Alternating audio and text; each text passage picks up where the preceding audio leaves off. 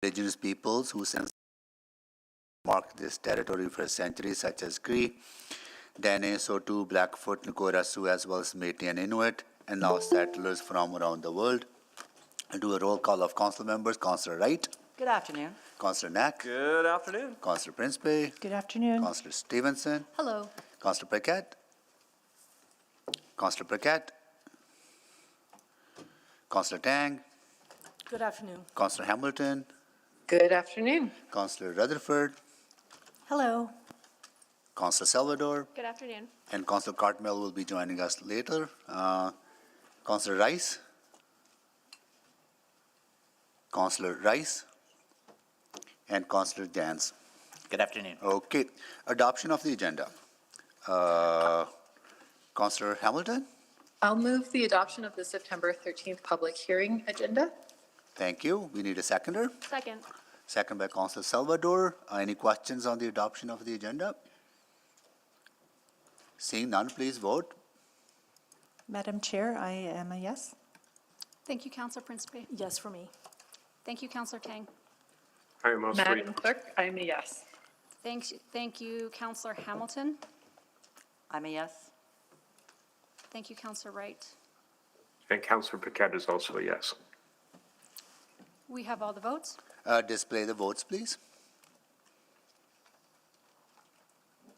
That is carried. Any protocol items? I see none. At this time, I will explain the process for public hearing. The clerk will call out the bylaws to be dealt with. I will call out the names of the people registered to speak to each bylaw.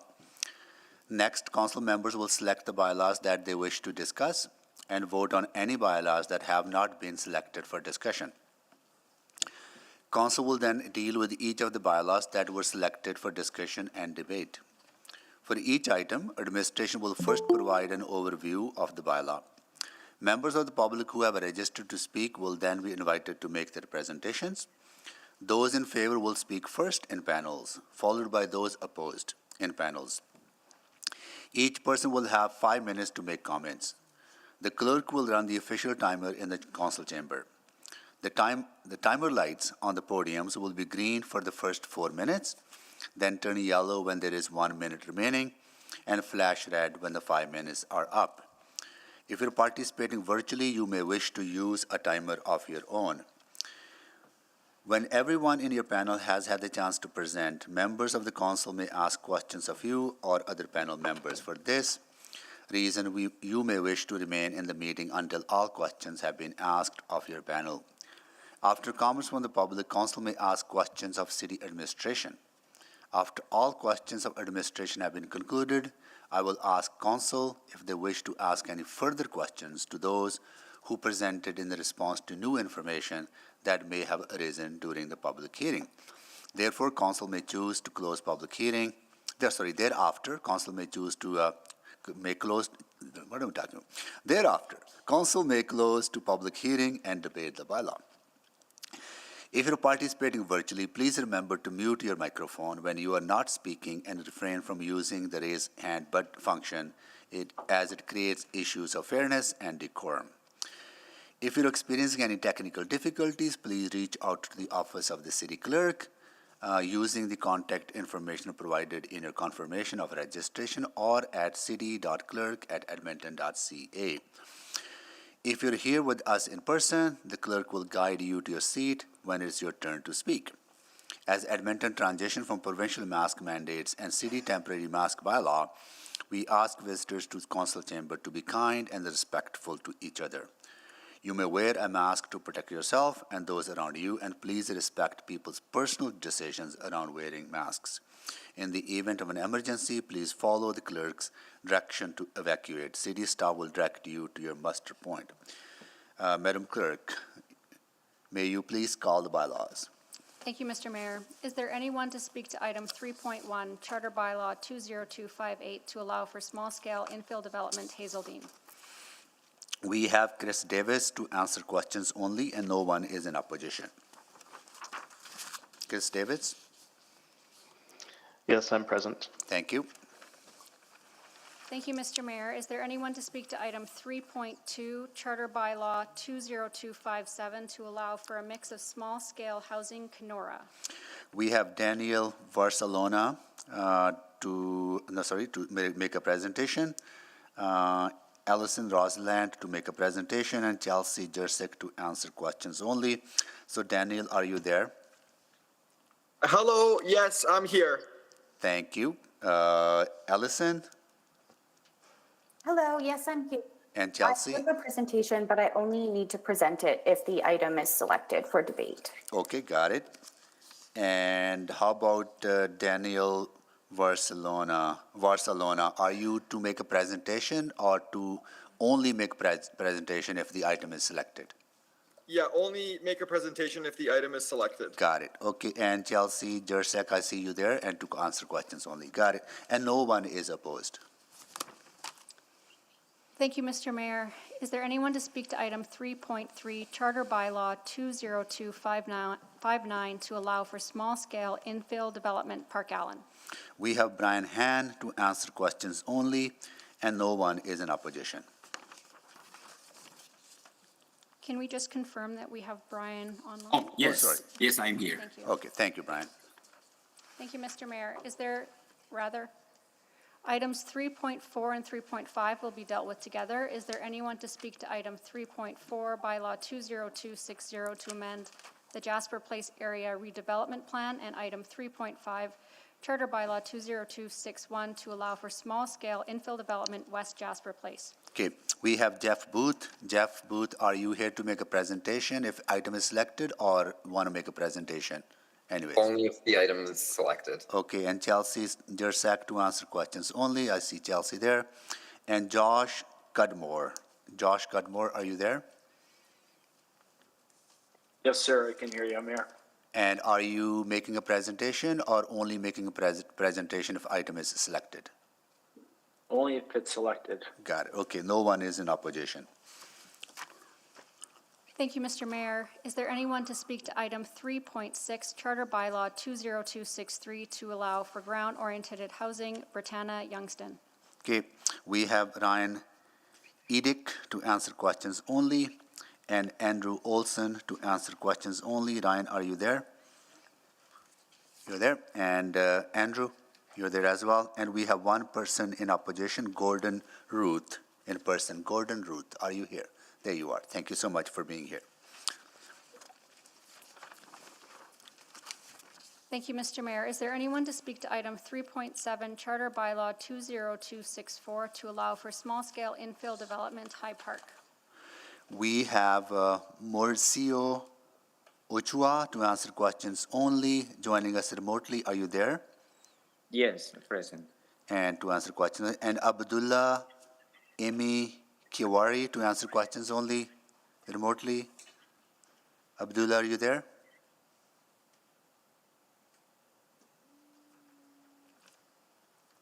We'll check back again if item is selected and no one is in opposition.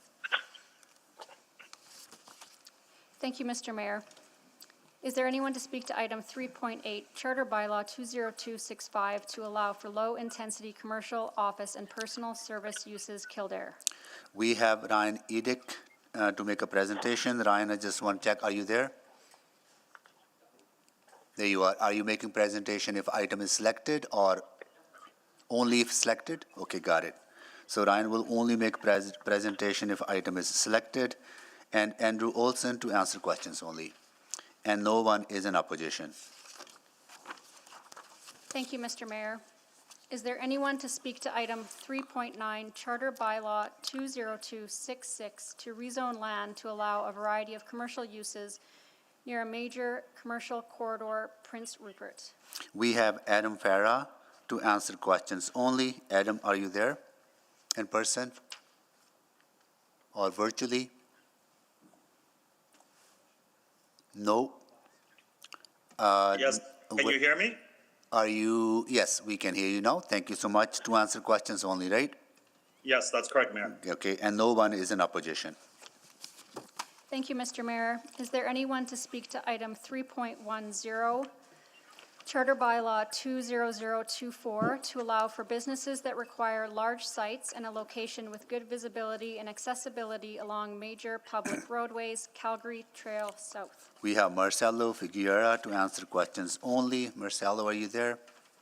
Yes, good afternoon, Mr. Mayor. I'm Thank here. you, and no one is in opposition. Thank you, Mr. Mayor. Is there anyone to speak to item 3.11, Charter Bylaw 20255, to allow for a wider range of industrial business uses and limited compatible non-industrial uses, Parsons Industrial? We have Ed Wonke to answer questions only in person. Ed, there you are. And Brian Dennis to answer questions only in person. There you are. And no one is in opposition. Thank you, Mr. Mayor. Items 3.12 and 3.13 will be dealt with together. Is there anyone to speak to item 3.12, Bylaw 20051, to amend the Uplands Neighborhood Structure Plan, and item 3.13, Charter Bylaw 20052, to allow for a multi-unit project development in the form of low-density residential, the Uplands? We have Yolanda Liu to answer questions only remotely. Yolanda, you there? Good afternoon. And Keith Davies to answer questions only. Keith, are you there? Yes, hello, good afternoon. Nicholas Carrells to answer questions only. Nicholas, are you there? Yes, good afternoon, everyone. Rihanna Rahman to answer questions only. Rihanna, are you there? Yes, good afternoon. And we have no one in opposition. Thank you, Mr. Mayor. Is there anyone to speak to item 3.14, Charter Bylaw 20230, to rezone land for low-density residential development and a stormwater management facility, Derosers, Heritage Valley Town Center? We have Scott Cole to answer questions only, joining remotely. Scott, are you there? Good afternoon. And we have Peter Sukalis to answer questions only, joining remotely. Peter, are you there? I'm here, good afternoon. Thank you. And no one is in opposition.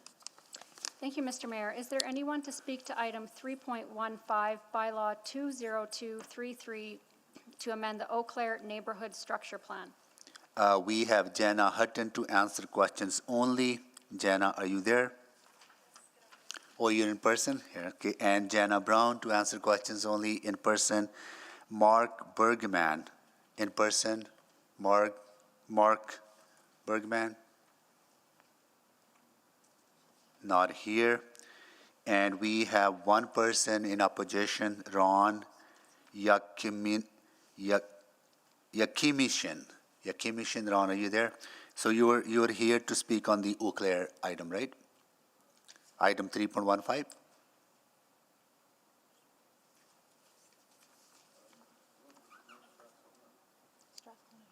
Yeah, so that's what the confusion we had. So which item you are here for? Strathcona? I believe he said Strathcona. So which will be coming up. So you're not here to speak on this item then? Okay, so we'll cross Ron's name and we'll add his name to the, which one is Strathcona? Strathcona is 3.25. 3.25, okay, please do that. Okay, so no one is in opposition to item 3.15. And if Mark Bergman is not here, we don't know if he's to make presentation or not. So this item, if members have questions, they can exempt it. Otherwise, we don't have to. Okay. That is 3.15. Sorry, Madam Clerk, go ahead. Thank you, Mr. Mayor. Items 3.16, 3.17, 3.18, 3.19, and 3.20 will be dealt with together. Is there anyone to speak to item 3.16, Bylaw 20267, to close portions of Ellerslie Road, Windermere? Item 3.17, Bylaw 20268, to close portions of Ellerslie Road, Windermere. Item 3.18, Bylaw 20269, amendment to the Windermere Area Structure Plan. Item 3.19, Bylaw 20270, to amend the Windermere Neighborhood Structure Plan. And item 3.20, Charter Bylaw 20262, to allow for small lot, low-density residential development, Windermere. We have Yolanda Liu to answer questions only. She was here earlier. Keith Davies to answer questions only. Keith was here earlier. Nicholas Carrells to answer question only. He was here earlier. Rihanna Rahman to answer questions only. She was here earlier. And Matt Evans in person. Are you making a presentation or answer questions only? To speak to it, and Darren Gurnin to speak? Okay, got it. And we have one person in opposition, Asghar Ali. Yeah, hello, I'm here. Yeah, I'll be making a presentation, and I'm in opposition. Okay, thank you so much. Thank you. Yeah. Madam Clerk, go ahead. Thank you, Mr. Mayor.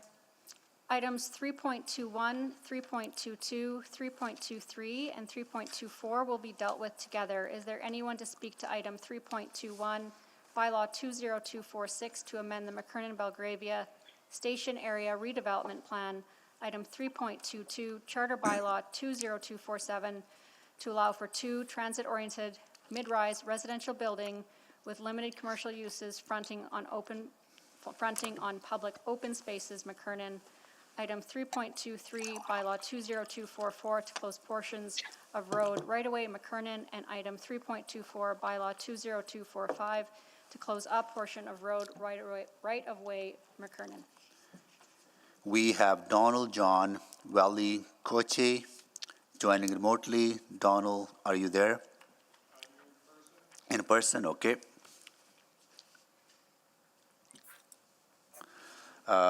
Bryce Pinto, remotely.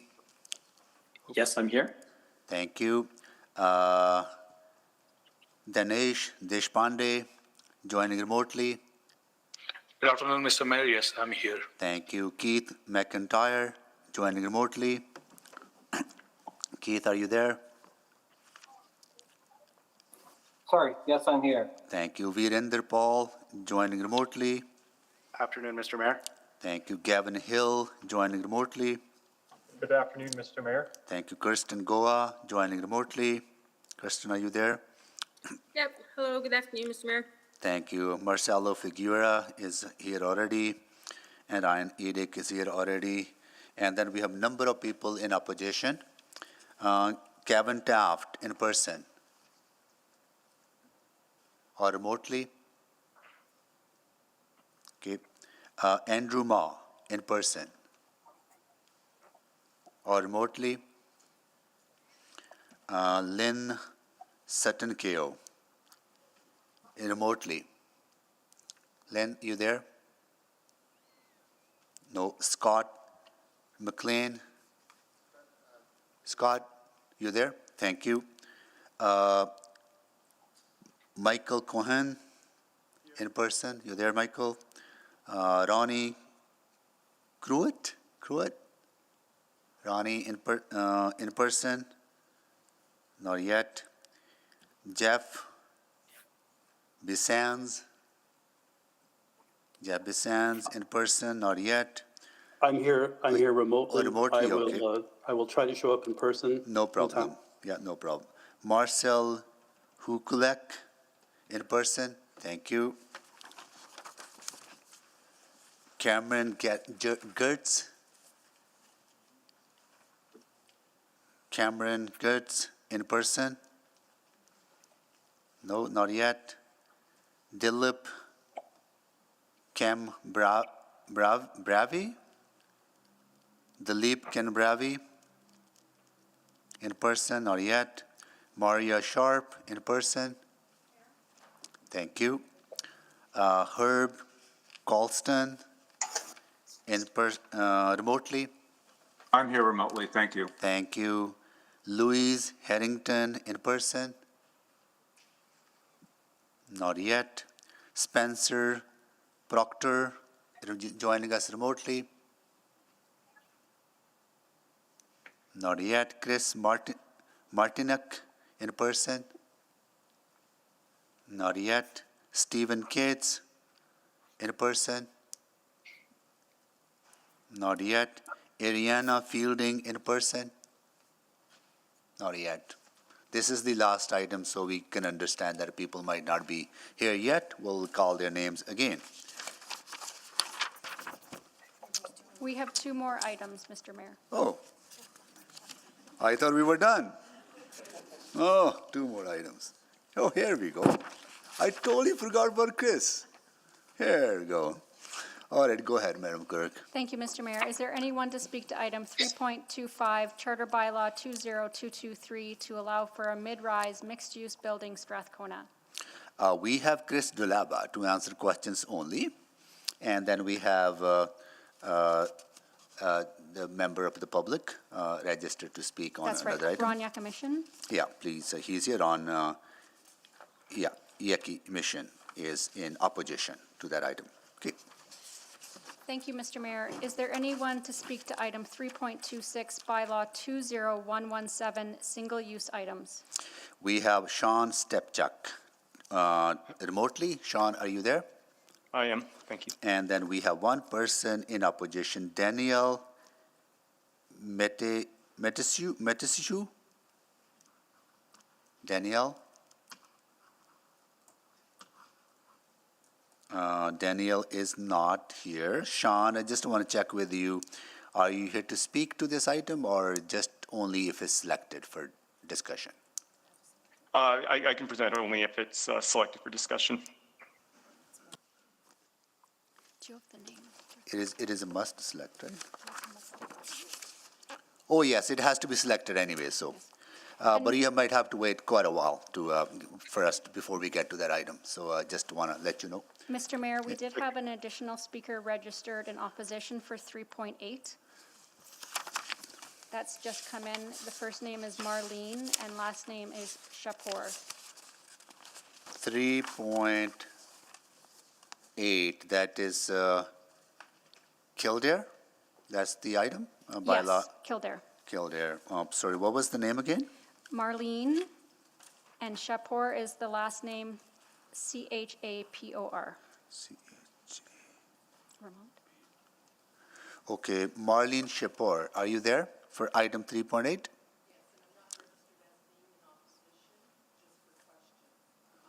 Okay, just hold on. You are registered in opposition or not? Okay, so you're registered in favor?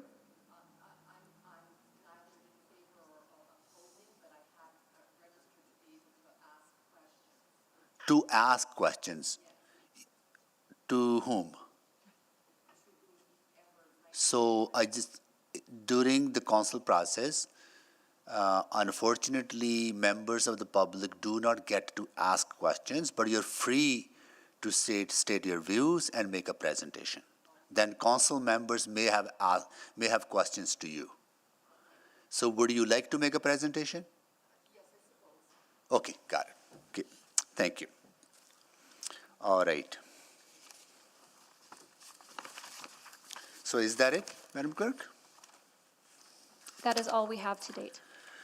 Okay, now I lost my connection. Let me sign up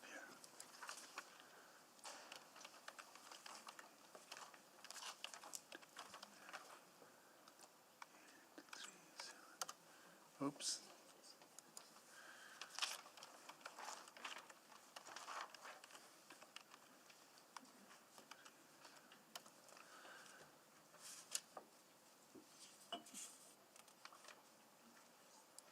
Okay, exemptions now. Selection for debate. Councillor Knack. Thank you, Mayor. So I'll select item 3.6. 3.6. I think just maybe on behalf of Councillor Cartmel, I can select items 3.16 through 3.20. So 3.16, 7, 8, 9, and 30, right? And 20. Yep. And then I believe we also must select item 3.26. 3.26. So I can must select that. Thank you. Okay. Councillor Hamilton. I'm going to select item 3.12 and 3.13. 3.12, 3.13. Thank you, Councillor Hamilton. Councillor Principe. Thank you. I will select item 3.8. Yep. 3.8. Okay. And Councillor Jans. Thank you. Can I select 3.1, 3.2, 3.3, 3.4, 3.5? Pardon me, 3.21, 3.22, 3.23, Yeah. 3.24, 3.25. So 3.21, 3.22, 3.23, 3.24, and 3.25. Thank you. Can I just confirm that 3.25 was just selected? Yeah, by Councillor Jans.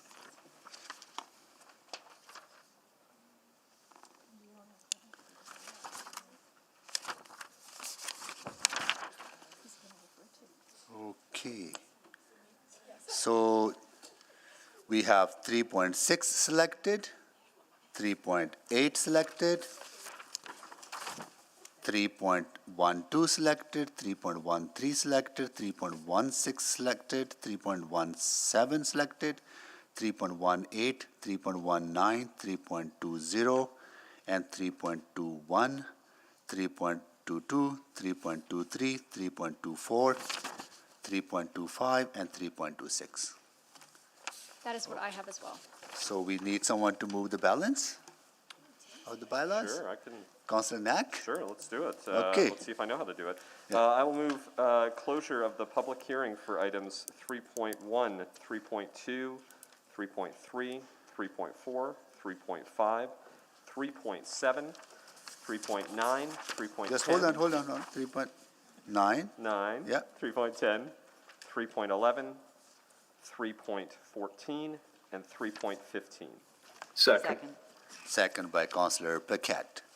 Okay, please vote on closing the public hearing on these bylaws.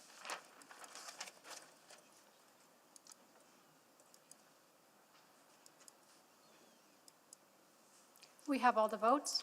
Display the votes, please.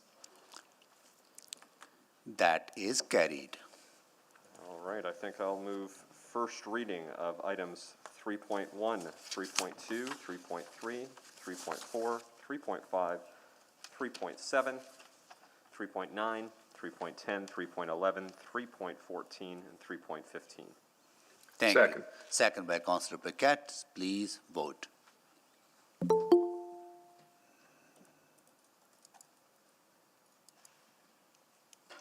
We have all the votes. Display the votes, please.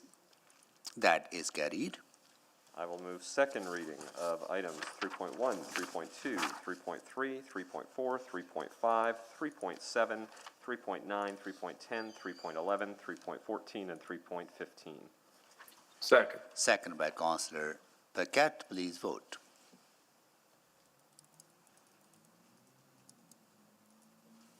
We have all the votes. Display the votes, please. That is carried. I will move consideration of third reading on items 3.1, 3.2, 3.3, 3.4, 3.5, 3.7, 3.9, 3.10, 3.11, 3.14, and 3.15. Second. Second by Councillor Paquette. Please vote.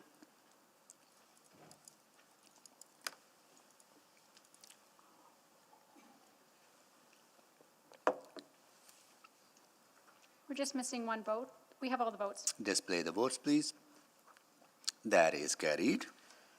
And Mayor Sohi, I will move third and final reading of Charter Bylaw 20258, Charter Bylaw 20257, Charter Bylaw 20259, Bylaw 20260, Charter Bylaw 20261, Charter Bylaw 20264, Charter Bylaw 20266, Charter Bylaw 20024, Charter Bylaw 20255, Charter Bylaw 20230, and Bylaw 20233. Second. Thank you, Councillor Paquette. Please vote.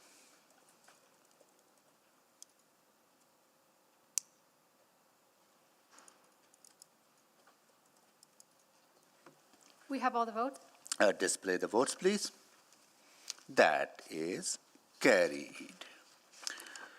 Okay, now we are into our first item to be debated, 3.0 6, Charter Bylaw 20263, to allow for ground-oriented housing, Britannia Youngston. Before I go to the administration, we have quite a heavy agenda today, and we have number of public speakers on number of items. I would really encourage council members to please focus questions on land use only. Do not fray into questions that do not pertain to the land use issues. And I'm going to be looking at our legal counsel very carefully, and if I get a nod that we are going into non-land use issues that are not related to the bylaw, I will be asking council members to refocus on those questions. And please, if you feel that I might be intervening inappropriately, I apologize in advance. We have a lot of agenda to go through. We just encourage everybody to focus on the item that are in front of us and focus on the issues of land use. Okay. All right. Now we go to administration. Good afternoon. This application is to rezone a site in the Britannia Youngstown neighborhood from the RF4 semi-detached residential zone to the RF5 row housing zone. The proposed RF5 zone would realistically allow for 4 principal dwellings. Next slide, please. The site is an excellent location for increased density due to its proximity to active travel options and commercial amenities. Located on the corner of 102nd Avenue and 158th Street, the site is surrounded by roadways on 3 sides and a mixed-use development on the south side. It has easy access to active transportation with proximity to Jasper Place Transit Center, which is just south of Stony Plain Road, and bus service along Stony Plain Road and 156th Street, bike lanes along 153rd, 104, and 100th Avenue, and the future Jasper Place LRT stop is less than 7 minutes walking distance. Next slide, please. Administration sought feedback from the public through advance notice and information on the city's website. We heard concerns from adjacent property owners around shadowing and an increase in traffic congestion. Next slide, please. The key difference between the existing RF4 zone and the proposed RF5 zone is the introduction of multi-unit housing and a slight increase in the building height from 8.9 meters to 10 meters. Next slide, please. This rezoning aligns with the Jasper Place Area Redevelopment Plan, or ARP. It designates this site as transit-oriented housing, which allows for row housing development as proposed. This application also aligns with the city plan direction for primary corridors, which seek to increase density through larger scale buildings that are supported by mass transit. Next slide, please. In summary, administration is in support of this application. It provides the opportunity for increased density and housing diversity in the Britannia Youngstown neighborhood. It is located on a corner lot within walking distance to a variety of active travel modes, and it aligns with the Jasper Place ARP and the density goals of the city plan. Thank you. Thank you so much for your presentation. We have Ryan Ediak to answer questions only and Andrew Olson to answer questions only. And now we have one person in opposition, Gordon Ruth. Please come to... Sorry, Mr. Mayor, so can I ask questions of our proponents first? Oh, you have questions to them? Yes, okay, yeah, sorry. Okay, sorry about that. Just please wait. Council members, questions to the proponent of the application. If you could please step up.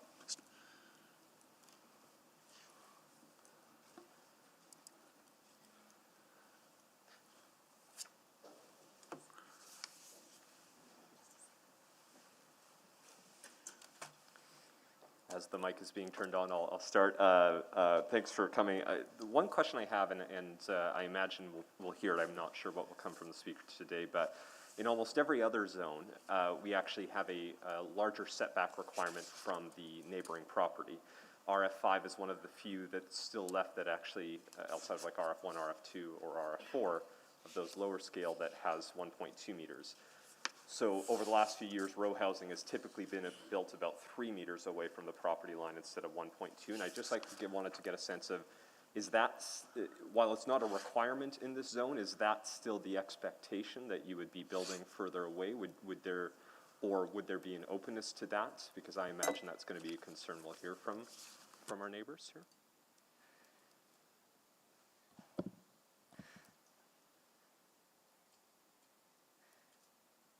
So for 3 meters instead of the 1.2 meters setback? Yeah. Okay. We don't know exactly the specific site plan that's going in there yet. The minimum is 1.2 meters, but we'd be open to exploring. So yeah, I guess that's the question in particular. Is there an openness to working with? And I don't know where our next speaker lives. He might be immediately adjacent. And assuming he is, would there be an openness to working with them to see if you can move it closer to the avenue, like we would in almost every other standard zone that we have for row housing? Yeah, and we did prepare a sun shadow study as well, just if there's any concerns with setbacks, causing shadows, and found that they were pretty comparable, the sun shadows. So if that's where the concern's coming from. And again, I won't know for sure until they come up and speak, but that's actually a concern I had, because many years ago we changed the RF3 zone because that was the one that was typically being used to be further situated away from the neighboring property, and for a variety of reasons, and I might ask our administration when the time comes, I'm not actually sure why we never changed that one. So in my hope would be that we would try to follow the setback requirement that we have in the RF3 in this particular application to help address what I think is a valid concern that might be raised. So, but I've heard you're willing to do that work with the neighbor. You're willing to make that commitment. I'm not saying you're willing to make the final change, but you're willing to go work with them, because it likely does require working through with the development officer. But if you have the agreement of the neighboring property owner, that's usually a good way to solve that. Yeah. Okay. Those are all my questions. Thank you. Thank you. Thank you so much, Councillor Knack. Now we will go, any more questions to the proponent? See none. Okay, now we will go to a member of the public, Gordon Ruth. Gordon, if you could please come to the podium.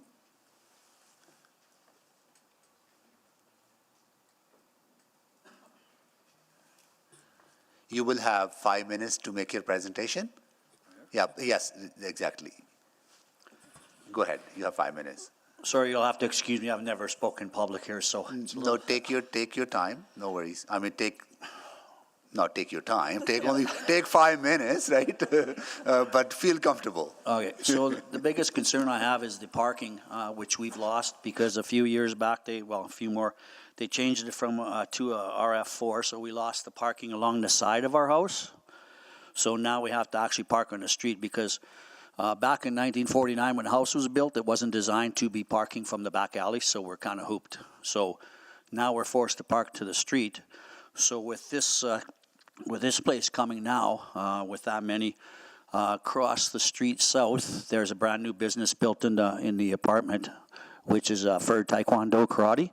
So the parking is like massive on the street, and then kitty corner to that west, there's another apartment where they opened up a pharmacist, and they only allow one person at a time. So there'll be like at any given time, there could be like 15 vehicles parking all the way around the corner, which would be in front of my house too. So, and I just live across the street west of that house, second from the corner. So parking's already at a premium since they changed the bylaw, which, back, I've been parking along the side of that house for 25 years. Now we can't do it. So I'm just kind of concerned about the parking because it's a big issue now. That's the biggest one. And I mean, as far as down the road, they want electric cars, so we can't even plug in because we can't get in from the alley.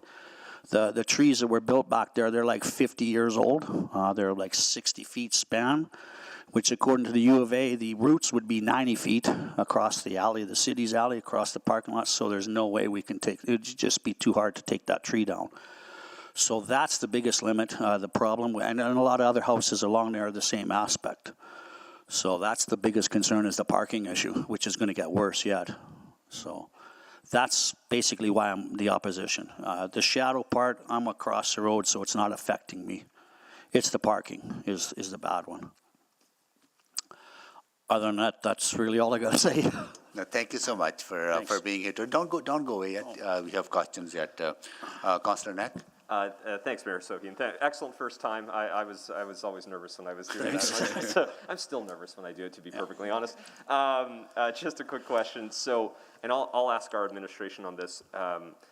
A number of years ago, we did change, while we changed the parking rules, we also changed a requirement on their mature neighborhood overlay to try to prevent any type of front drive garages. Now, this is on a corner lot, so. Second one, sorry, second house from the corner I am. Your second house from the corner, but Yes. this particular property being on a corner lot, the way I would understand the rules, and I'll check with administration, is that we would not want to have them have their garage facing either the avenue or the street that you live on. We would actually require them to have the garage now at the back of the property so that you would only be able to go in from the alleyway. So why I bring that up, assuming that is the case, that should actually help open up some on-street parking that is currently restricted, because I think that driveway currently faces onto 102nd Avenue, right? No. That no. driveway does not face? That, it actually, 102nd Avenue would be here, which would be east-west. Yeah. And the alley goes south-north. Yeah, but the current house has the garage, or the garage facing onto 102nd Avenue. Right now it does, yes. That's right. Yeah. So what I guess I'm asking about is that under the rules that we would have, we would no longer have the garage facing onto the avenue as it currently faces. Okay. We would require them to put it onto facing the alley. So that should, A, ideally encourage more cars to use the garages at the back, and B, it would actually free up more on-street parking right in front of the property, because there'd no longer be a driveway facing that avenue. Yeah, but according to what this is saying is they can have up to 5 row housing. Yes. And they could have tenants downstairs, so that could give you 10 places. Yeah. So if an average, not everybody has 2 vehicles, but an average, if, say half of them got 2 vehicles, that would take up that whole, and all the way around the corner. So it's more the cumulative piece you're wondering about? Yeah, because that would, like I said, parking is now, unless they changed it where we could park along this, right beside our house, not in the front yard, but beside our house, that would eliminate probably 25% parking on the road. Yeah, okay. I see That's what the you're saying. thought. Well, thanks for coming. I'm going to ask our administration about that, just because I think there might be a way to help try to minimize some of that. So, Sure. Thank you. Thank you. Thank you so much for being here today and for your presentation. Now we will go to questions to our administration. Councillor Knack. Thanks, Mayor Sohi, and same question. I'll save some time. The garage would, I assume, be having to face the alley. That would be our objective now. Is that correct? That's correct. And that would mean we'd actually close off that current access up into the driveway that is facing 102nd Avenue? Yes, Councillor, that will be a condition of the development permit. Okay, so that frees up some space, but I do take the point that, anytime we're adding a number of units, there's the potential for more on-street, and you can probably do 4 single-car garages. That's typically been the standard for corner lot row housing. Is that generally what we've been seeing? Yeah, one parking Yeah. per unit is generally what we are seeing, but again, end of the day, it's we haven't seen the detailed proposal. Yeah, and I think part of that is that this essentially facing 158th Street, or where it is, part of, I think, what we're talking about is that this is just a few blocks away from the future Valley Line West LRT. And so there's certainly going to be some cars, I imagine, but the hope is that as that LRT starts getting completed, you're going to see individuals looking to access properties that have easy access to transit. So that might minimize how many multi-car households you get in a spot where parking is limited. Is that correct? That's correct. Okay. I think that's it. Well, actually, sorry, I do want to ask, while the neighbor isn't beside, I do actually want to ask about the shading one, because that was my original flag in this. RF5 seems to be the only one of our zones in the higher forms of density that doesn't require 3-meter separation. Is that correct? That's correct. Yeah.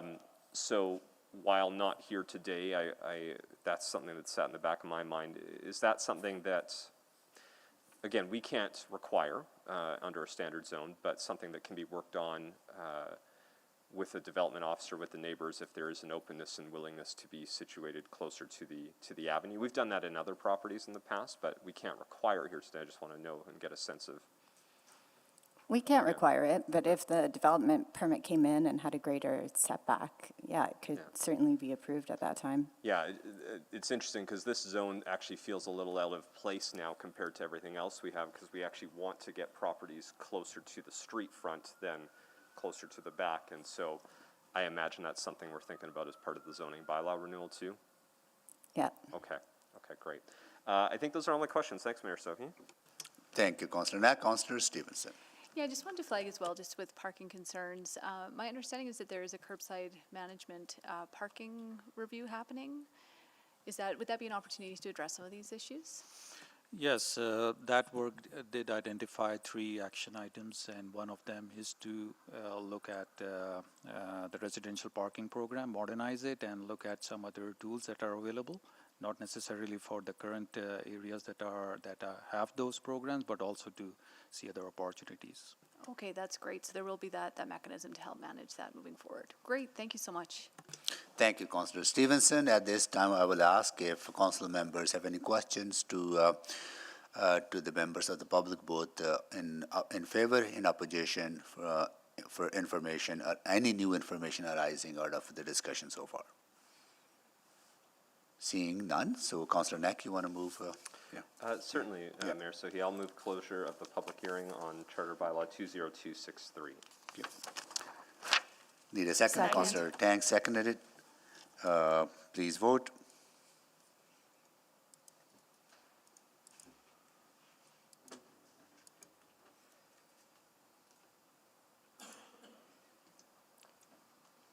We're waiting on one vote.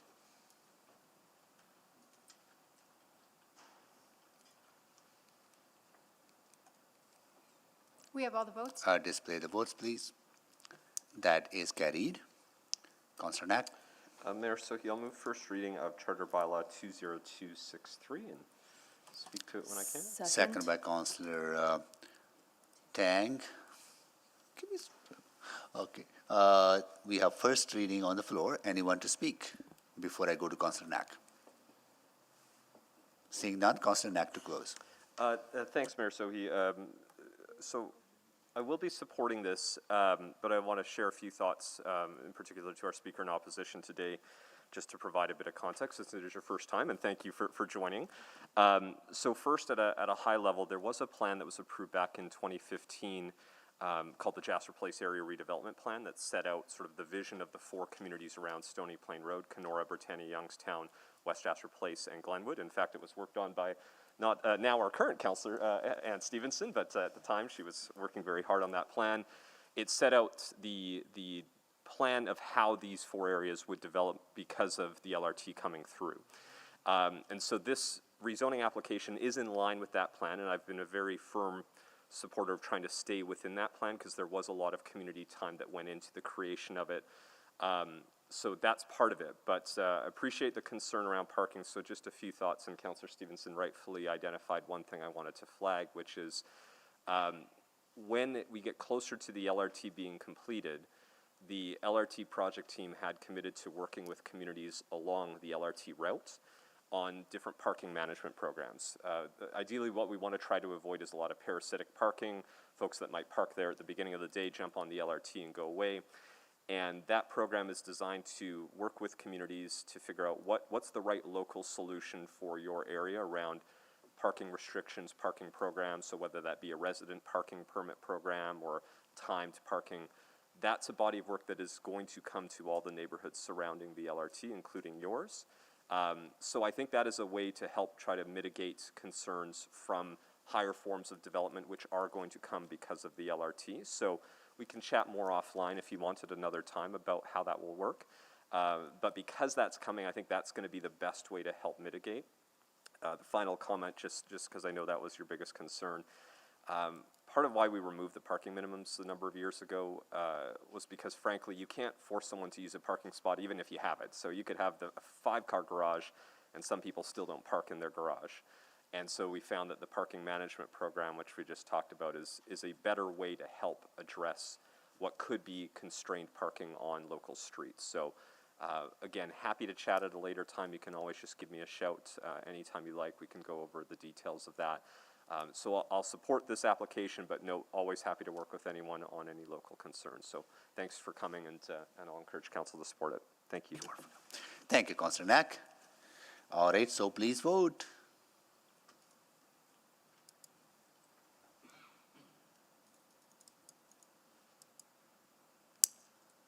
We have all the votes. Display the votes, please.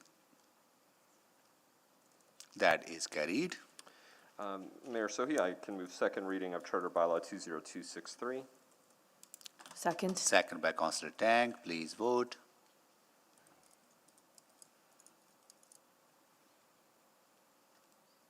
We have all the votes. Display the votes, please. That is carried. Mayor Sohi, I'll move consideration of third reading on Charter Bylaw 20263. Second. Second by Councillor Tang. Please vote for consideration.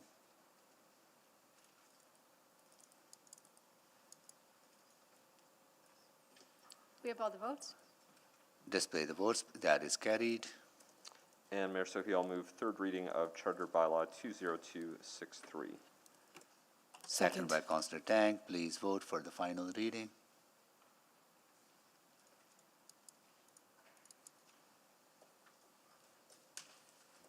We have all the votes. Display the votes, please. That is carried. So that deals with the item 6.6. Now we go into our next item, 3.8, Charter Bylaw 20265 to allow for low-intensity commercial office and personal service uses, Kildare.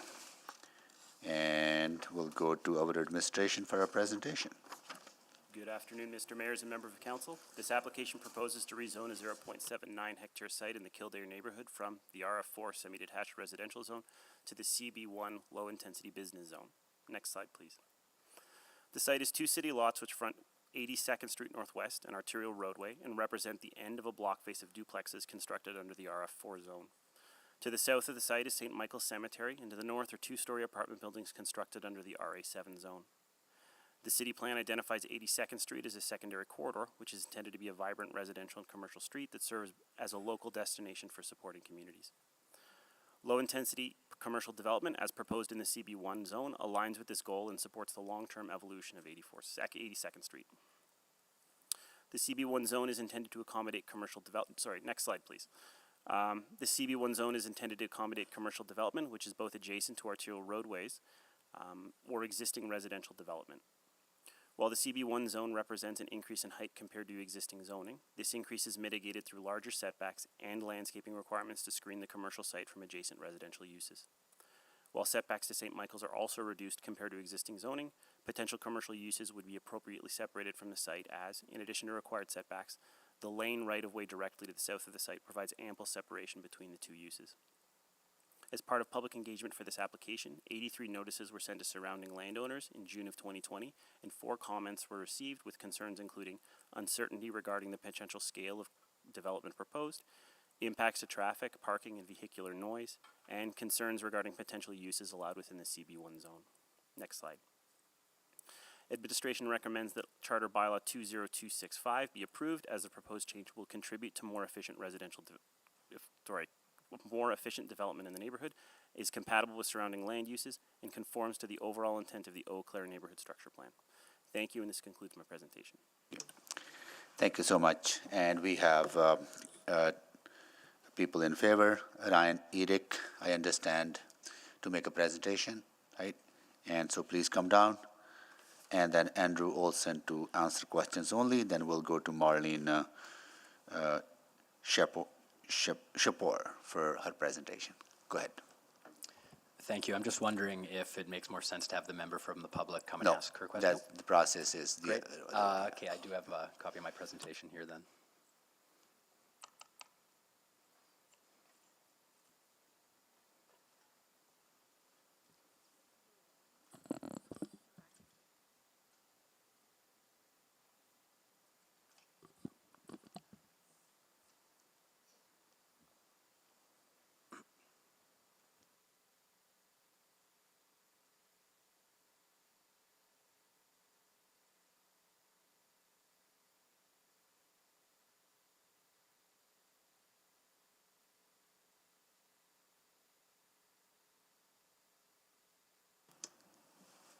I know you're new to the process, right? But it's always a good idea to give your presentation to city clerk's office in advance so we can queue it up for your presentation. Yeah, but it's coming up here, right? Well, go ahead.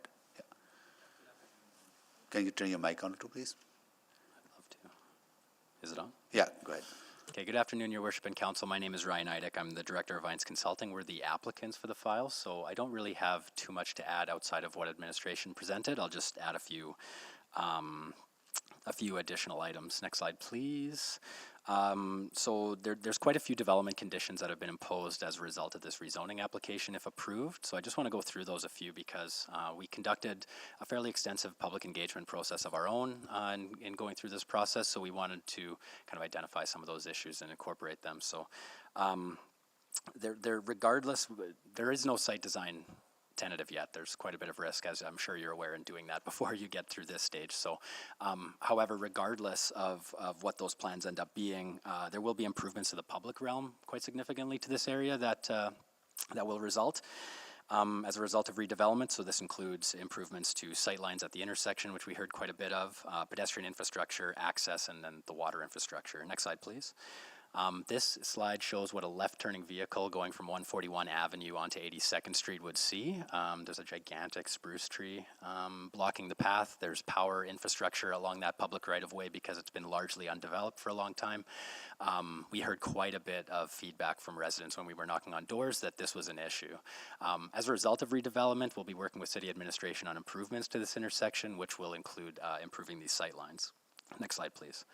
A new public sidewalk is required along the east side of 82nd Street. One does not currently exist, although as you can see in the right image there's a goat trail and people are already walking down this area. So adding that pedestrian infrastructure to an area that's already being used, that improves the site and surrounding area as well, especially in the winter. Next slide, please. So access to half the site comes from 82nd Street directly, which is chaotic and quite frankly dangerous. So per the city's own data, there's over 23,000 vehicles that travel along 82nd Street every single day, and hopefully they're going at 60 kilometers an hour. That's what the limit is, but pulling in and out of a private driveway into this site is dangerous. So regardless of the redevelopment of what it is, this access will have to be closed, and then all access will have to be either from the lane or from 141 Ave. That'll be a development permit thing as well. This may also include upgrading the alley because it's currently largely undeveloped as well. Next slide, please. And then lastly, for whatever reason, this area has a dead-end water line. So the water line dead ends immediately in front of our parcel. It was never connected to the main on 82nd Street.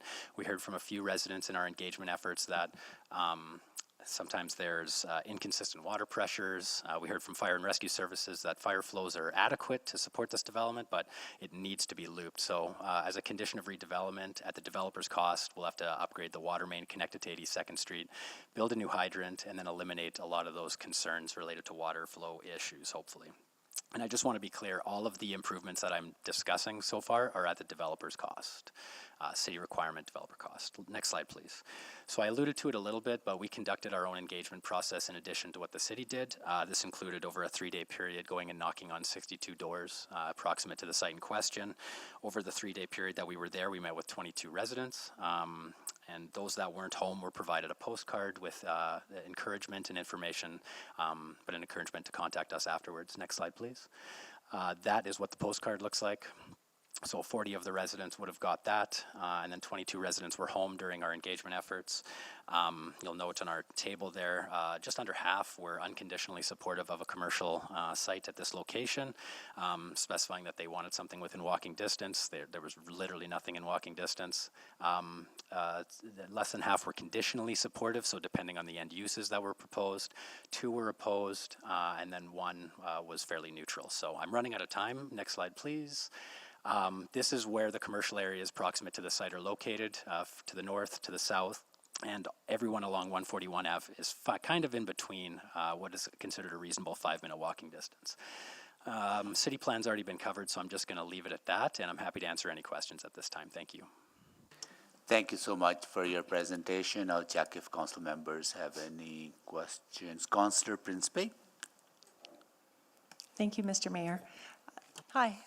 Yes, I do have a question. I know you said there's no site design at this time. Does that also mean there is no idea yet of what type of business will be in there? Or do you have an idea yet? Yeah, through your worship to Councillor Principe, that was actually part of why we went out and did the engagement. The owner has owned the site for a minute, but he has no idea what he wants to do with it, so we canvassed the neighborhood to see what they wanted. Typically the uses, and I included it on one of my slides there, they were very supportive of a convenience store. There was one further north that shut down, a 7-Eleven, I believe, and also a daycare.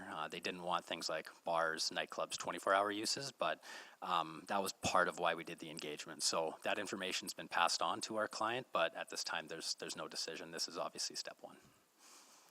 That's good to have engagement with the community, because that's how you make a business successful, I would imagine. Hopefully, yeah. Okay, thank you. Those were my questions. I may have some more after. Appreciate it. Thank you so much, Councillor Principe. So that concludes the questions from Council. You can step back, and now we'll go to Marlene Chapeau, to make her presentation. So please.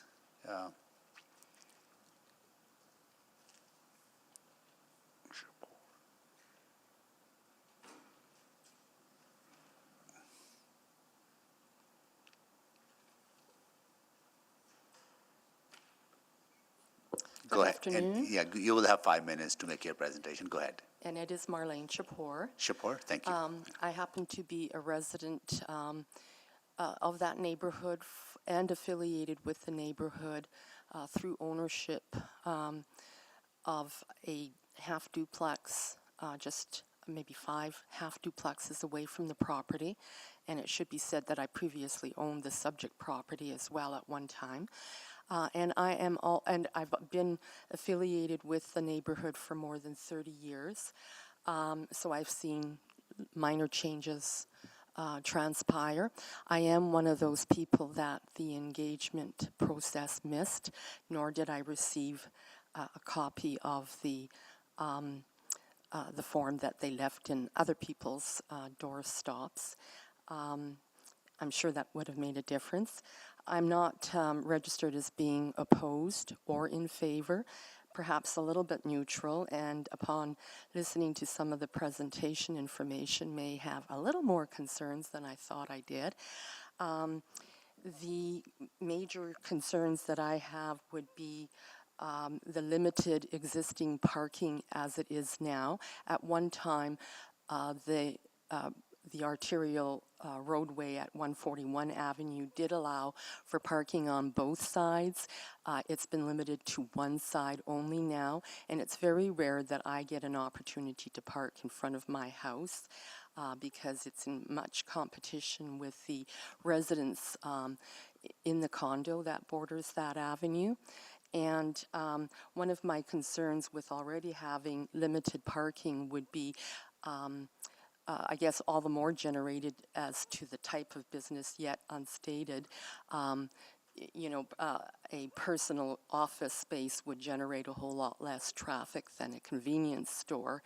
And with the proposed idea that the 82nd Street entryway would be closed, that would mean that the major access would be on 141 Avenue, which gravely poses as it exists a safe access when you're traveling westbound on 141 Avenue to southbound 82nd Street. There's a whole row of trees that block. When I took possession of the property, one of the first things that I did, because it's city-owned trees, was have them come and take away all the dead stuff. A lot of the people that would come walking through would throw their cigarettes, and it was a tinderbox, so I was very afraid. And also was presented with a server looking to sue the property owner because of people who had were looking to lay blame on the accidents that they were involved with, having made that left turn, which was limited visibility because of all the trees and the multiple service boxes that are of varying height range that also block the view. So you're really taking your chances. Many of us in the neighborhood used to go around, many blocks to to get out because the traffic. They have put an intersection light in there, but it's only working when a pedestrian activates it. So it's still quite a job. And when I'm coming northbound on 82nd Street to get back onto 141 Avenue, I've got people rushing me to make that turn, not knowing that I have to absolutely hesitate because the sidewalk in that area, I don't know if I'll be bumping somebody off the street because it's a very precarious point to make your turn. So if all of the traffic from a convenience store was coming out of that entry that accesses 141 Avenue is going to be even more precarious. And the alley access, yes, which does border very quiet neighbors because it's a cemetery. At one time there was access by way of that alley to the property itself, and that has been blocked off. So unless the city was willing to open up parking on both sides or get rid of the trees that border 82nd Street that blocks the visibility and reposition the service boxes that also add to the very unsafe and precarious visibility coming out onto that avenue, I might have more concern in terms of being in favor of it. Okay. Thank you so much for your presentation. Now we had, just don't go, just hold on. There's some questions from council members. Councilor Principe? Hi, thank you for joining us today. I just wanted to ask you, or let you know, Councilor, oh my goodness, Stevenson had just mentioned earlier about the curbside management. This is something that administration is working on right now, trying to ensure that that folks have adequate parking space, and that we're just making sure that we maintain that so that is something that's actually in the works right now.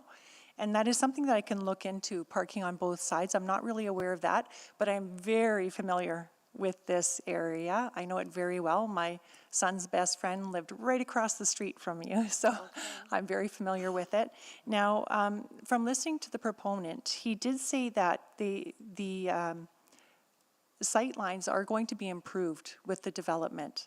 So I just want to put your mind at ease that there will be improvement. It will be safer to turn left onto 82nd Street when the development is done. And I know it is very difficult at that intersection to turn.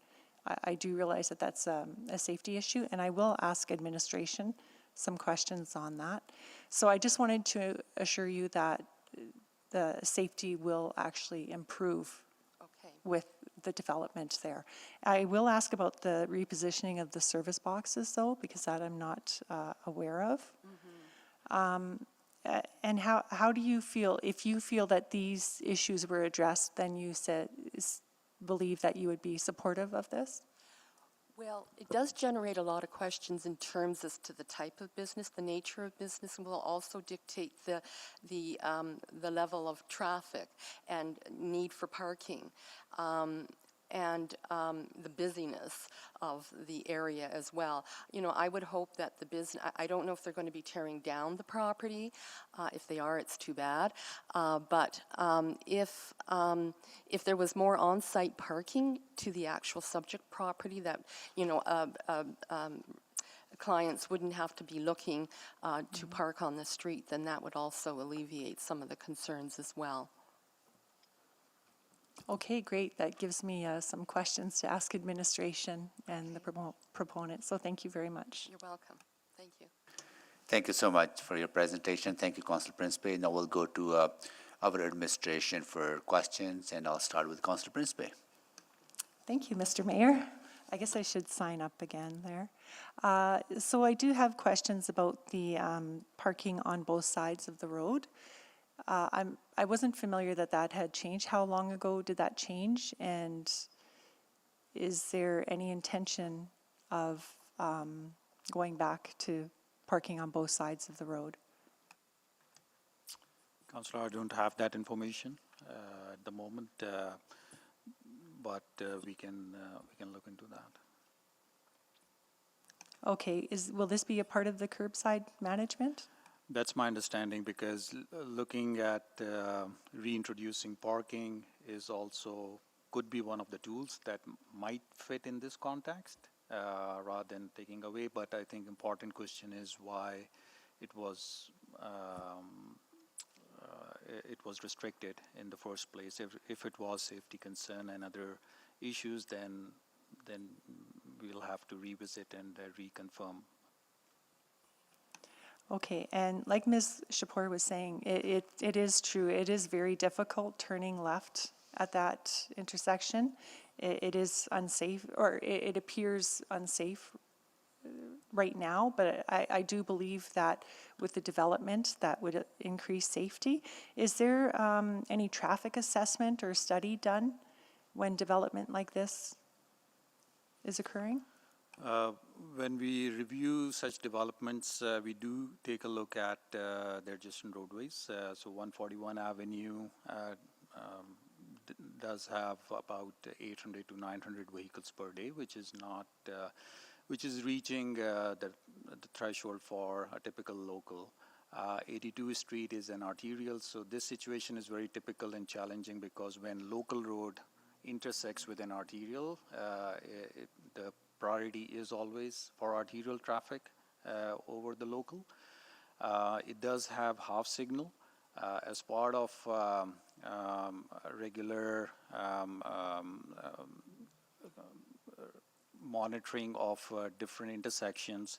There could be an opportunity to look at the current volumes and reassess if and run them against the warrants to improvise any signal. But going back to this particular zoning, we don't foresee an immediate need to do that, because the site is, although not right adjacent to the transit, but it is within 400-500 meters to 137 Avenue, which does have enhanced transit at the moment, and there is a local service to the north along 144. We also look at a little bit longer term transit accommodation and bike accommodation in this area. 82 Street is slated for a future district connector. And then 137 Avenue is also identified for a future mass transit, part of the future mass transit network. So those are all a lot of considerations, not necessarily just looking at the intersection in isolation. Okay, great. And what about the repositioning of service boxes? Do those service boxes contribute to taking away the sight line? Is that a possibility of repositioning them or reevaluating if they do need to be repositioned? That would be a development permit issue. So that would be part of the discussions about how that site's going to be potentially laid out should redevelopment on the site occur. Overall, though, at a use level, it's acceptable, and mitigation measures around that intersection can be accommodated as part of those discussions. Okay, thank you. And can I ask the proponent a question? Yeah, once we are done with the questions to administration, yeah. Okay, I believe I am done with questions to administration. Thank you. Thank you so much, Councillor Principe. Any more questions to administration? Seeing none, at this time I will ask if council members have any questions to the proponent or people in opposition out of the previous, any new information arising out of the previous discussion. And I'll go to Councillor Principe.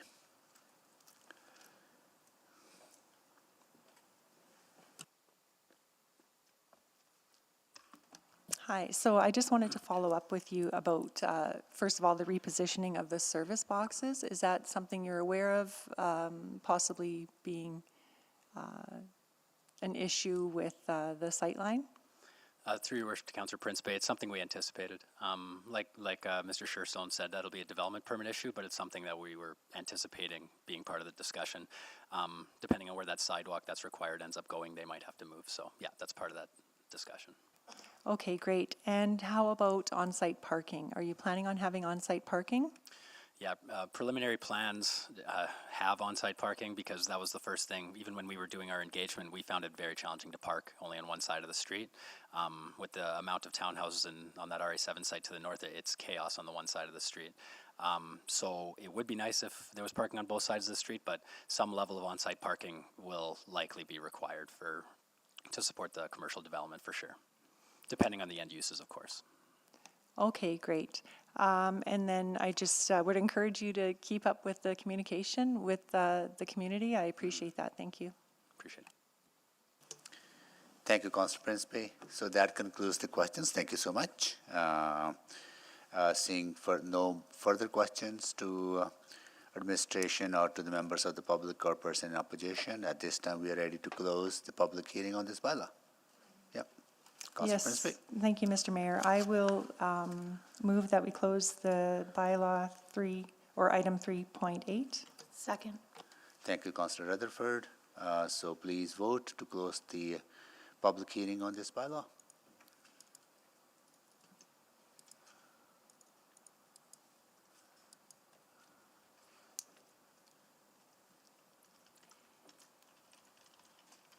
We're waiting on one vote. Councillor Rice?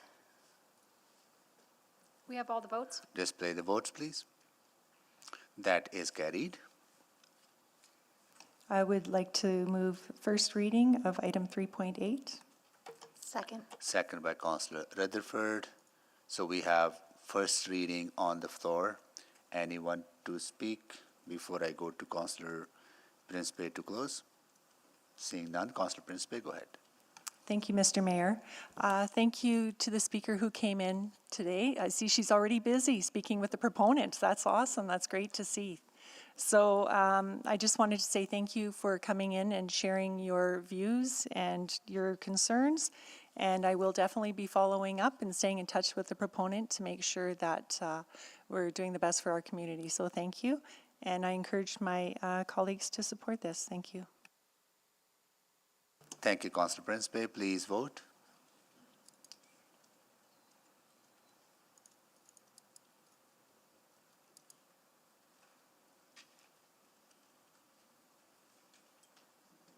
We have all the votes? Display the votes, please. That is carried. I would like to move second reading of item 3.8. Second. Second by Councillor Rutherford. Please vote.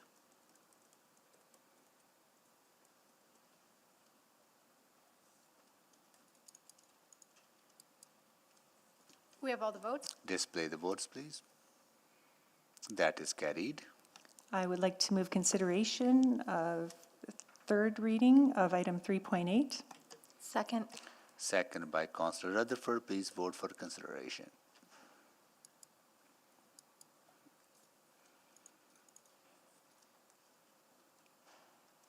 We have all the votes? Display the votes, please. That is carried. I would like to move third and final reading of Charter Bylaw 20265. Second. Thank you so much, Councillor Rutherford. Please vote.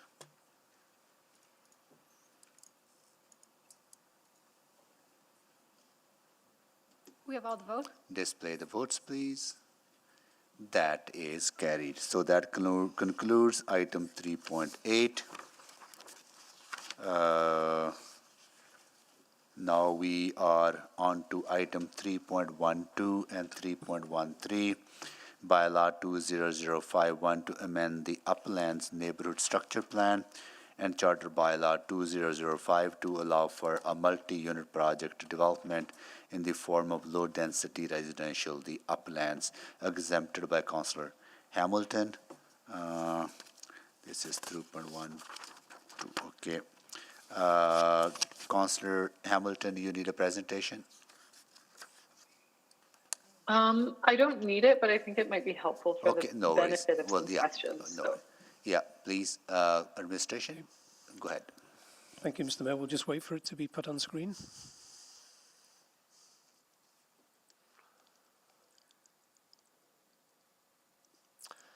Thank you. Good afternoon, Mr. Mayor, members of council. This application proposes to rezone a 2.1 hectare site in the Uplands neighbourhood from the RF6 medium density multiple family zone to a DC2 site-specific direct control development zone to allow for multi-unit project development. An associated amendment to the Uplands Neighbourhood Structure Plan to facilitate this zoning is also proposed. Next slide, please. The proposed DC2 provision is intended to allow for the development of multiple single detached homes to be developed on a single property as a condominium development. The rezoning would change the zoning of the property from a medium density zone to a direct control that is reflective of the RLD zone, but with changes to allow for additional homes to be constructed on the same size of land. These changes include reductions in setbacks compared to low density zones, the use of a common amenity area over private yards, and the use of narrower private roadways over standard public roads. This will result in homes that are permitted to be closer to one another than typical developments, increasing the number of homes permitted on the property. To mitigate this, the DC2 provision requires a larger setback from the private roadway of 5.5 metres, a minimum of 15 metres squared amenity area per dwelling, and landscaping to be provided near dwellings and in the private amenity area. Next slide, please. To accommodate this proposal, the site is proposed to be redesignated to a site-specific designation within the Uplands NSP. The new designation requires a density of 34 dwelling units per hectare on the site to ensure a higher density product is developed. As part of this development, a street-oriented residential site to the east is proposed to be redesignated to row housing to align with the Riverview row housing zoning special area that was applied to the site. As part of public engagement for this application, 16 notices were sent to surrounding landowners and no comments were received. Next slide, please.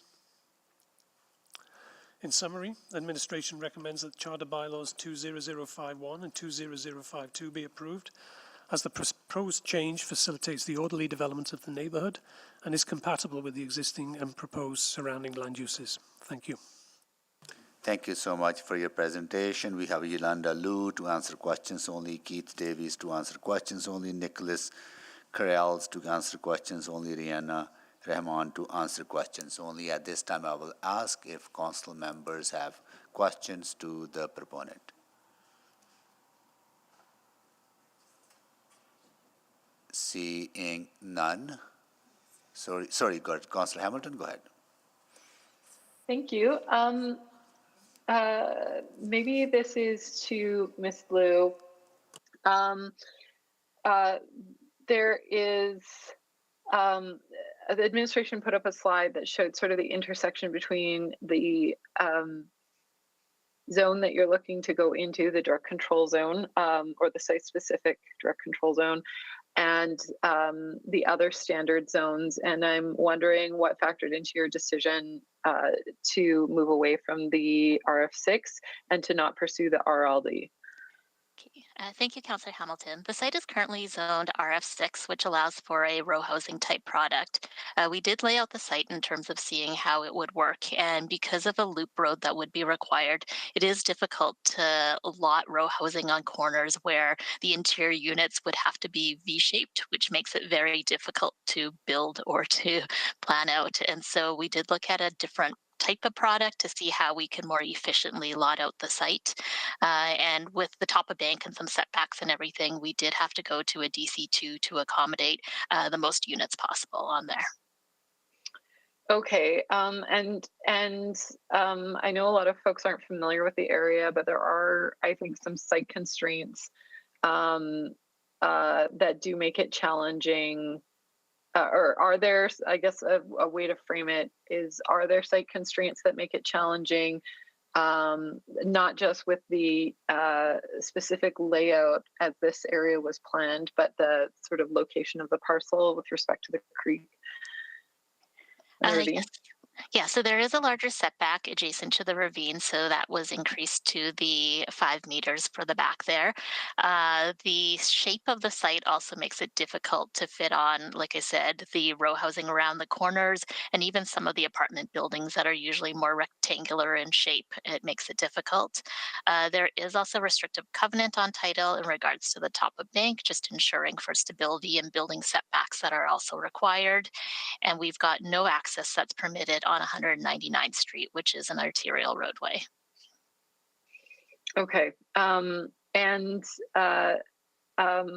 while this increases sort of the amount of units, this doesn't increase the overall density per hectare. And could you square that for me? Yeah, so under the RF6, when we laid it out, the maximum number of units we were able to fit was 61. Under the DC2, we are able to fit 71 units. Density of a neighborhood is looked at a neighborhood as a whole, and so because it is a minimal increase, it didn't change the density at all for the neighborhood. But there's 10 more units on this site than there would have been under the RF6. That is correct. Okay. And I'm glad that you mentioned the roadway restrictions there, because I think there has been some complaints about traffic along 199. So that is sort of an ongoing tension, I think, in the area that now that it's filling out. I think my last question, there's a walkway around the property along the sort of top of bank, and then there's an amenity area. And oftentimes when you have, say, right-of-ways that intersect with private property, there's a question about public access. And the amenity area is a bit of a different circumstance, but I'm wondering if you can speak to sort of community egress for either. Yeah, so there is the top of bank walkway that is required along the entire western portion of the site. There is also easement that is required through the amenity area to allow for a secondary access for the public to access through the site onto 199th Street. Okay, that's helpful. Thank you. So I think that's my questions for now. Given I'm running out of time, I'll defer. Thank you. Thank you, Councillor Hamilton. Councillor Stevenson. Yeah, thank you very much. I had some similar questions just around the density calculations. So even what I'm hearing you say is that even though this is going from an RF6 to DC2 without row housing, there will be more units. But the NSP is being calculated at a low density calculation in terms of the overall neighborhood stats. There's a new designation being added into the NSP for the site. No, sorry, just for the neighborhood stats. Maybe that's a question I'll follow up with administration. Just curious, the 5.5 meter front setback. Again, that's a bit greater than I think we're typically looking for in terms of having more street-oriented front-facing buildings. Wondering if you could talk me through the reason for that. So the setbacks are to accommodate a front drive and a ability for somebody to park in front of their garage on each of the parcels. So it provides additional parking space. Okay, and it'll be all front access garages along. That is correct. Okay. I noticed Councillor Hamilton spoke a little bit about some of the connectivity to adjacent park spaces. It doesn't seem that there's a dedicated connection for the residents to the adjacent park. There is the top of bank roadway that comes from the public roadway to the south, and then it loops around to 199th Street on the north. There is also the the easement that is required through the amenity space to allow the public to also access through that amenity space in the north. Yeah, and I'm thinking specifically just in terms of the site itself. So on the site plan, we have the arrows sort of showing the pedestrian connections, and there didn't seem to be a direct connection from the parcel to the adjacent AP parcel.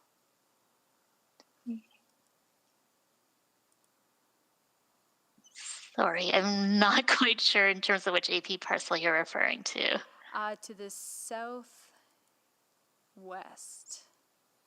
So 31st Avenue ends in the cul-de-sac, and that's an AP parcel at the end of 31st Avenue, is it? Yeah, so the roadway ends at the AP parcel, so providing access there, and then the trail continues from that roadway through the park and through the top of bank. And so if I was living in the community, would I need to exit where the arrow is showing on 31st Avenue to access the AP park? So I'm not as familiar to the south of the parcel as to the access there, but in terms of the site itself that we're looking at, it would be through that southern roadway and then through the top of bank walkway that would be around the site.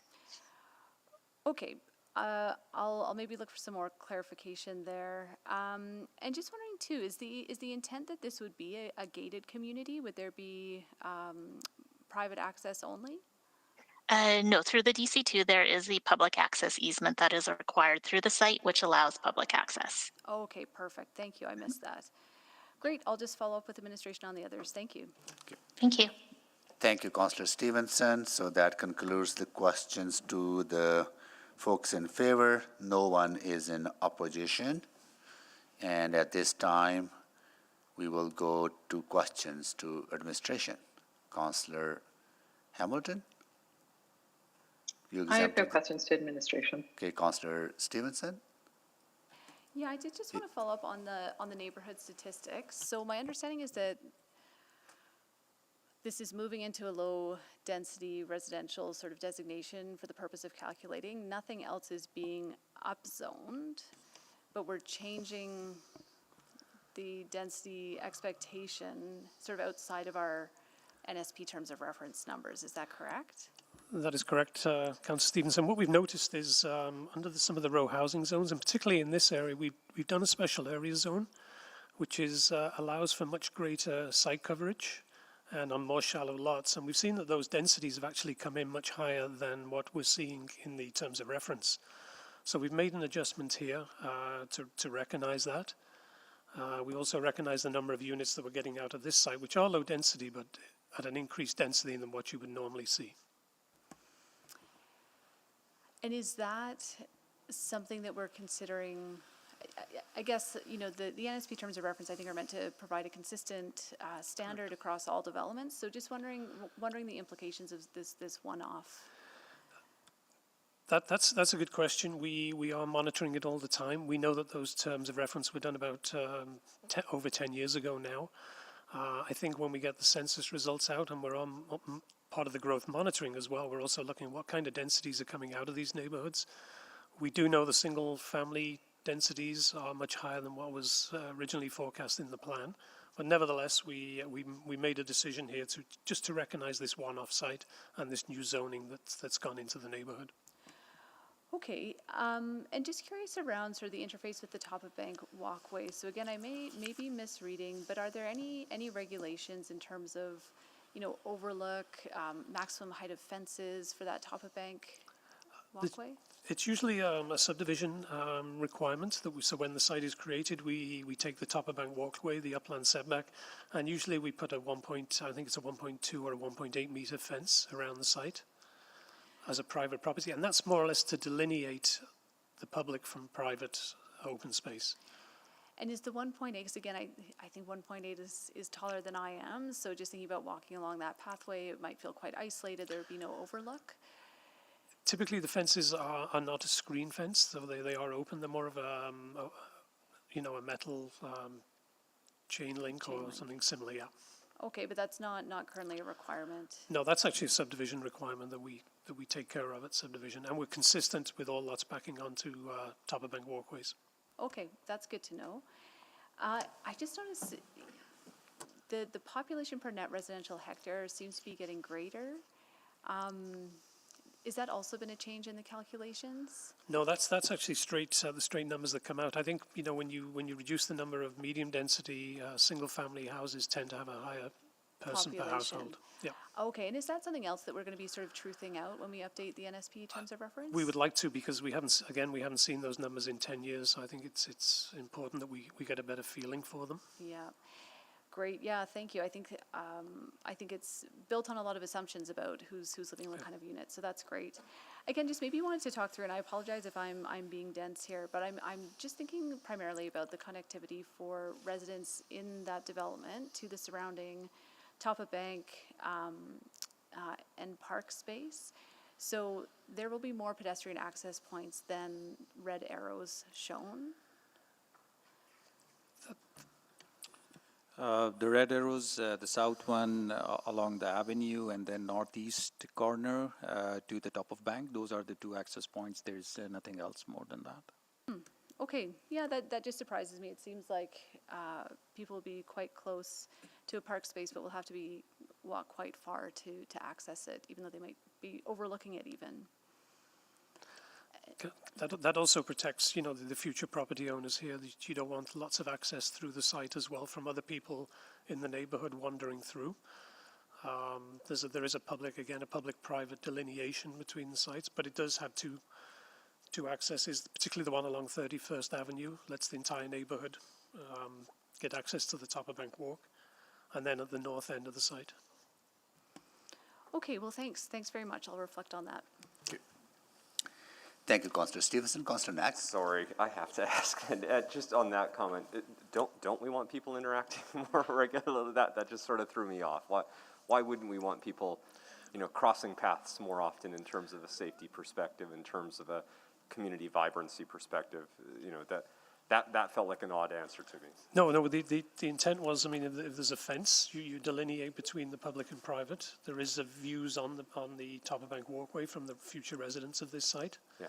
But typically, it's up to whatever projects is developed there. If they wanted to provide some more, gates or something onto the walkway, then they could. Yeah. But it's not a requirement that we're asking. We feel that one to the north and one to the south there is adequate. Okay, I'm not sure if this is the time to push on that, but I feel like that there might need to be a bigger conversation about that in the future, because I actually think that should be the opposite. I think we have developments like this in Lewis Estates in particular that have connections into what is essentially a private road, but it's meant to provide greater connectivity, ease of access. This development is situated in a different place, so I get that. I'm not worried about that same concern, but I just, from a planning perspective, I'm looking at Ms. McCabe and others to make sure that in the future, if we're thinking about zoning bylaw and they're thinking about vibrant communities, 15-minute communities.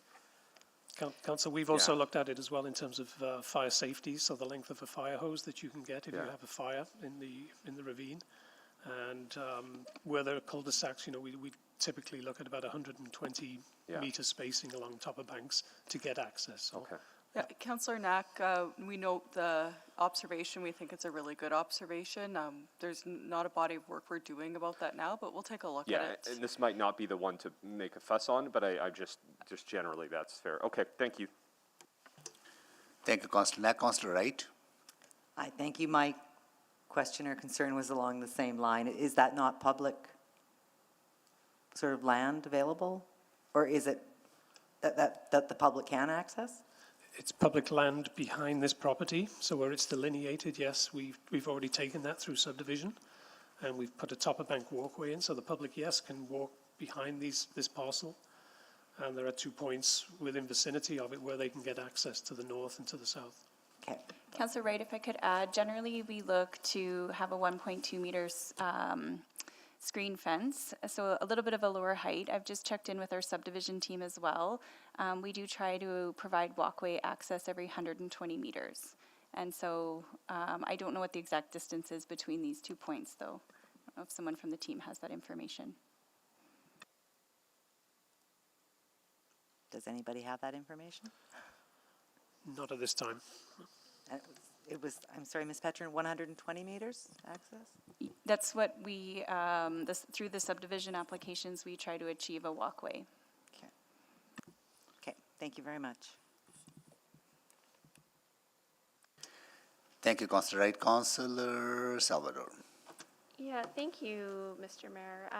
I guess just one lingering question is just around housing mix or housing diversity. You know, it seems with this change that we would be leaning quite heavily towards single and semi-detached. This is intended for a semi-single detached kind of product with duplex, yes. Okay, and I guess, but that would be a decrease in diversity from what is currently stated, correct? I think the applicant would be well positioned to answer that. I think they're trying to find a more affordable housing product with this low density type rather than the standard lots. Okay, well maybe I'll follow up with the applicant on that. Thank you. Thank you, Councillor Salvador. Councillor Jans. Thank you. It's before, I think, many of our time, but isn't there a Topper Bank policy that limits some development along it? Could you just let me know how does that just apply to the North Saskatchewan River, or does it also consider these other pieces here? This is also considered under the top of the bank policy. And what I think I hear you saying is because there's the walkway, though there's a fencing, it's compliant with that policy. It is, and that policy suggests there should be top of bank roadway in a certain percentage along there as well. So as we do the entire neighborhood, we look at having a larger opening with actual roadway along the top of the bank. So where it's appropriate, this site is an awkward shape, so it didn't make much sense to put a roadway along it. But where we don't do that, we do put a pathway. So the homes facing the creek would be facing out their front window to the creek. This isn't they wouldn't be their backs to the creek. I think the homes would probably face the back with a rear yard, but we'd have to see the site design. Okay, yeah. Okay, thank you. Thank you, Councillor Jens. Councillor Hamilton. Can you just clarify what the sort of general geography is on the adjacent, like around the creek and the and that parkland to the south? Because as I recall, it's not parkland like you would see maybe in some more developed neighborhoods. It's quite unique, as I recall. Councillor Hamilton, yeah, it's been a while since I've been out there, but yes, it is quite unique. And there's of course the ravine. There's the ravine. Which yeah, and it's foggy. Yes, as I recall. Sorry. Sorry. Yes, it is heavily treed as well down into the bottom of the ravine. Mm-hmm. So the need for just looking at aerial maps probably doesn't fully portray the complexities of mapping access or creating access through this area. That is correct. Yeah, and it is looked at when the neighborhood is initially planned. We look at where we want to see access points. That we go into that with great detail with our parks people, where we want top of bank roadway along the creek, and where we want small parks as well to gain access, such as we have at the south end of the site. Mm-hmm. That's really helpful. Thank you. And as I recall in this NSP, there is quite a thorough and well-aligned pedestrian access, and sometimes that pedestrian or active mode access is unique, and sometimes it's shared roadways, correct? That is correct, yes. Mm-hmm. But I'm thinking that portion on the AP side actually might include a fall or a drop in the geography, if I'm remembering correctly. Correct, yeah. Yeah, okay. All right, that's helpful clarification. Maybe one other piece to you while I have you is where does this housing type fit in with that question that Councillor Salvador had with respect to housing diversity? Do you believe this fills a need in the community for that sort of transitional size of housing or a different type? Councillor Hamilton, I would say it fits into the low density category, but it is of a little, if I can put it this way, a little higher density in that category. We've got greater site coverage, and we have lots a little closer to each other with internal private roadways. Probably there is amenity space, but not the front and rear yards that we would normally see. Mm-hmm. All right. Okay, that's helpful. Thank you. Thank you, Councillor Hamilton. Councillor Obi would need a second round, right? Well, Sarah had a Oh, Councillor Hamilton, I think that was second. Yeah, we totally forgot about that, right? We were supposed to do that, right? No, but public hearing. That was my first round, I'm sorry. That was my first round. I apologize to last applicant. To administration was the first round. I apologize. Yeah. Second round. Yeah, Councillor Knack, please move the second round. Please vote. Need a seconder for second round. Second. Councillor Salvador seconded that. Please vote.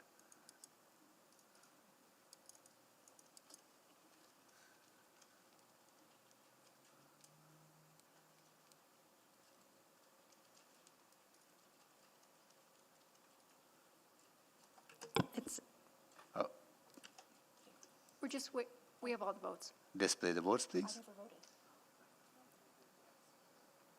Sorry, sorry, go ahead, Councillor Rutherford. I am a yes, Okay. but it didn't come up for me, so I didn't Okay. vote. Okay. Thank you, Councillor Rutherford. Now We have all the votes. display the votes, please. That is carried. Now, Councillor Stevenson. Apologies for not keeping track of rounds. So I did just want to follow up on the point around public access. So I don't actually, I think the applicant stated earlier that there was an easement agreement that was in the DC. I don't actually see any regulations that would require public access. Am I misreading? No, that's correct. There is no easement. Okay, so it could be, theoretically, it could be gated potentially? Yeah, that's our understanding as well, because there is no easement, there is no opening within 120 meters, as mentioned earlier. There will be fencing along the property, and the opening point will be at the avenue to the south, and the northeast will likely be gated. Okay. Okay, thank you for that clarification. Yeah, I think I'm just struggling a little bit with this one, to be honest.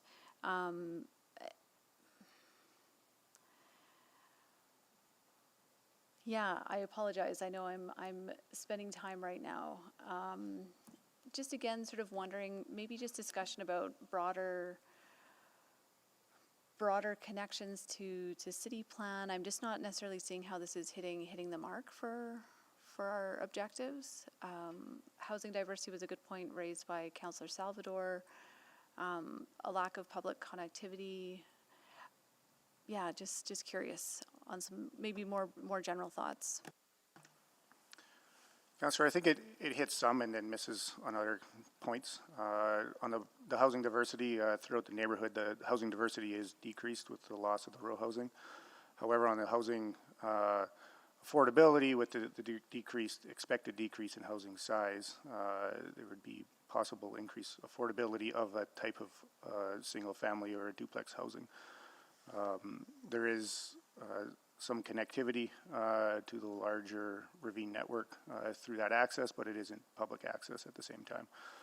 So it hits on some of the goals and misses on some, and overall the balance may or may not have been struck there. Yeah, maybe also just reflecting to, again, we don't seem to have any of the details to Councillor Janz's question around sort of what the elevation along the shared pathway would be. We don't have the site plan details. I guess I'm just wondering, would a referral motion back, do you think that would provide an opportunity to work through some of these points? I think if the motion was specific and it dealt with the specific concerns, it would help. If that's council's will and intent.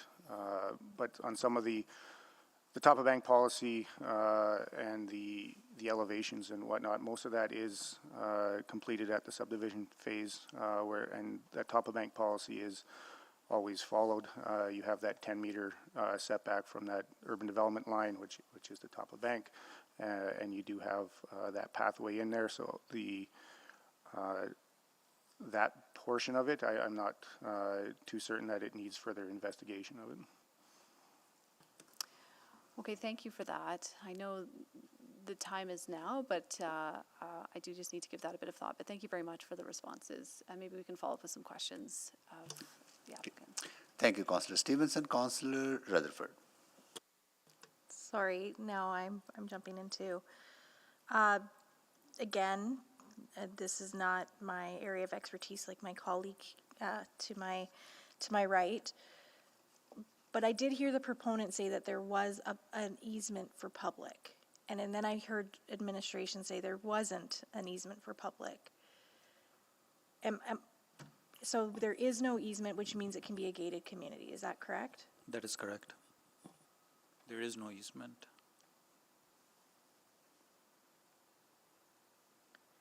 So would a refer back motion be required, or an amendment to add an easement? Or what would be the rationale for not having an easement?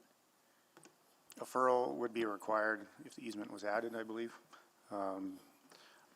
If you're worried about access for the public, if you're worried about points of connection, top of bank, I would strongly recommend a referral. We don't know the topography here before you. We don't know crime issues, anything of the sort. There's some technicality there that I think if you're going that way, you'd want to refer it back rather Okay. than try and do it here in real time. No, I appreciate that. I appreciate that. So,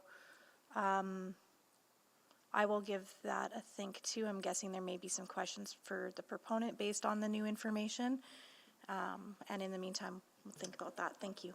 I think there was some back and forth between the administration. You have more to add on that? No, we're just conferring whether there is a public easement, but we're not sure of that. Okay. So you're not certain whether it's easement or not? Sorry, Mr. Mayor, it's not in the direct control. The applicant has indicated in their questions that they would work with us, but it's not in the direct control. So if council wants certainty associated with that, Okay. our recommendation would be refer it back to us with direction to provide that certainty. I understand direct controls are more prescriptive, right? So That's okay, correct. Got it. Okay, good. All right, thank you for that. So, all right, so at this time, Councillor Rutherford, are you done with the questions? Okay, any more questions? So we are done questions to the administration. At this time, I will ask if the council have questions to the proponent or to administration regarding new information arising out of the previous discussion. Councillor Hamilton. Obviously, I'm going to say, I'm going to direct it at Ms. Liu, but Ms. Raymond may also be the right person to ask. There's obviously a concern, or I'm going to say some confusion about easement versus sort of the ordinary access for the public. Can you clarify that there isn't an easement written into the direct control zone, but what you mean by that access? Thank you, Councillor Hamilton. Yeah, sorry, it may have been the wrong wording choice there. There isn't an easement within the property. However, there is a regulation that requires access through that amenity for the public. So there, if I look at the map, when we're talking about access, we're talking about access to the trails behind the property, and that so access to the neighborhood is off 31 Avenue, but access to the trails, sort of, am I understanding this correctly? There's no access from the trail within the property because you haven't determined site layout at this time? Correct. Yeah, only at the very northern end there is a requirement through the site to access from the top of Bank Trail, but the rest of the site there is not. And with all other conventional zones, there is no requirement through multi-sites to provide public access through those sites. Okay, and there was some concern about, and so maybe it helps because, and I understand this might happen at the development permit stage, that there is the site layout hasn't been determined yet.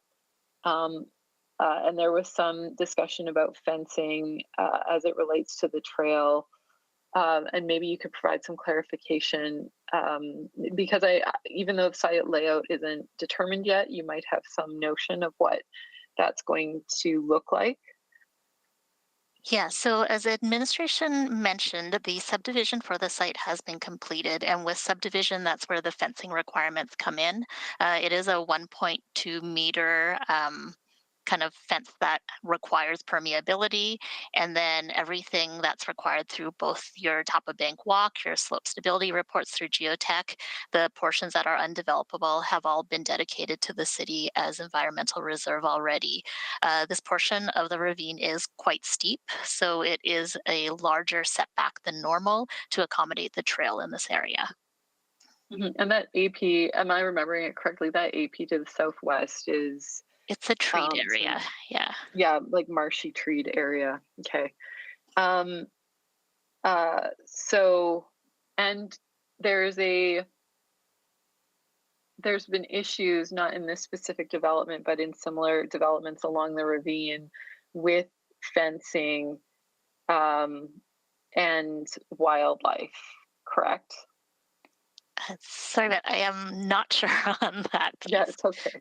That's okay. Yeah, it's a favorite issue in this part of the ward. So so that's there's always a tension there, I think, in terms of the environmental requirements. I guess maybe the last question, because I did hear this from some of my colleagues, a concern that this would be a gated or private community, and it's the direct control zone is silent on that. Maybe you can provide some clarity. As far as I know, it is not to be a gated community. It is to provide another type of built form in the neighborhood. The site has been vacant for the last 7 years, and so they're looking at some different products that they can offer in the area and at some different price points to get some more residents in the area as well. Mm-hmm. And I don't know if Ms. Raymond wants to weigh in on that.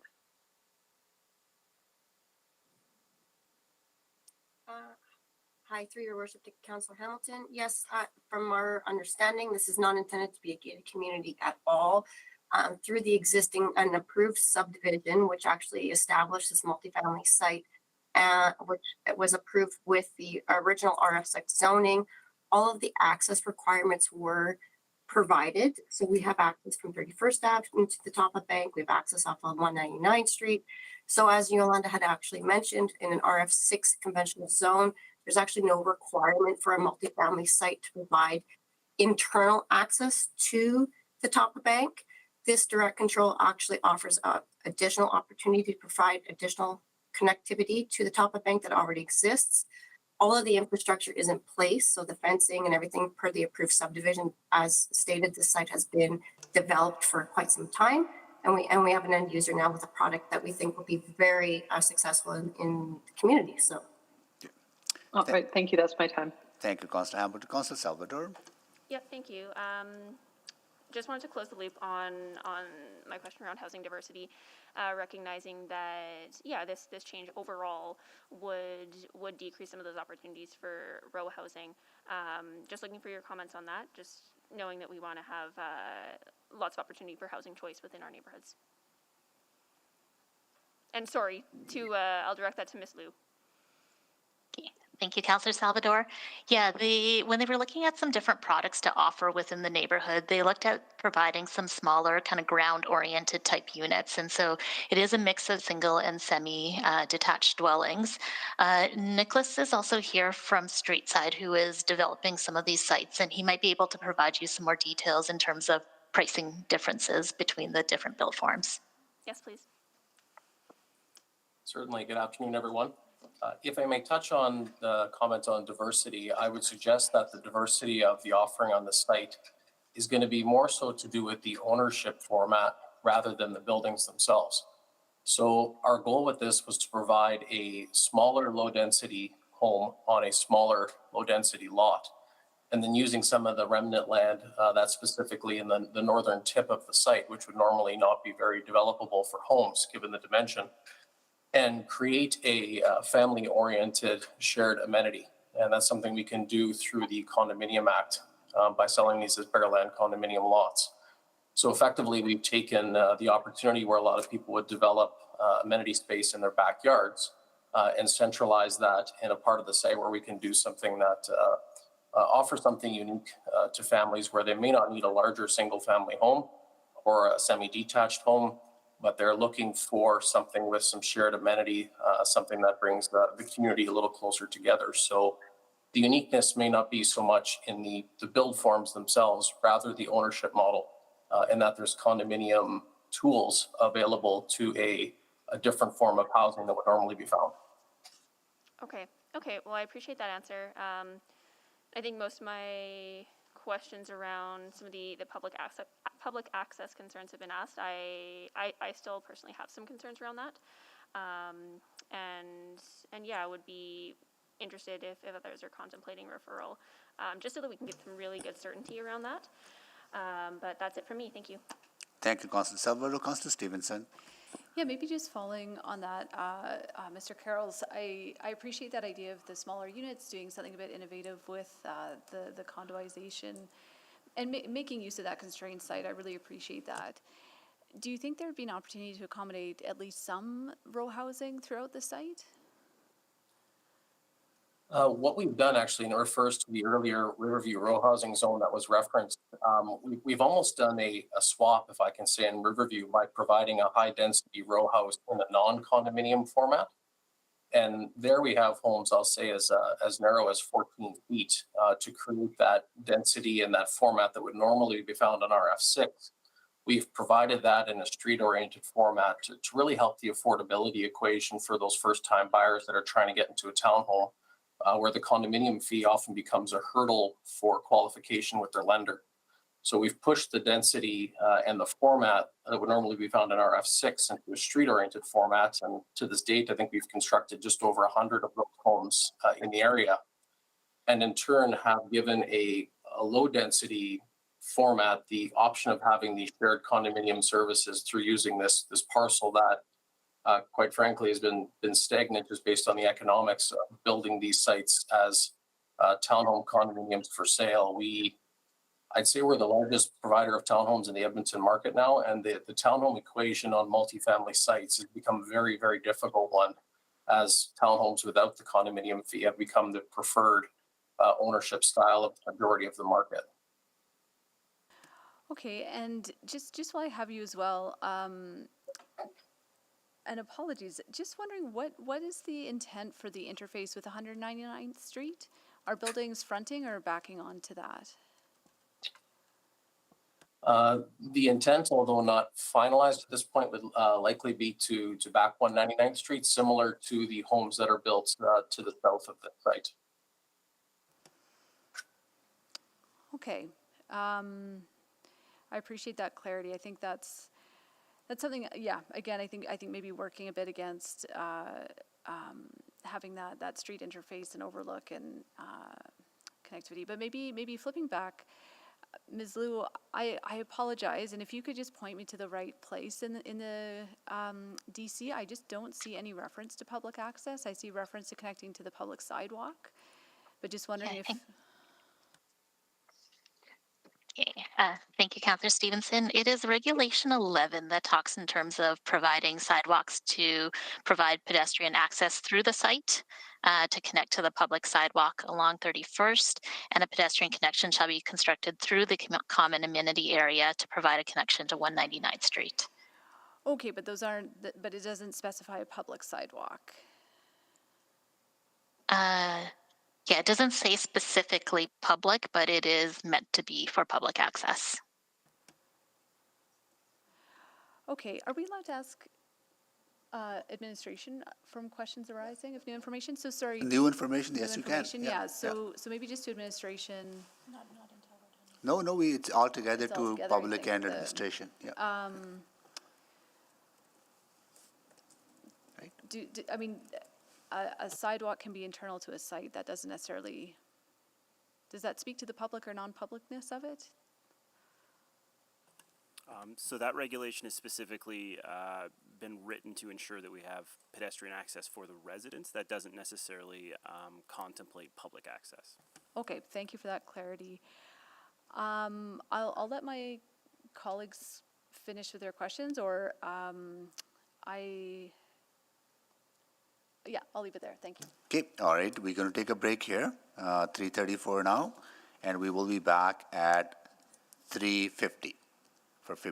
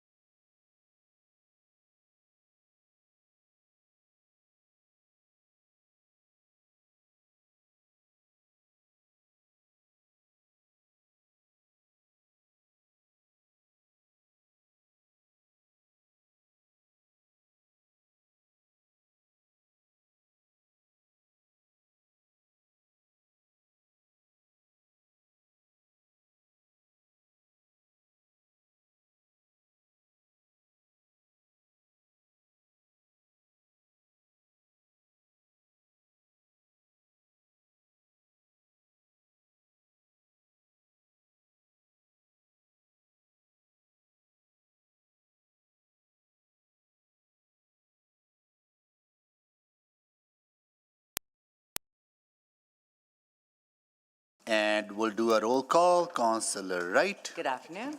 Councillor Knack, Good afternoon. Councillor Principe, Councillor Stevenson, Good afternoon. Councillor Paquette, Good mid-afternoon. Councillor Tang, Good afternoon. Councillor Hamilton, Good afternoon.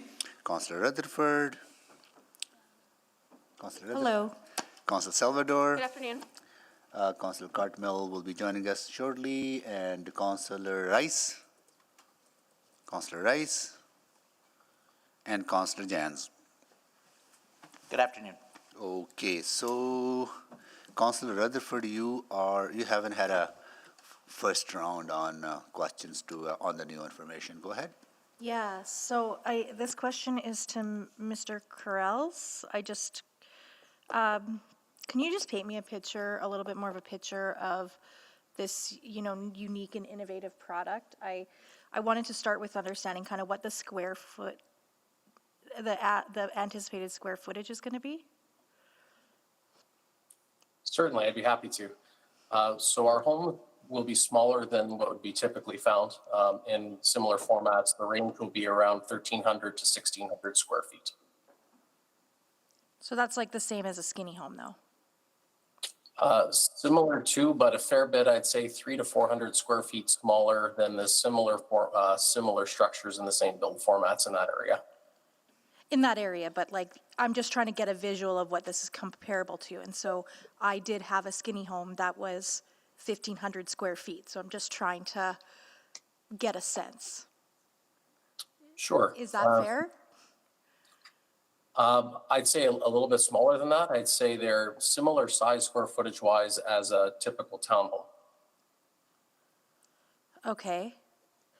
And what is of a regular single family home in this area? What's the average square footage?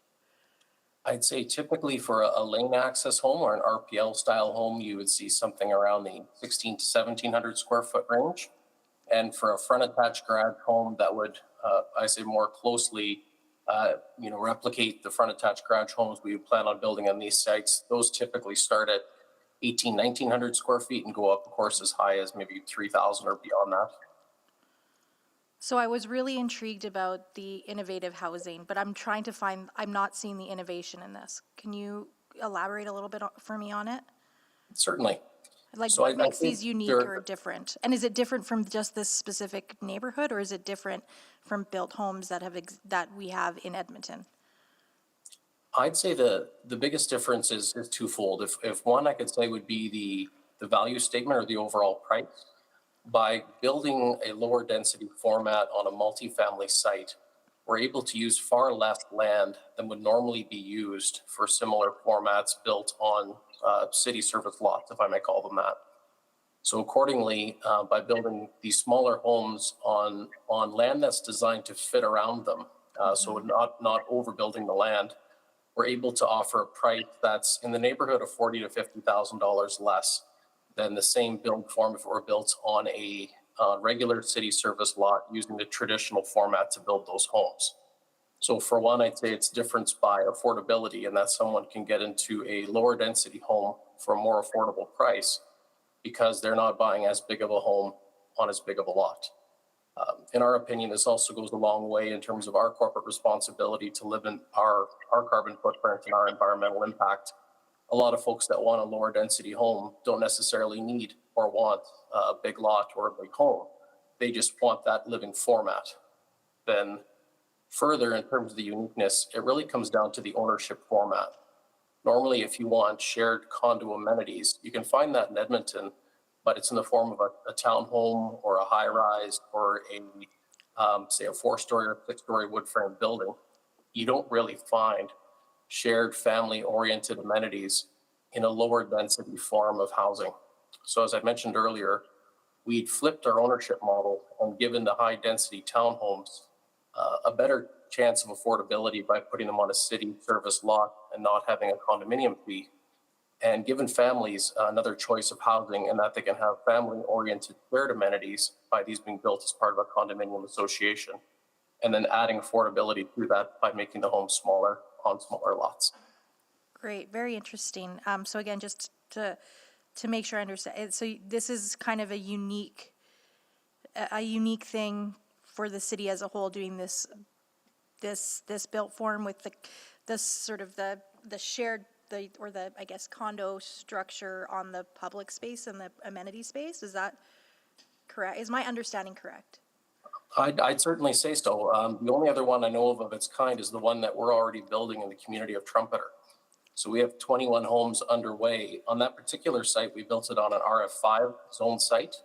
The reason we're going for, to DC in this instance is on RF5, we can't build in a zero lot line format. So we're building this format right now in Trumpeter, but with standard side yard, which did cost us a few homes. We'd like to get that density higher and smaller on the lots to meet our value proposition to home buyers. Perfect. But Thank in you. Trumpeter, the zoning was existing, so we did have to go with that. Thank you. Thank you, Councillor Rutherford. Councillor Rice is in the meeting, just having technical difficulties with her mic. Just want to acknowledge her that she is present. Councillor Hamilton, you have more questions? Yes, I do. Okay, then we need a second round. I'll move the second round. Councillor Knack moved second round and seconded by Councillor Rutherford. Please vote.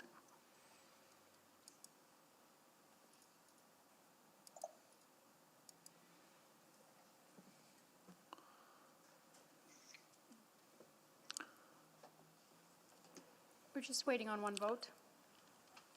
It's not coming up for me, but yes. Thank you, Councillor Jans. We have all the votes. Please display the votes. That is carried. Now I'll go to Councillor Hamilton. Go ahead. Thank you. This is to the proponents. Could you, there's been some notion of referring this back, essentially to clarify the direct control zone. Could you speak to whether or not that is doable or not on this application? Our preference is for the file not to be referred back. If it is referred back, it will delay and probably prevent any sort of construction on the site for this year. Okay, and and I know this isn't a land use consideration, but one of the conversations today has been around affordability and housing type. So there would be an impact. Would that impact that? It would just be in terms of providing this type of product. It would not come on this year as an option for people to purchase into. And also, if the zoning does not go through, the site can be developed under the RF6 current zoning. It would allow for a different product and less density on the site, though. So today, you could develop this site as an RF6. You could develop it as an RF6, and that would not include any change to the access, and it would mean a reduction in density and the common and there'd be no common amenity area, correct? That is correct. So there's 10 less people, 10 less.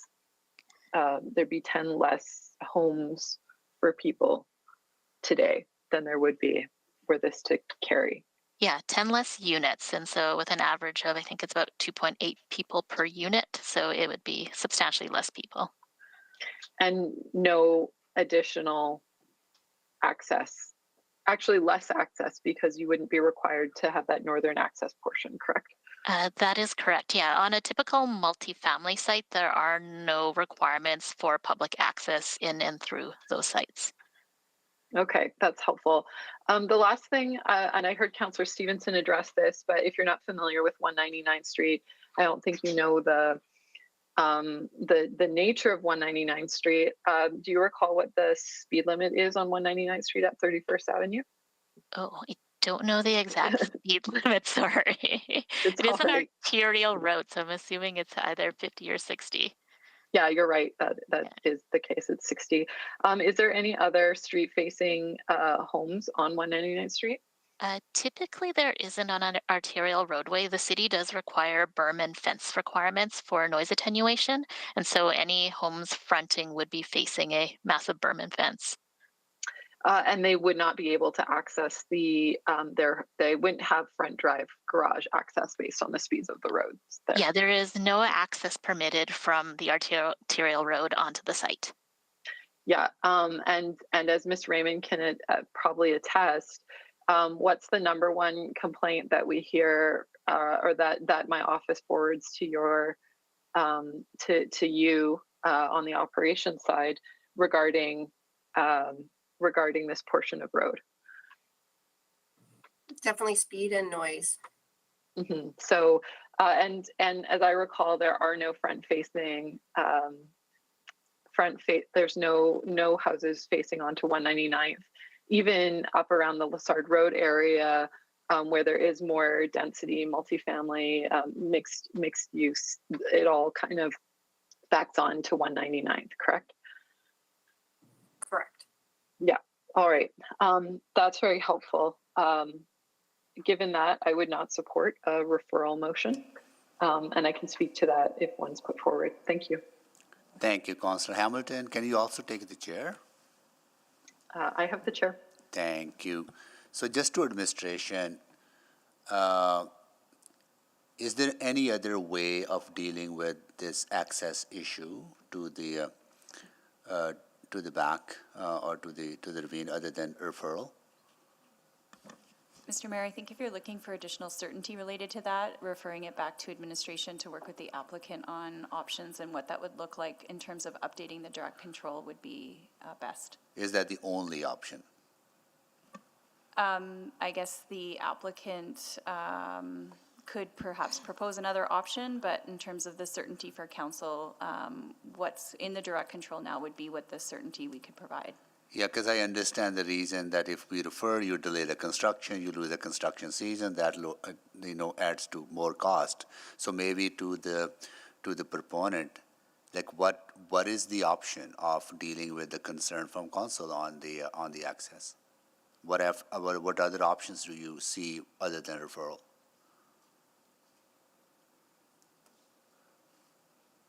Anyone from the proponent? Sorry, Mayor Sohi. One of the other options we could look at is through the development permit and any of the conditions that are put on at that point. But yeah, other than that, a lot of the access requirements have been figured out through subdivision already. Maybe to our legal counsel, is that doable to the development permit process? Mr. Mayor, with respect, it won't provide a lot of certainty to council. The development officer will be bound by what the direct control says, as would the subdivision development appeal board or any other party. Recognizing zoning runs with the land. It isn't based on ownership or representations, and so you would be left with what's written in the direct control as your enforcement powers. Yeah, well, that will be the definitely certain way, but I mean guaranteed way, but the proponent here is pretty reputable developer. I know there's a reputation for them as well. If they promise something to the city and they don't deliver that, there's a reputational risk for them. Maybe maybe that's something to consider as part of just want to get a certainty from the proponent to deal with this concern if referral is not made. I just want to get a sense from Ms. Yu or Mr. Carell, right? Can you give us certainty and that you will deal with this issue? It's certainly something we can work with the development officer on through the development permit process. I must say I'm a little bit unsure as to why pedestrian access through this private site is something that's being asked for when it wouldn't have been the case on an RF6 site or really any other multifamily site, when there is, at least as far as we can tell, already significant connection to the north and the south of the site. To provide access through the site is, there isn't really much gain. There's already two connections running north, south on either side of the site. Yeah. And, not for ourselves, but for the eventual condo board, this is a private site that they have to maintain as owners and pay condominium fees to do so. So there are two access points to the ravine, right? That's correct. I'm not quite sure what's gained. If someone's walking from the north to the south, they can gain access to the top of bank on the north access. And if they're coming from the south to the north, there's already the access off of 31st Avenue. So they're already in, at least in our opinion, what is the ample separation? access. Do you know what is the separation is between those two access points to the top of the bank? I don't have that exact dimension, but it's certainly something, like I mentioned, I'm not quite sure what's gained, but we're certainly happy to work with the development officer in that respect to their satisfaction. Okay, so there are two access, and you are willing to work with the development officer of a third one if possible. Okay. Oh, certainly. Okay, got it. All right, thank you so much. That's all the questions I have, and I will take the chair back, and I'll go to Councillor Paquette. Yeah, thank you, Mr. Mayor. To follow up on that, I'm just wondering, is there a reason to not want to do that, to provide the public access that we may be missing? Effectively, it does come down to the long-term ownership. You know, that this is private land owned by those that purchase one of the 70 some homes we're proposing in here. So they're paying condominium fees to maintain the sidewalks and the road. They're paying fees to maintain the amenities, you know, the family-oriented amenities that I spoke with earlier. It's private land that these folks are paying to maintain, that they have ownership over. So to provide public access through private lands, when, at least in our opinion, ample public access already exists, it does create conflict for the eventual condominium owners having the general public come through their land and their amenities. Okay, so they're paying for the exclusivity, and your argument would be that there's already ample public access on either side of the property, but you can't tell us what the separation distance is, that, as per the mayor's question. Yeah, unfortunately, I don't have that exact measurement from the two different access points. But still, it would barely serve as a shortcut, if it was one at all, to taking the two routes that are already in existence that are intended for the public. So it creates a conflict point for the eventual condo owners down the road. That's my concern. Okay. Interesting. Yeah, this is bumping up against some larger conversations that we're having at the city. So that's probably why there's a little bit of that friction. And, you know, I'll be interested to hear what Councillor Stevenson says. Maybe she can clear this up for us. Thank you. Thank you, Councillor Paquette. Councillor Stevenson? Yeah, thank you. I just want to start. I have to confess I was a bit surprised to hear about an intent to start construction this season. Ms. Petrin, what's the current timeline for a DP and building permit process? For a multi-family project, I'm just thinking of our service levels off the top of my head would be around 60 days for the development and building permit. I may be slightly off on that number. Okay, but even at 60 days, that's putting us into November, December. Would we still be considering that this construction season? In the middle of November is, I think, generally when we'll see construction continue, but depending on what's site clearing or advancing site servicing and things like that they would do in advance, it's quite possible to start construction this year. Okay, and that type of site clearing, site prep, that needs to have a development permit in place to do? Not in all cases. Okay, so maybe just back to the applicant. Could you maybe clarify your construction plans? Okay, just hold on. Councillor Johnson. Sorry, not a land use I just want to recommend we be careful about timing and the plans and that. This is about rezoning that's here before you. Thank you. Thank you. No, that's an important clarification. Thank you for that. And just to the mayor's question as well, sort of, requiring an easement, that is not an amendment we can do on the fly. That would require re-advertising. It is possible, but there's a number of considerations, as Mr. Johnson pointed out, that we would like to discuss with the applicant to ensure that it meets the objectives of both council and their development.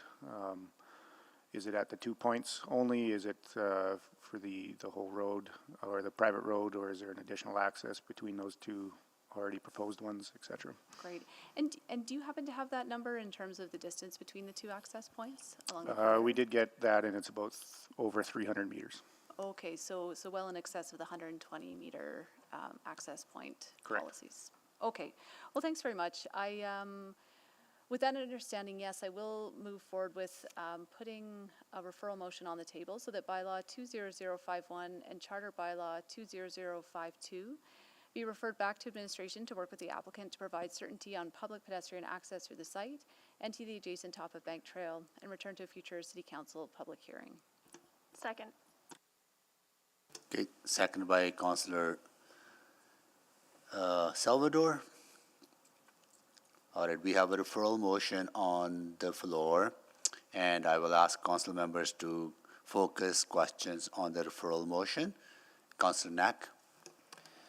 Yeah, thanks, Mayor Sohi. So I guess I just want to dig into that last response around the opportunity to work with the applicant to sort out that detail. I guess I'm wondering, like, can that be done in a few hours if this motion on the floor were referred until, you know, the last item of business? Can that be, you know, is that an opportunity? Because I'd prefer not to delay this all, and if there's an opportunity to sort that out.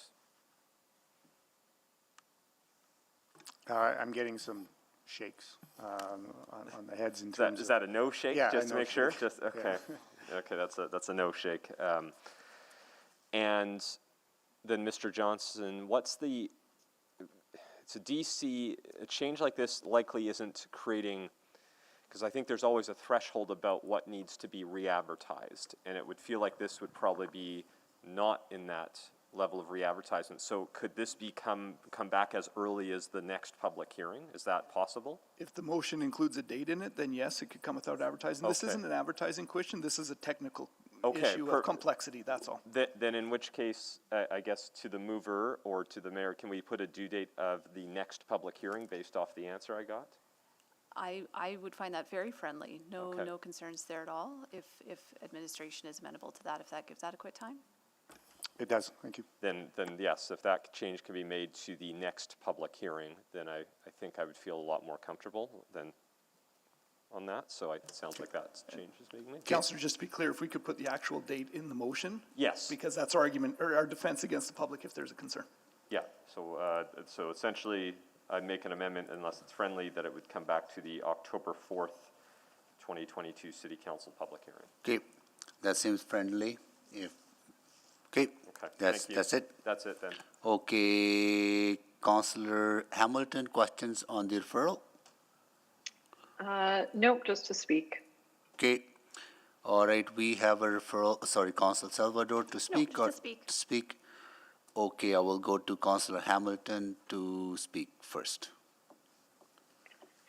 Thank you. I'm very familiar with this area, and I believe this is one of the last sort of parcels in this area that would be developed.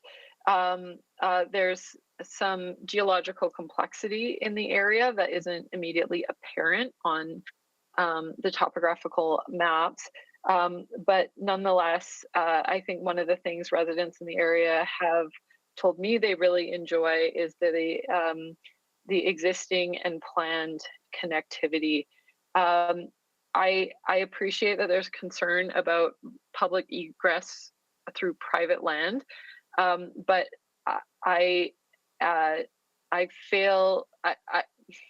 what I'm struggling with on this is that the existing zoning as it was, which as it is now approved, which the developer can proceed with, or the landowner can proceed with at any time, has less public egress to the trails and less density. And I'm concerned that the city plan objectives, specifically around housing typology mix and a sort of secondary consideration for affordability, are compromised in this process. The land use today allows for a less diverse, less dense typology and less access. I think as I understand it, this housing form is like a zero lot line home, single family home. smaller than what you would ordinarily see on zero lot line sites. So certainly something that we hear a need for.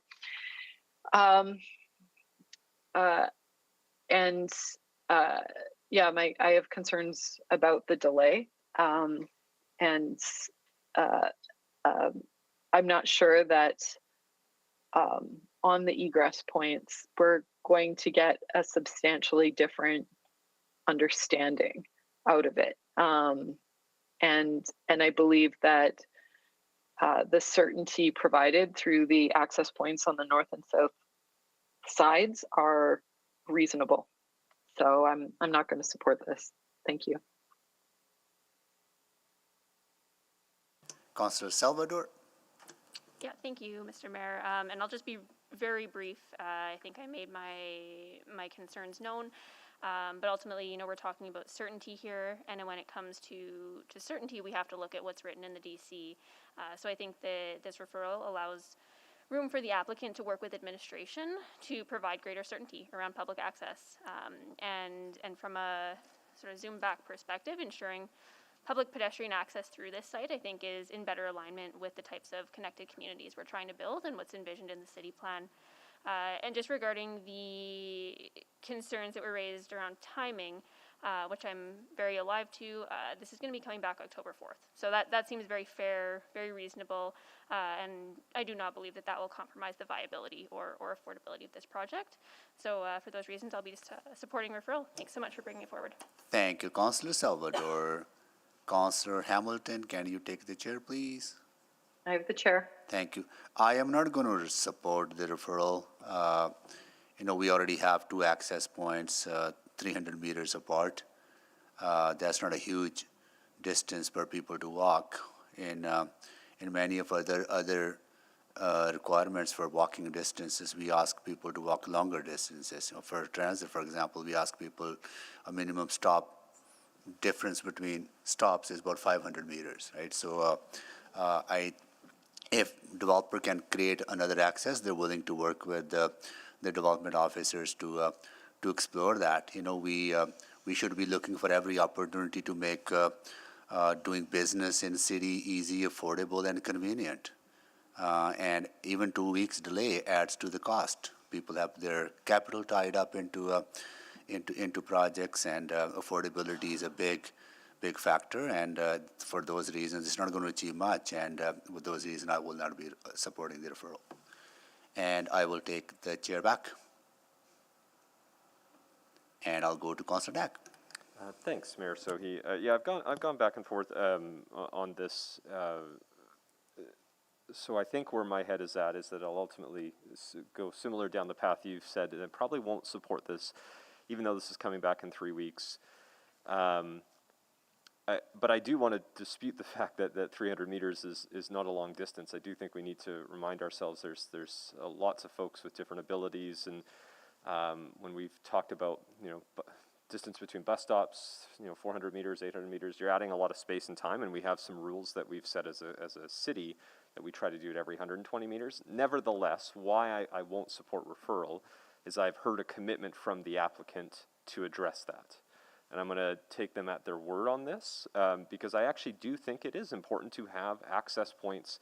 I think of a number of developments like this that exist in the ward I represent that are typically lived in by seniors, so people with more reduced mobility, and having that access was actually really important for them to access some of the trails in their systems. So while if this ends up passing, I don't think it's going to make that big of a difference, because honestly it's 3 weeks, it's really not that big of a deal. I'm willing, for the sake of time, to allow the applicant to follow through on what I've heard today as their commitment. So I'm also won't be sad if this gets approved either, but I'll probably vote no just for now. Thank you. Thank you, Councillor. Next, Councillor Stevenson to close. Yeah, thank you very much, Mr. Mayor, and I appreciate the complexities of this. For me, the value of public access is a really important one, and you know, to the point about, you know, it could be developed under the existing zoning with no access committed to. under the existing zoning, we would be getting better housing mix. So this DC is a trade-off that the applicants are getting a housing form that they're looking to do that isn't entirely in line with the goals for this neighborhood and for the goals of housing diversity. And in so my mind, it's a fair trade-off to look for that public access and that certainty around that access. 120-meter access points, again, is policy and a standard that we aspire to, and not aspire to, but require throughout all of our top-of-bank developments.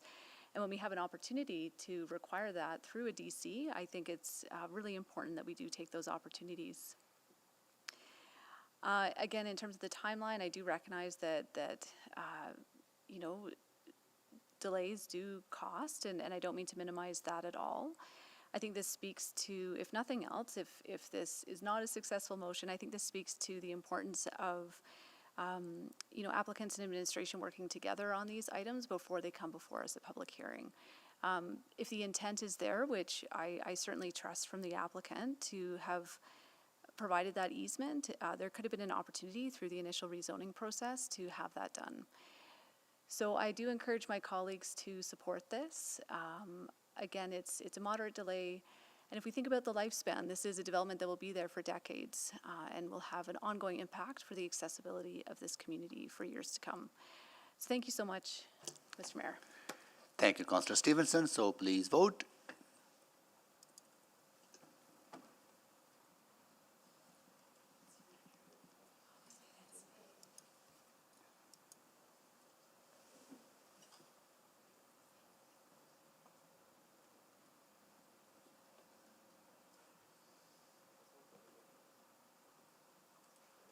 We have all the votes. Display the votes, please.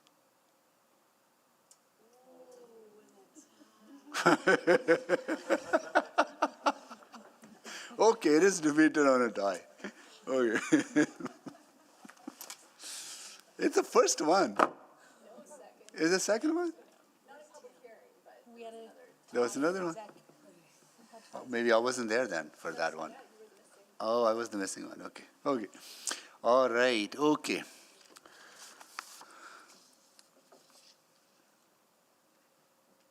That concludes this. So sorry, so that concludes the referral.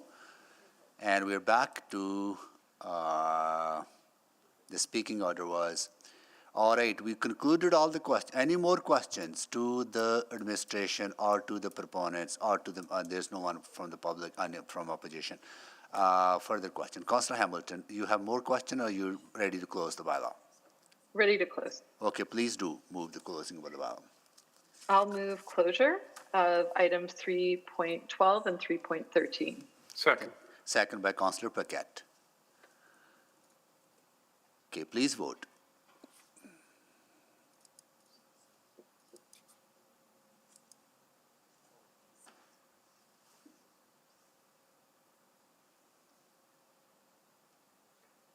We have all the votes. Display the votes, please. That is carried. I'll move first reading of items 3.12 and 3.13. Second. Second by Councillor Paquette. We have a first reading on the floor. Anyone to speak? Seeing none, Councillor Hamilton, you want to close? No. Go, let's vote, please.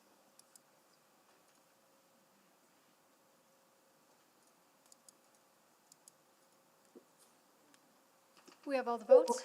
Display the votes, please. That is carried. I'll move second reading of item 3.12 and 3.13. Second. Second by Councillor Paquette. Please vote.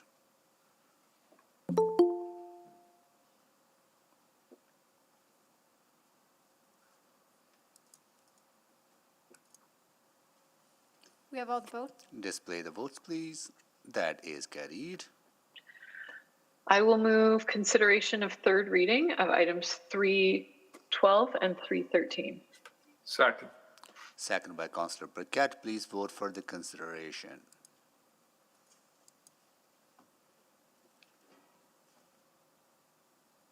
We have all the votes. Display the votes, please. That is carried. And I will move third reading of bylaw 20051 and by Charter Bylaw 20052. Second. Second by Councillor Paquette. Please vote for the final reading.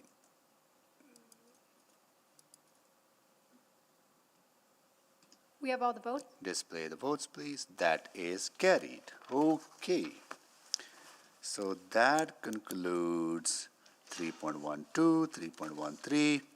Now we are going into items 3.14, 3.15, 3.16, and 3.17 will be dealt together. Charter Bylaw 2020. What? When I'm. What? No, that one's okay. That 314. That's done. Okay. Okay. From 316, 317, 318, 319, and 320. The Windermere, Ellerslie Road. Okay. Good. All right. Okay. That's where we are now. Okay, there is a presentation from administration, right? Please Yes, go there ahead. is. Go ahead. Good afternoon, Mr. Mayor, members of council. This application proposed to rezone a 2.1 hectare site in the Windermere neighbourhood from the RA7 low-rise apartment zone and AG agricultural zone to a DC2 site-specific director control provision to allow for a multi-unit project development. Two associated amendments to the Windermere Neighbourhood Plan and the Windermere Area Structure Plan to facilitate this rezoning are also proposed, as well as an associated road closure to close portions of the road right-of-way located along Ellerslie Road. Within the neighbourhood, the majority of the surrounding land is developed under various stages of residential development. Next slide, please. The associated road closure application contains two bylaws proposing to close portions of Ellerslie Road. Bylaw 20267 proposed to close areas A and B to be consolidated with the associated DC2 site to facilitate low-density residential development. Bylaw 20268 proposed to close Area C to allow for a utility right-of-way and Area D to allow for park space. As part of the public engagement of this rezoning, 118 notices were sent to surrounding landowners and 2 comments were received. Concerns were expressed about losing emergency access due to road closure, and in response, transportation provided assurances alternative emergency access routes would be provided. Next slide, please. The proposed DC2 provision is intended to allow for the development of single detached, semi-detached and duplex housing as part of a multi-unit Burland condominium development in Area B of the DC2. Area A allows for low-density residential development in the form of fee simple lots. While the DC2 provision allows for low-density built forms, the intent of it is to increase the overall density through, again, reductions in setbacks compared to other low-density zones, the use of common amenity areas over private yards, and service provided by narrower private roadways. These will result in homes that are permitted to be closer to one another than typical developments. To mitigate this, the DC2 provision requires a larger setback from the private roadway of 5.5 metres, a minimum of 15 metres amenity area per dwelling, and landscaping to be provided near dwellings and in the private amenity area. Next slide, please. To accommodate this proposal, the site is proposed to be redesignated to the DC2 provision. This designation requires a density of 28 dwelling units per hectare on the site to ensure a more compact low-density product is developed. The associated plan amendments will maintain the overall neighbourhood average density of 24 dwelling units per hectare in the Windermere NSP. Next slide, please. In summary, administration recommends that these bylaws be approved as the proposed change facilitates the orderly development of the neighbourhood and is compatible with the surrounding land uses. That concludes my presentation. Thank you. Thank you so much. So we have Yolanda Liu to answer questions only, Keith Davies to answer questions only, Nicholas Carrells to answer questions only, Rihanna Rahman to answer questions only. We have Matt Evans to make a presentation. Matt Evans, are you here present in the, please come to the podium. And we have Darren Greinen for in-person presentation. We'll be paneling them, right, Madam Clerk? There's 2 people here, right? Yes. Yeah, so if you could take number 1, seat number 1, and the behind you. And Keith, would you please come down? Keith, Kira, please come down. Sorry, Darren. Darren, please come down.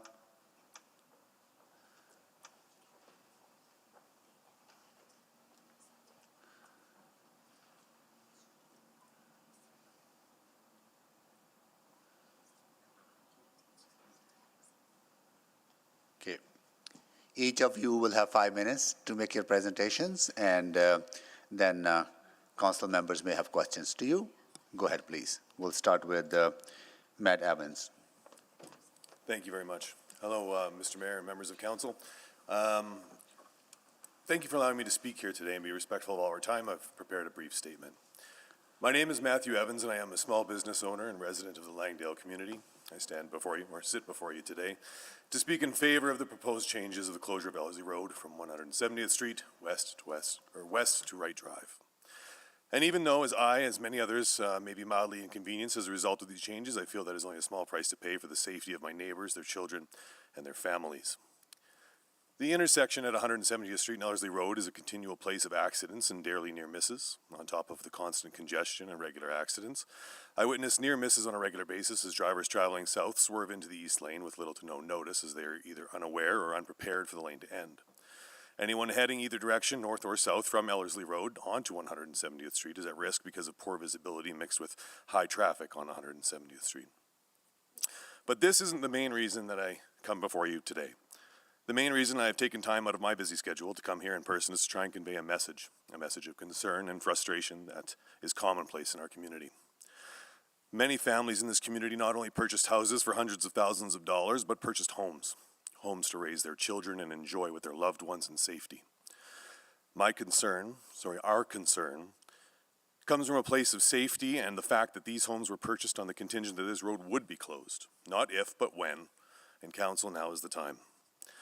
Ellerslie Road west of 170th Street has become a straightaway for vehicles to reach speeds easily in excess of well over 80 kilometers per hour. In the summer, and poor road conditions in the winter mean constant vehicles in the ditch. I have pictures of a school bus perpendicular to the road stuck in freezing 20 below temperature from just this January. And I dread the day when a cyclist involved in a life-changing collision with a motor vehicle on this road changes their life and their families forever. The safety of this road, the pedestrians, and the constituents of the neighborhood and of this city are at risk daily. As this was always the plan for the community, and as far back as I can see from 2015, if not earlier, has been part of the neighborhood and area structure plans. So I ask of you, please approve this, so the community can enjoy a lovely green space that will reduce noise pollution, encourage precious family time and memories, healthy lifestyles, and bring more people to the area looking to be close to nature and another great green space provided by this forward-thinking city. I believe in this so much that I'm willing to make myself available to assist in pushing this forward, whether that be by petition, group formation, and coordination, however this council or my community needs me. Thank you for your time. Thank you so much for your presentation. Next, we'll go to Darren Guinan. That was really great. Thank you very much for allowing me to speak today. My name is Darren Guinan. I live very close to Mark. I have lived in that area now for 4 years. Started building in 2017. Again, as Mark mentioned, that was always a commitment. We built under the impression or the commitment that this road was going to be closed. When we bought, or we're looking at building there, I should say, the worry was the noise from the street, from that Ellerslie. But we quickly realized it's not the noise is the issue, it's the safety. So in my 4 years, I have seen Marks Point buses. I've seen last year, every day there was ice, 5 to 10 vehicles in the ditches. I've seen large equipment trucks rolled over. I've seen drag races going, I would say, far over 80. I'd say 100. I've seen motorcycles, cars, racing. I've seen everything on that road. Not to mention that there is a wildlife corridor right behind there, going from the farmer's land that's there, behind the 180th behind there, and there's tons of animals going behind there. It's very high, and I believe the volume of traffic has gotten significantly higher over the last 5 years, and we are seeing more and more accidents, more and more precarious situations. And the biggest fear for us isn't every day we live with, is there an accident or something happening? What it is the 100-mile or 100-kilometer-hour vehicle going off the road into our yards or our houses. There's about maybe 20 to 25 feet from the road to our property lines and then into the yards. So that's where all the neighbors that I've known 4 or 5 years, where the major concern is. You know, we see accidents every day. We see animals, unfortunately, killed in that area. Biggest concern is somebody flying down that into our yards. So, you know, for the last 4 years, we have been waiting for this to occur. And the holdback is Keswick, nobody can get into Keswick. The road is not finished to Keswick. The road's finished now. It's up and operational. People can access Keswick. People can go through Keswick to get to the other older neighborhoods behind there. It is all ready for that road to be closed. Not only do I advocate supporting this, I would ask council to look at pushing forward the full closure of this road as soon as possible due to the safety concerns with it. Thank you very much. Thank you so much for your presentation as well as waiting through the whole process. Your ward councillor, Cartmel, is away on a personal matter, but he's been, just want to convey that there's a reason that he's not here, but he's engaged on this, and he's been communicating with us. So thank you so much. There's no questions to you from council members. So once again, thank you so much for being here today. Yeah. Good. And now we'll go to a member from the public in opposition, Asghar Ali. Asghar Ali, just want to see if you're there. Yeah, I'm here. Yeah, thank you so much for waiting as well. So please go ahead, make your presentation. You will have 5 minutes to make your presentation. Yeah, Mr. Mayor, am I able to share my screen? Because I had a slide I wanted to go. Is that the screen? Is the Yeah. slide on screen now? Yeah, go ahead. Yeah. Okay. Yeah, go ahead. Thank you. Okay, so my name is Ashkar, and I live in this community. And so the proposed area, which is shown in orange, that's supposed to be closed. So currently the Leslie Road, as I'm pointing it here, is being used by Keswick residents, the golfers going to the Windermere Golf Course, and construction workers, and I believe transit, the on-demand transit, and school buses. So when the section is closed, the proposed section is closed, I believe the golfers, all of this traffic might be rerouted through either one of the two options. Either they will go through the residential streets in Langdale to access this part of the Lesser Road to go to the golf course or into the other communities down west. Or they will use this route along Hiller Road, going near the school and coming in contact near this playground, and then going through the Keswick on the River community into the golf course. So I'm not supporting this proposal because the rerouting options that I just shown will create traffic hazards, potentially accidents in the future. So if you look at this, the potential rerouting option going through the Langdale community,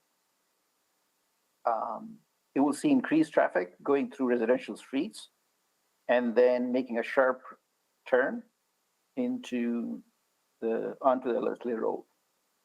Now the Leslie Road, there's a problem. One of the other gentlemen, they mentioned accidents happening.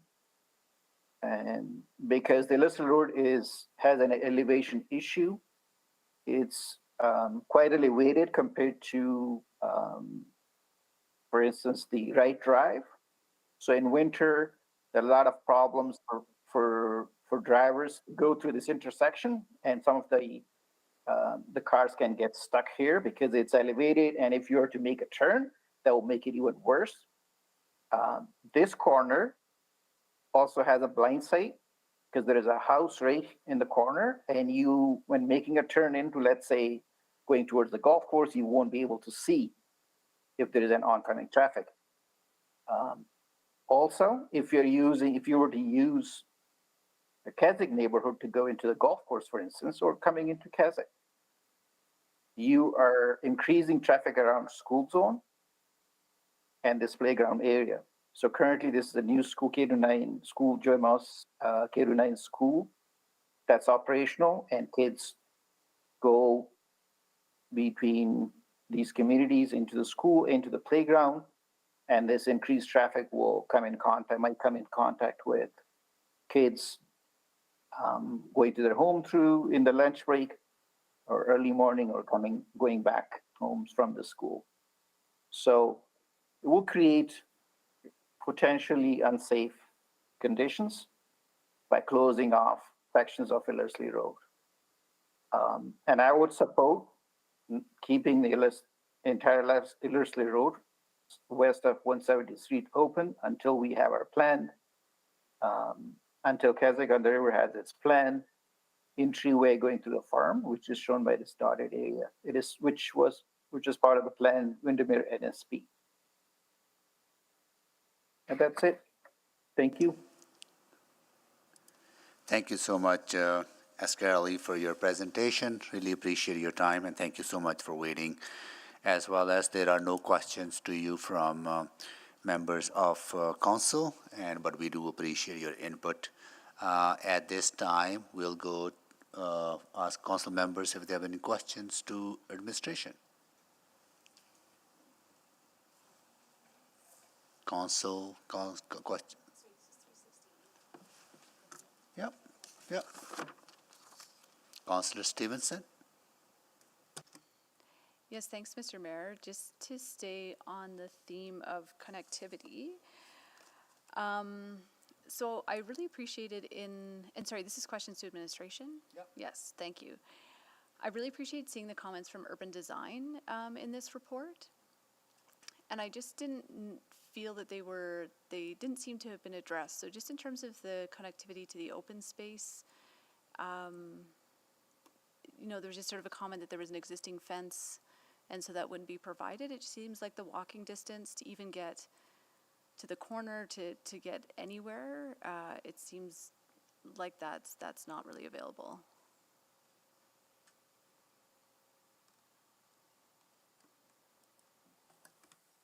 That is correct. There is an existing fence, and the decision was made to not require the access through.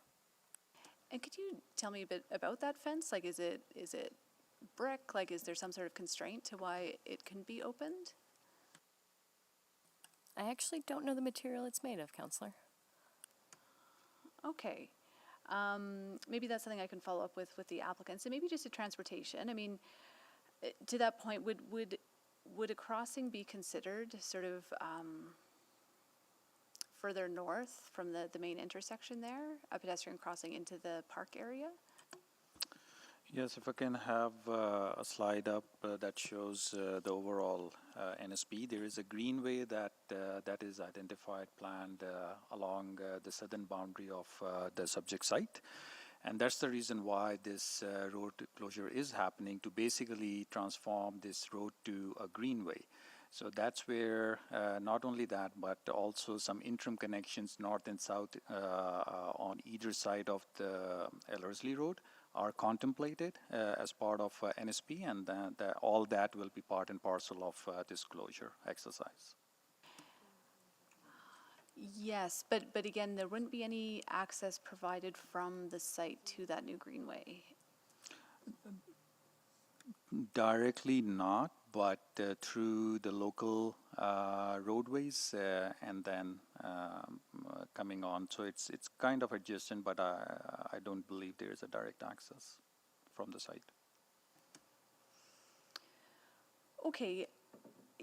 I know it seems like small things, but I think that permeability of pedestrian access points is really critical in having a vibrant and walkable community. And it may seem like a small thing, but having grown up in a neighborhood where some of those direct links weren't provided, they do create a bit of a barrier. So I'll just reflect on that a bit further. Also recognizing there's discussion of the design of the road that will happen at the DP stage. Again, there didn't seem to be any principles or guidelines about the design of that road included in the DC2. Was there any reason around? So we didn't get into the specificities intentionally, because once we look at the design, obviously there are elements that are attached to pedestrian safety. The pavement marking, there may be some special considerations as part of the drainage component. So generally, what has been identified as an expectation for the applicant is to look into all those elements. There will be curb and gutter, there will be better standardized pedestrian accommodation on the accesses at 173 Street, at Wright Drive as well.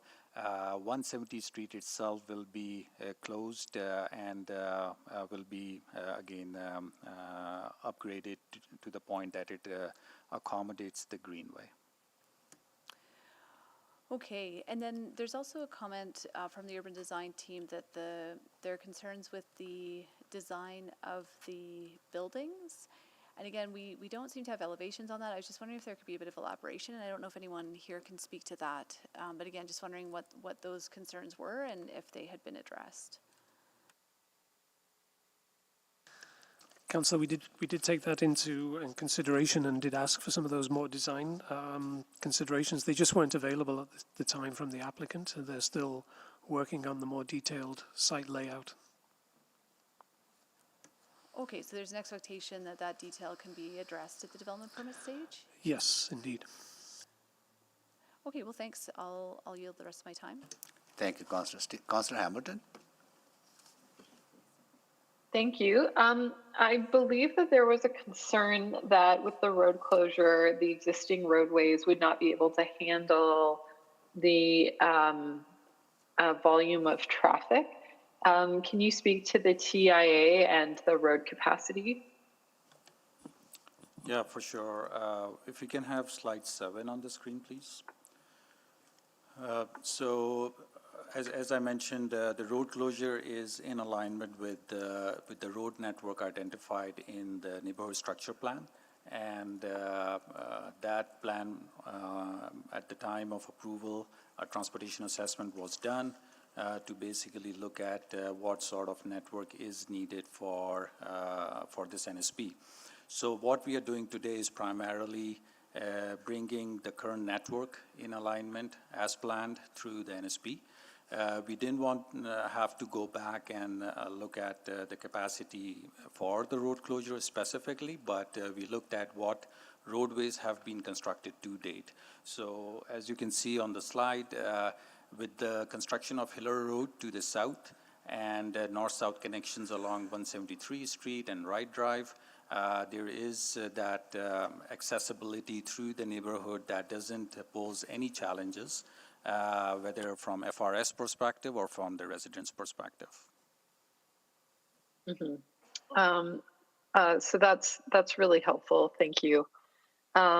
I don't have other questions at this time, but I'll see what other folks have to add. Thanks.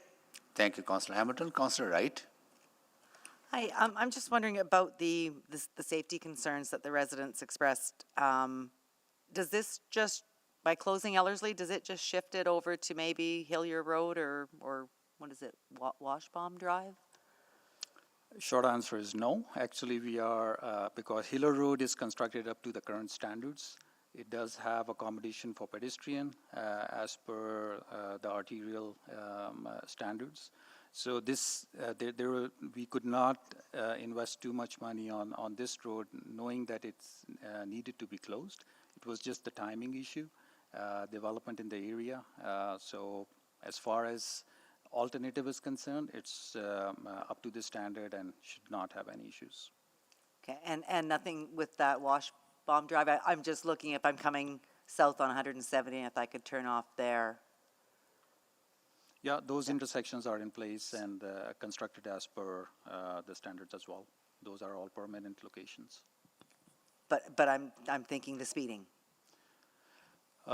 Speeding in this area, we did hear a lot of concerns around Ellerslie because of its rural nature, and that's why a lot of accidents were happening.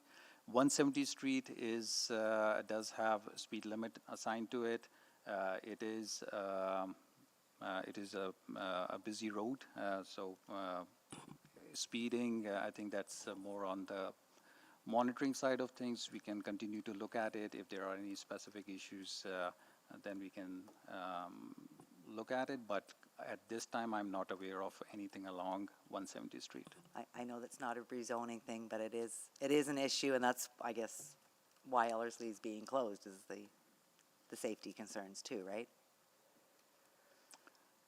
Mainly because Ellerslie is not up to up to the standards, and the controls were not in place.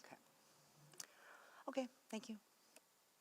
Thank you, Councillor Wright. So that concludes the questions to administration. At this time, I'll ask if council members have any questions to administration or to the proponent or to the members of public in opposition, any new information arising out of the previous discussion. Councillor Stevenson? Yes, thanks. Maybe just to the applicants around the fence, if you could just maybe help me understand a little bit more why that fence can't be modified? Thank you, Councillor Stevenson. Yeah, the fence was provided as part of the subdivision requirements for the site. Again, 170th Street is an arterial roadway. There is a berm and fence requirement, and it is constructed. So there are some grading challenges in terms of providing some sort of access through that corner. Okay, yeah, I guess just in terms of sort of the desirability of the homes, it seems like a connection to the east, where, and I apologize if I have this wrong, but that's going to be a park space, natural area. I'm just wondering if there's benefits in terms of providing some greater connectivity to that amenity? Yeah, directly to the east, there are a combination of single family and row housing that's already developed. And so there are two connections to that local roadway that include sidewalks to connect you to the larger trail network. Okay, thank you for that. Yeah, no further questions. Thank you. Thank you, Councillor Stevenson. Councillor Paquette?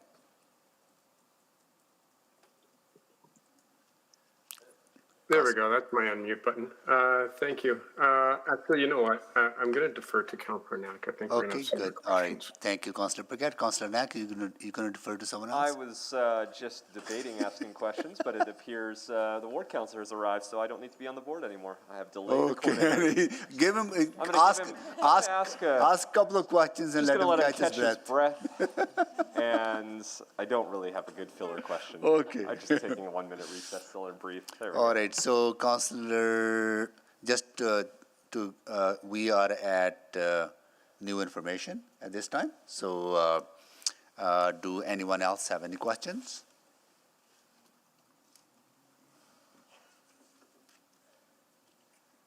I do. Okay. Let's hold slowly. Councillor Cartmel, do you have any questions? Can I move a 2 minute recess? Here we go. Go ahead, Councillor Cartmel. Well, I'm not sure I have any questions because I missed the last 3 minutes. I've been listening on YouTube. I've been trying to get a scan all afternoon, and the scanner broke. Yeah. So I first of all want to apologize to the constituents that have come. But I wasn't here for the start, but I did hear your comments. And I guess in the form of a question then, the first two speakers, I don't have the list in front of me, I'm sorry, but you spoke to how you see the traffic concerns on Ellerslie Road. And if I'm not mistaken, part of that is because it's still a rural cross-section. That is to say, deep ditches, the fences are right there. And I guess my question to you, I guess I have to pick somebody that'll have to come down. Yeah. That's our process, I'm sorry. Maybe Matt Evans? Yeah, please come down to the Probably podium. get down the stairs faster than I got up the stairs. Yeah.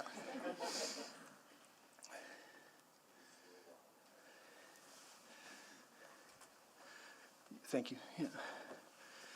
And we did hear from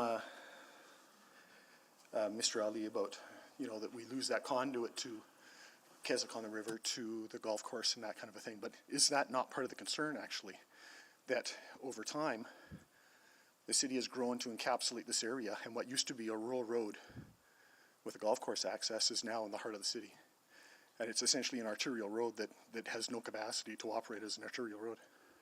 That's absolutely correct. Yeah, it was a road that was, I don't know when it was constructed, but you're exactly right. Deep ditches on each side, no room for pedestrian traffic whatsoever to be able to walk through that space from east to west. And it's a straightaway from 170th all the way to the golf course. So people take advantage of that at all hours of the day and night. It might surprise you to know that I ran a 10-mile road race on that race in 1978, so it's been there at least that long. I was more fit then, clearly. I guess do you live south or north, you and your neighbor On live? the north side of Ellerslie Road. North side of Ellerslie Road. So do you have a concern then that on Wright Drive, which used to be sort of a dead end when it got to Ellerslie, is now going to be somewhat of a conduit? It's been designed for the traffic when the whole neighborhood is built, but there's going to be, while Ellerslie Road West is still there, there's going to be that uptick in traffic and vehicles. I believe that it's been constructed for that purpose, and taking that road daily, because I do try to avoid 170th Street and Ellerslie Road. I don't see it being a problem at all. I think it's built to handle the traffic, and so far so good. Langdale's got the amenities that the neighborhood has built. They've got, I think they have an HOA, but they certainly have a playground. And so are you aware that those folks that are on the south side of Ellerslie are trying to make their way from Keswick into Langdale to take advantage of the amenities that you do have? And would you agree that the closing of Ellerslie Road allows those pedestrian crossings, at least 3 of them between 170th and 173rd, are now something we can create, where right now we wouldn't dream of trying to do that? Absolutely, absolutely. There was some questions earlier about if there was pedestrian traffic in that area, and there are some pedestrian walkways there now. They didn't make it, I don't think, onto the slide, but Yeah, there you gotta get through the there is some ditch. ability, but there's pallets being used as walkways for local traffic and pedestrian traffic to get through the ditch and up across the other side. Right, right. I think those are all my questions for you. Thank you again for coming. I really appreciate it. Yeah, no problem. Thank you. Appreciate your time.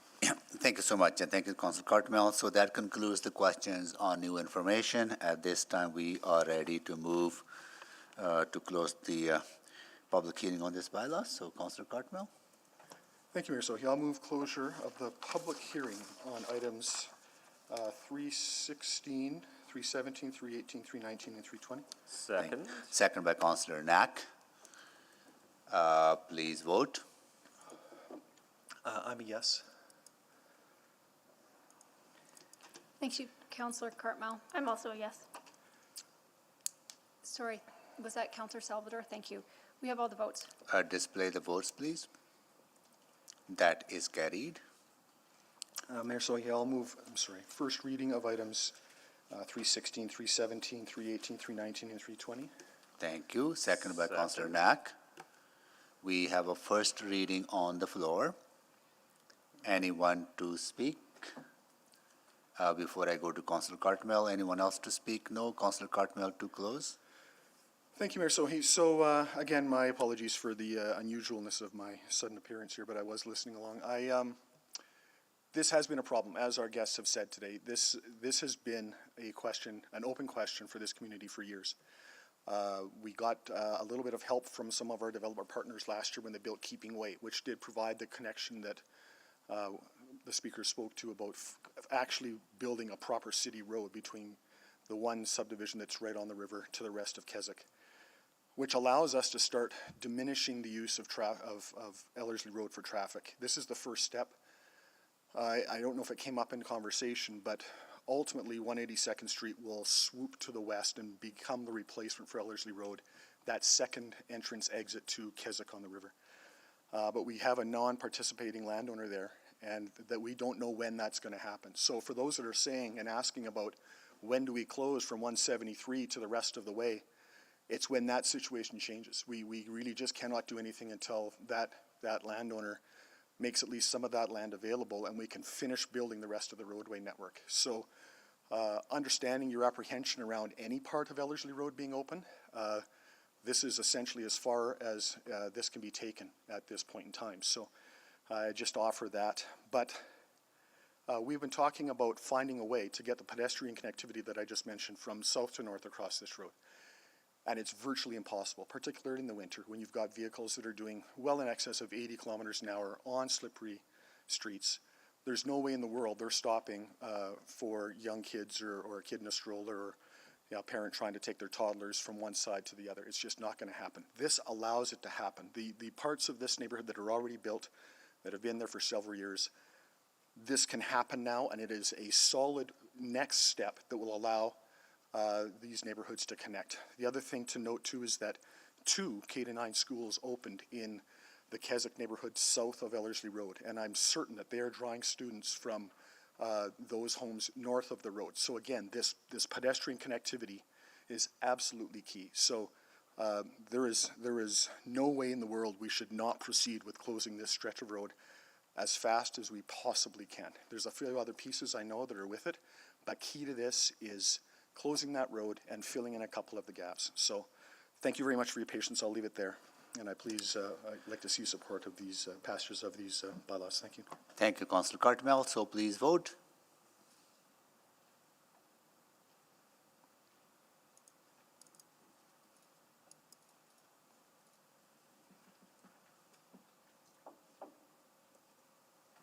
We have all the votes. Display the votes, please.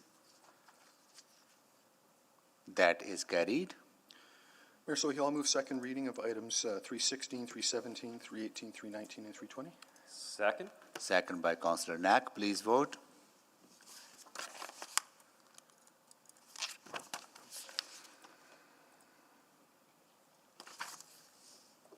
Just hold on. There you go. Got it. We have all the votes. Display the votes, please. That is carried. Mayor Sohi, I'll move consideration of third reading of items 316, 317, 318, 319, and 320. Second. Second by Councillor Knack. Please vote.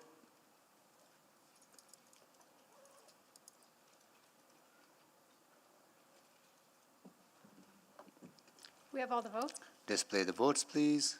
That is carried. Mayor Sohi, I'll move third and final reading of Bylaw 20267 to close portions at Ellerslie Road, Windermere. Bylaw 20268, Bylaw 20269, Bylaw 20270, and Bylaw 20262. Second. Second by Councillor Knack. Please vote.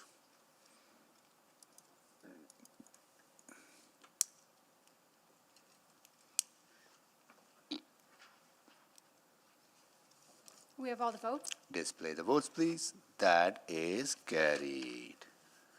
Okay, now you can catch breath.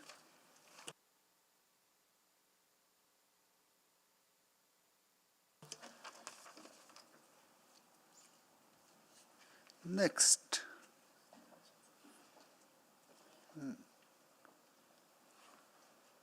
We're on to just hold on. Oh, I see, okay. So next we are on to items 3.21, Bylaw 20246 to amend the McKernan-Belgravia Station Area Redevelopment Plan, 3.22, Charter Bylaw 20247 to allow for 2 transit-oriented mid-size residential building with limited commercial use fronting onto public open spaces McKernan, 3.23 Bylaw 20244 to close portion of road right-of-way McKernan, 3.24 Bylaw 20245 to close a portion of road right-of-way McKernan. And I'll go to administration. Before I go, actually I'll go to administration for a presentation. Go ahead. Thank you, Mr. Mayor. This application is for a mid-rise mixed-use building created through a DC2, sorry, we're on slide 1. Thanks. Created through a DC2 site-specific development control provision in the McKernan neighborhood. It would allow for the development of 2 buildings with a combined total of 142 units, a height of 23 meters or approximately 6 stories, and commercial space at ground level. This proposal contains multiple components that come together to achieve the overall goals of the city plan and the many objectives of the McKernan-Belgravia Station Area Redevelopment Plan, or ARP. One of these components is an amendment to the ARP to go above the envisioned building height for this area. The additional height is a trade-off that has to be weighed against achieving policy goals of infill density, amenity provision, and mobility improvements. Through administration's review, we are recommending that this proposal be approved. Next slide, please. The site comprises 4 lots at the end of the cul-de-sac of 78th Avenue, which abuts the Capital Line LRT wall and tracks. It is adjacent to the north end of the McKernan-Belgravia LRT platform, with direct access to the station through a shared use path which connects the site to the LRT. It is walking distance to the McKernan Community League, the school, several parks, and the major node that is the University of Alberta. Next slide, please.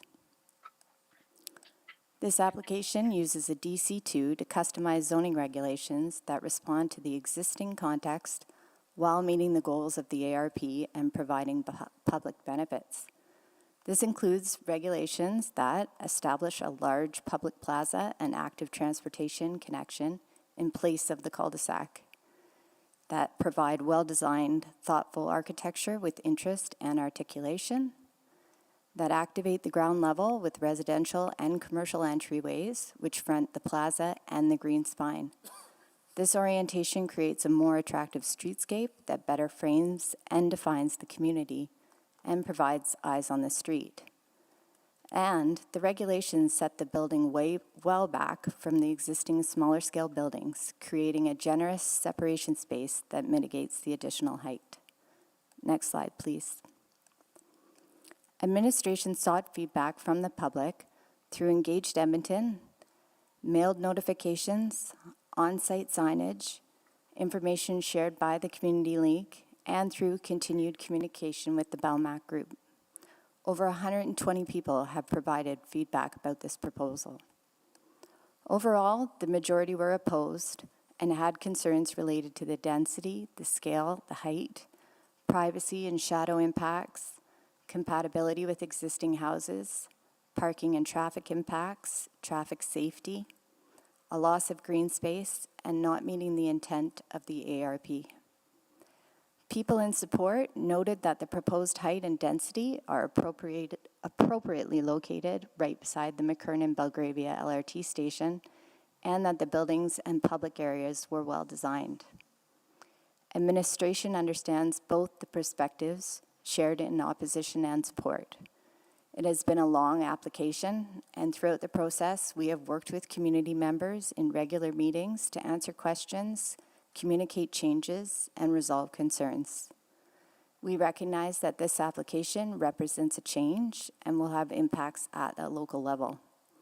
The feedback we received has been essential to our team for understanding the local context and to the applicant team to respond to and make changes to their proposal. Next slide, please. The image on the slide shows the 114th Street corridor development concept from the ARP. You can see the concept includes locating increased density along the shared use path, or what is referred to as the green spine. The plan expects the maximum height of buildings in this corridor to be 4 stories. The plan seeks to reconnect the grid by introducing a north-south alley and convert existing cul-de-sacs to open space. This is intended to enhance the connection to the green spine. The 114th Street corridor is intended to prioritize people who walk and roll and to create comfortable and attractive linkages to the LRT station and broader active travel network. The plan also acknowledges that implementation at this level of change is complex. While the implementation plan calls for limited public investment, it highlights the reliance on applications for new development and that assistance to redevelopment is required to realize plan goals. Next slide, please. As this application requests more height than what is envisioned by the ARP, the DC2 responds by mitigating the localized impacts through increased setbacks that create a sensitive transition to the surrounding land uses. The model on the slide is a view looking north and shows the separation distance between the building and the existing smaller scale houses. The building setback and alley width combine to create a separation distance much greater than a standard zone that regulates 4 or 6 stories. Existing alleys on the north and south sides of both buildings also provide an appropriate buffer to transition to the smaller scale houses. While the upper stories of the building, within the upper stories of the buildings, step backs have been incorporated above the 4th story, and privacy screening is included along the roof level to ensure increased separation distances. Next slide, please. The application before you aligns with the land assembly and provision of public infrastructure directed by the ARP. The image on the right shows the proposed road closures, the newly dedicated road right-of-way for north-south alleys, and the public plaza. The image on the left overlays the proposal on a satellite image and shows the approximate position, fit, and look at the location. During the review, we heard comments from residents that through the road closures, the community was losing parkland to facilitate this development. The road closure areas, highlighted in yellow, are currently used as an alley and open space. Closing these areas does align with the direction of the ARP, as it allows and it lets the proposed buildings shift eastward, making room for new alleyways interior to the neighborhood. These alleys are shown in gray. The overall result allows the development to provide greater separation distance to small-scale, more sensitive uses interior to the neighborhood, while maintaining the consistent width of the green spine. Next slide, please. The ARP envisions a shared use path or green spine with a consistent width throughout the 114th Street corridor and suggests a range of 10 to 15 meters. This application follows the ARP's direction by providing a 3-meter setback, including landscaping, and 9 meters for the shared use path. This results in a total of 12 meters from the building to the LRT wall. For context, a similar shared use path within developing communities is required to be a minimum of 6 meters wide. When compared to the shared use path areas adjacent to this site, the proposed 9 meters width is similar to the properties immediately to the north and the south.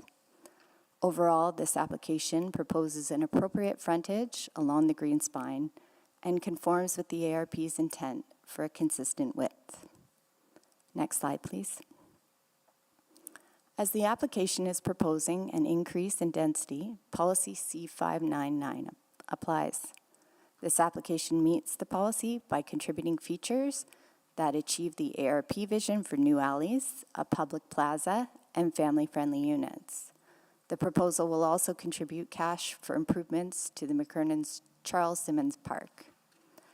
Other community benefits: this proposal exercises open option parking, and this allows it to operate as a fully transit-oriented development. As such, it provides minimal visitor and loading spaces at grade. To further encourage the expected transportation mode shift, this proposal includes a subsidized transit pass at 50% to building occupants, and this is over 10 years. It also includes a bicycle repair facility located in the public plaza. Next slide, please.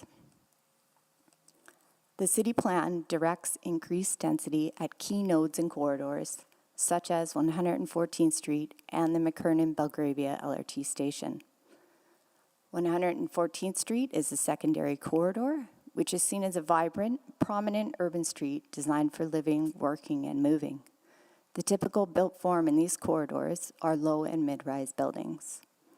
In secondary corridors, it can be expected that highest intensity use would be located next to the highest order transportation infrastructure or LRT stop. As a mid-rise mixed-use building, this proposal aligns with the city plan goals for secondary corridors and for giving people more quick access to transit and other active travel modes. Next slide, please. In closing, administration supports this application. It realizes the ARP's goals for density lining the green spine, for open space and mobility connections, and the associated land assembly that is required. The additional height can be seen as a trade-off for realizing the ARP's vision with a scale that aligns with the city plan's expectations for built form along a secondary corridor. The resulting increased density allows more people direct access to multiple active travel modes, and the proposal has excellent urban design, achieved through setbacks and a public plaza that integrate well and mitigate additional height impacts with the surrounding land uses. Thank you.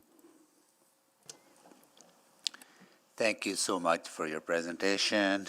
And now I will call out first folks in favor, and we will panel them. And we'll try to get to a few of them before we break for supper. Donald John Walakashi, thank you. Bryce Pinto joining us virtually. We see you.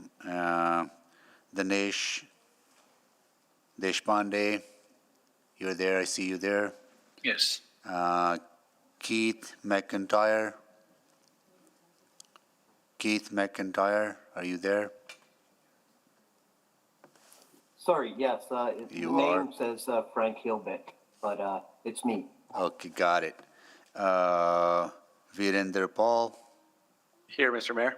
Thank you. Gavin Hill. I'm present, Mr. Mayor. Thank you. Kristen Goa, I see you on the screen, Kristen. Marcelo Figuera. Marcelo, I see. Marcelo. I'm here, Mr. Mayor. Okay. And Ryan Edick in person. Ryan, you'll be number 9. Or you can, whatever. Where is he going to sit? Number 2? Okay. But you'll be number 9 on the speaking list, though. Okay. All right. Yeah.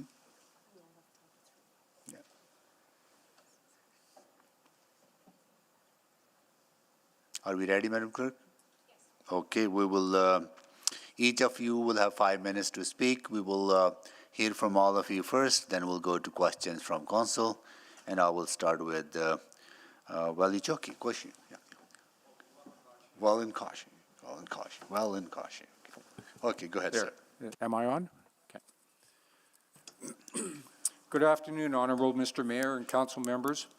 My name is Don Walakachi, and I'm a 60-year resident and homeowner of McKernan, Belgravia. I've come before you today to share my comments and experience about the neighborhood and to show my support for this project and why it should be approved. A little about myself. I'm a lifetime resident of our great city, therefore I have seen many changes and the trials and tribulations of many city councils over the decades. I served as vice president of my community league for many years, was vice president of McEwen Student Council, was awarded Small Business Owner of the Year by the Edmonton Chamber of Commerce. I understand some of the complexities you are dealing with. I was born and raised in this neighborhood and have seen the evolution over the decades. I have watched this wonderful area go from a 2-lane road on 114th Street to a 4-lane road to our LRT tracks. I've seen 5 houses removed all the way down 14th in the name of progress. I understand why, even though it impacted myself and neighborhood, I accept the change as needed. I realize there is resistance to most projects, but I also know change is inevitable. Whether that would be infill housing, road expansion, or density housing. The neighborhood revitalization, or the ARP that has been in place for decades and that the city spent millions on is very well laid out for this area.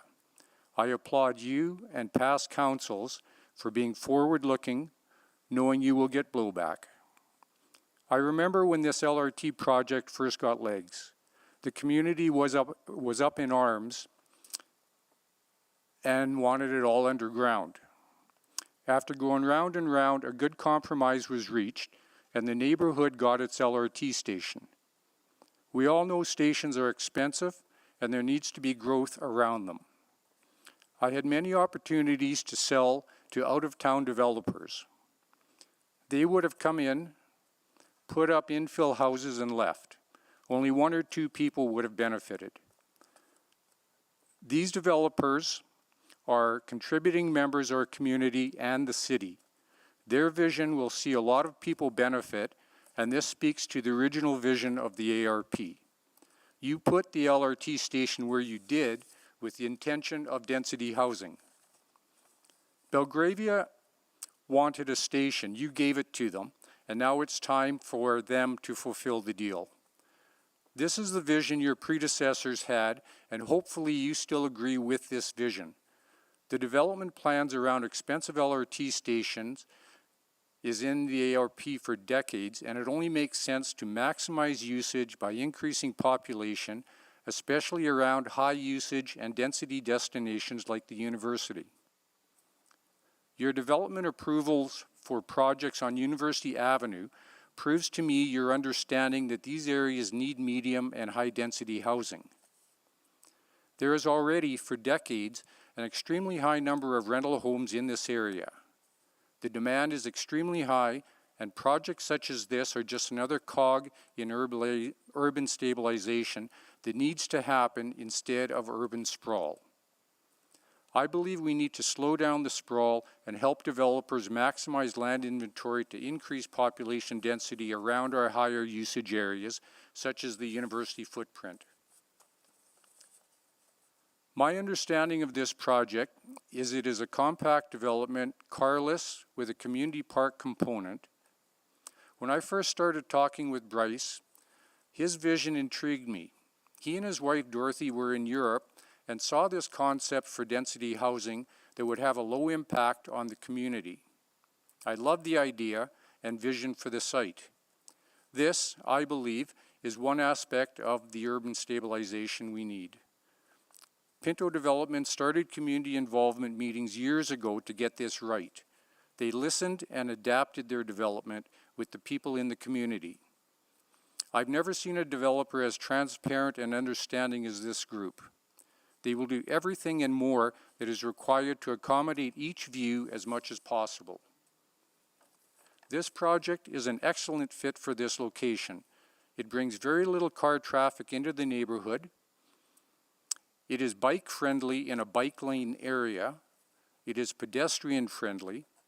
People have excellent access to public transit, buses, LRT.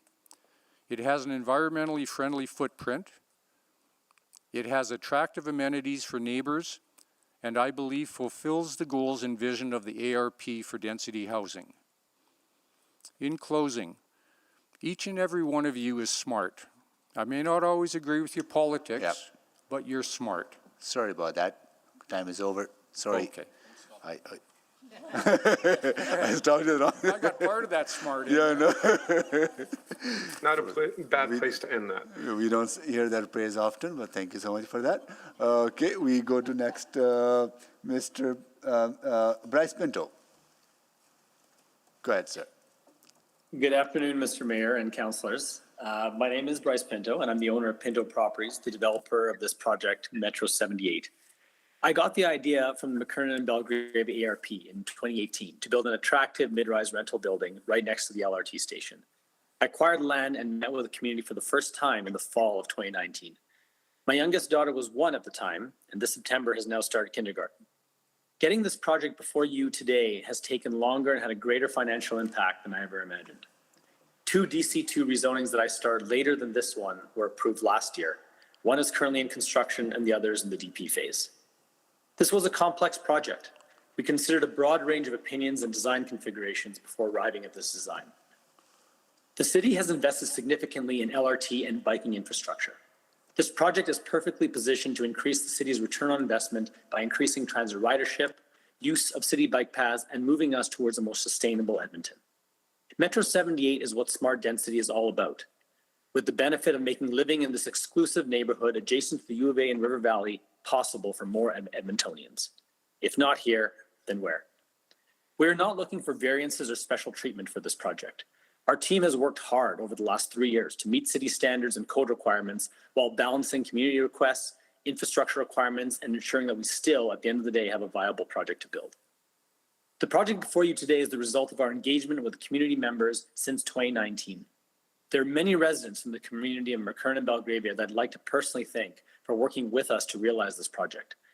I know that it was especially hard for some of you to work with us when your neighbor was actively opposing the project as well. So thank you. There are a few community members whose mission from the beginning has been to see this project stopped.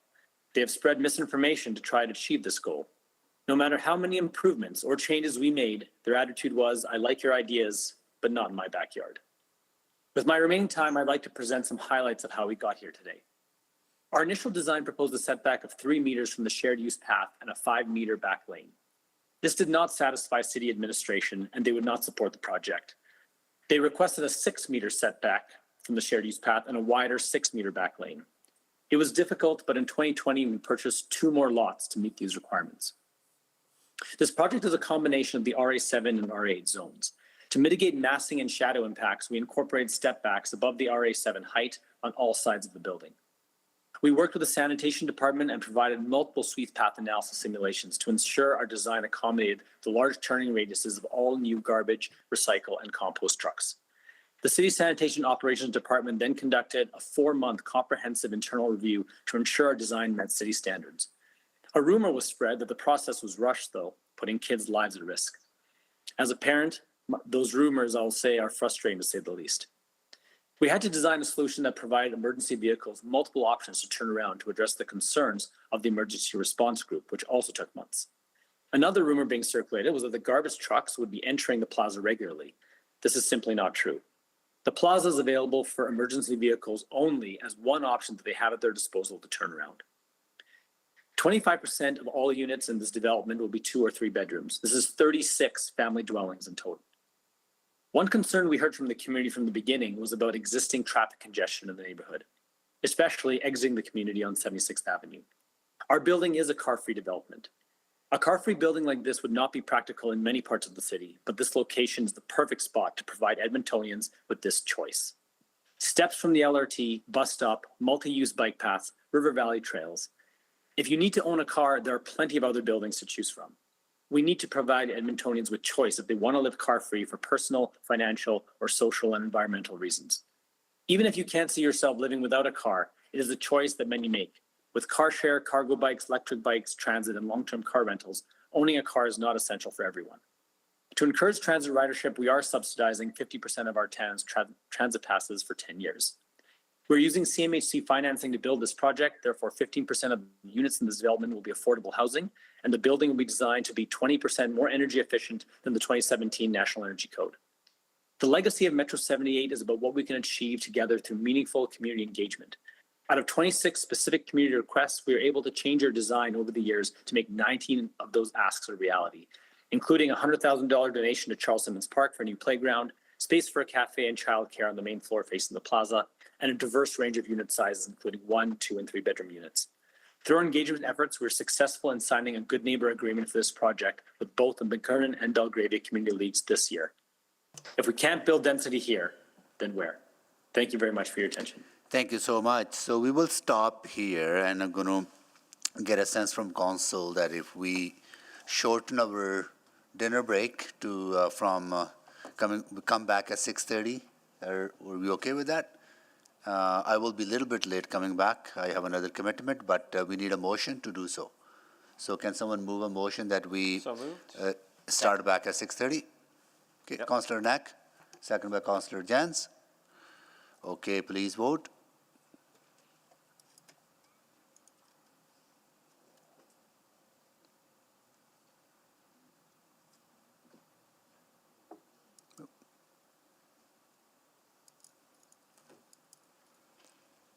We have all the vote? Display the votes, please. That is carried. So we will be back at 6:30, and we will start with Dinesh Deshpande when we come back. Okay? Until then, we are on the recess.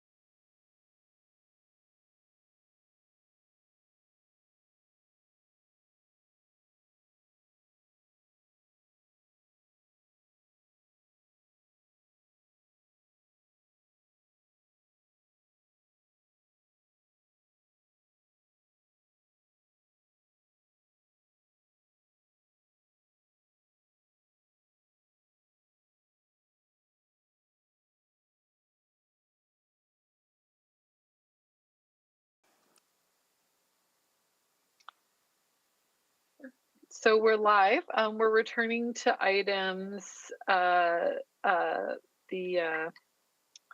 McKernan items. Sorry, my eScribe just reset. Items 3.21 to 3.24. Before we proceed, I'm going to do a quick roll call. The mayor said he'd be late, so I'm going to chair until he comes back. Councillor Knack. Good evening. Good evening, Councillor Wright. Good evening. Good evening. Councillor Principe. Hello. Councillor Stevenson. Good evening. Evening. Councillor Tang. Good evening. Councillor Paquette. Councillor Paquette. We'll come back to him. The mayor is going to join us in short order. I'm here. Councillor Rutherford. Good evening. Good evening. Councillor Salvador. Good evening. Councillor Cartmel. Good evening. Councillor Rice. Good evening. And Councillor Jans. Good evening. And have I missed anyone? I was doing that roll call from memory. So, not hearing anything. We'll continue with the McKernan item. And next up, we are hearing from Dinesh Deshpande. So you have 5 minutes. And sorry, Councillor and speakers, if I could just interrupt, if I could just remind public speakers to please let us know when to advance slides, that would be wonderful. Thank you. As the clerk said, please, if you have a slideshow, please let them know when to advance slides. All right, Mr. Deshpande, you have 5 minutes. Thank you. That's perfect. I was just going to ask if I can have a slideshow, but that's great. So good evening, Mr. Mayor and members of council. My name is Jnanesh Deshpande. I'm principal with Green Space Alliance. In my past life, I was a member of Edmonton Design Committee for the last 5 years. I also teach urban design course at University of Alberta's planning program. So before taking this assignment, we were extremely careful in reviewing all existing and ongoing city policies. This project truly provided our team a unique opportunity to demonstrate how good urban design principles can be incorporated in a constrained site such as this, next to the LRT station and located at the edge of a mature neighborhood. My presentation today will focus on how this project was informed by the existing ARP, and it will also explain how it may provide equitable housing opportunities for future residents. Metro 78, in our opinion, is about learning from the past, living in the present, and building for the future. Next slide, please. As you can see here on this slide, the 2013 ARP had already incorporated the concept of corridor type development, the image on the left.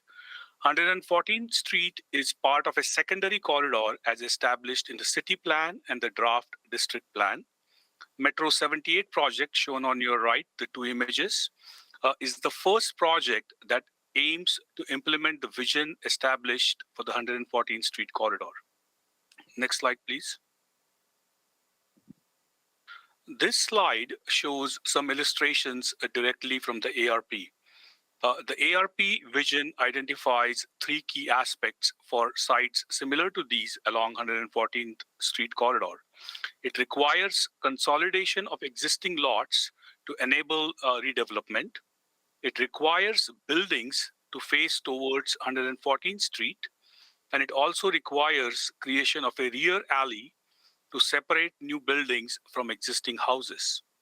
Our project demonstrates how this vision can be implemented in today's context and economy. Next slide, please. As you can see, the image on the left, the ARP and district plans that are currently under development, they identify 78th Avenue corridor as a pedestrian priority area and Metro 78 project tries to complement that vision. You can see some illustrations on the right by providing landmark buildings along this pedestrian corridor and also establishing a entrance feature to the community through building and landscape design. Next slide, please. This is my last slide, and it talks about the housing equity aspect of this project. We are using 3 key approaches to achieve housing equity. First, in order to reduce the cost of monthly rent and be able to offset the cost implications of implementing the ARP vision, we are removing parking from this development. In our opinion, this approach really works well due to the site's adjacency to the LRT station. Second, we are applying CMHC standards to have 15% of units rented below market rent. And third, we will be providing subsidized transit passes for all tenants. This way, we aim to provide a housing equity in this TOD site. Based on our current understanding, this has not been achieved or done in Edmonton.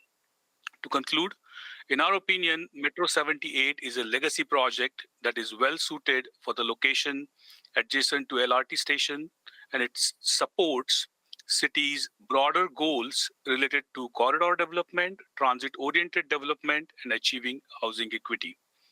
Our team is really excited about the future potential of this site, and we hope you support this application. Thank you very much. Thank you, Mr. Deshpande. Keith McIntyre. You have 5 minutes. Are you there? Yes, sorry. You have 5 minutes. Good afternoon, Mayor, Councillors. My name is Keith McIntyre of Frank Hilbeck Architecting. These buildings are obviously dear to me. Throughout the 3-year process that brought us to this day, Bryce has always encouraged me to do my best. These buildings express not only the desires of the owner, but my personal growth in the field of architecture. I am very proud of them. For me, this has been an opportunity to express myself in themes and materials not normally associated with developer buildings. Essentially, these buildings are intersections of planes and volumes to visually break up the mass. Each material is allowed to reveal itself in different situations, creating a dynamic overall effect. The east facade reacts with the 114th Street corridor and the shared use path on many levels. First, at the ground level, the lower units have direct access to the shared use path, creating an open dialogue between residents and the pedestrian path. Second, at speeds of a car or train, a visual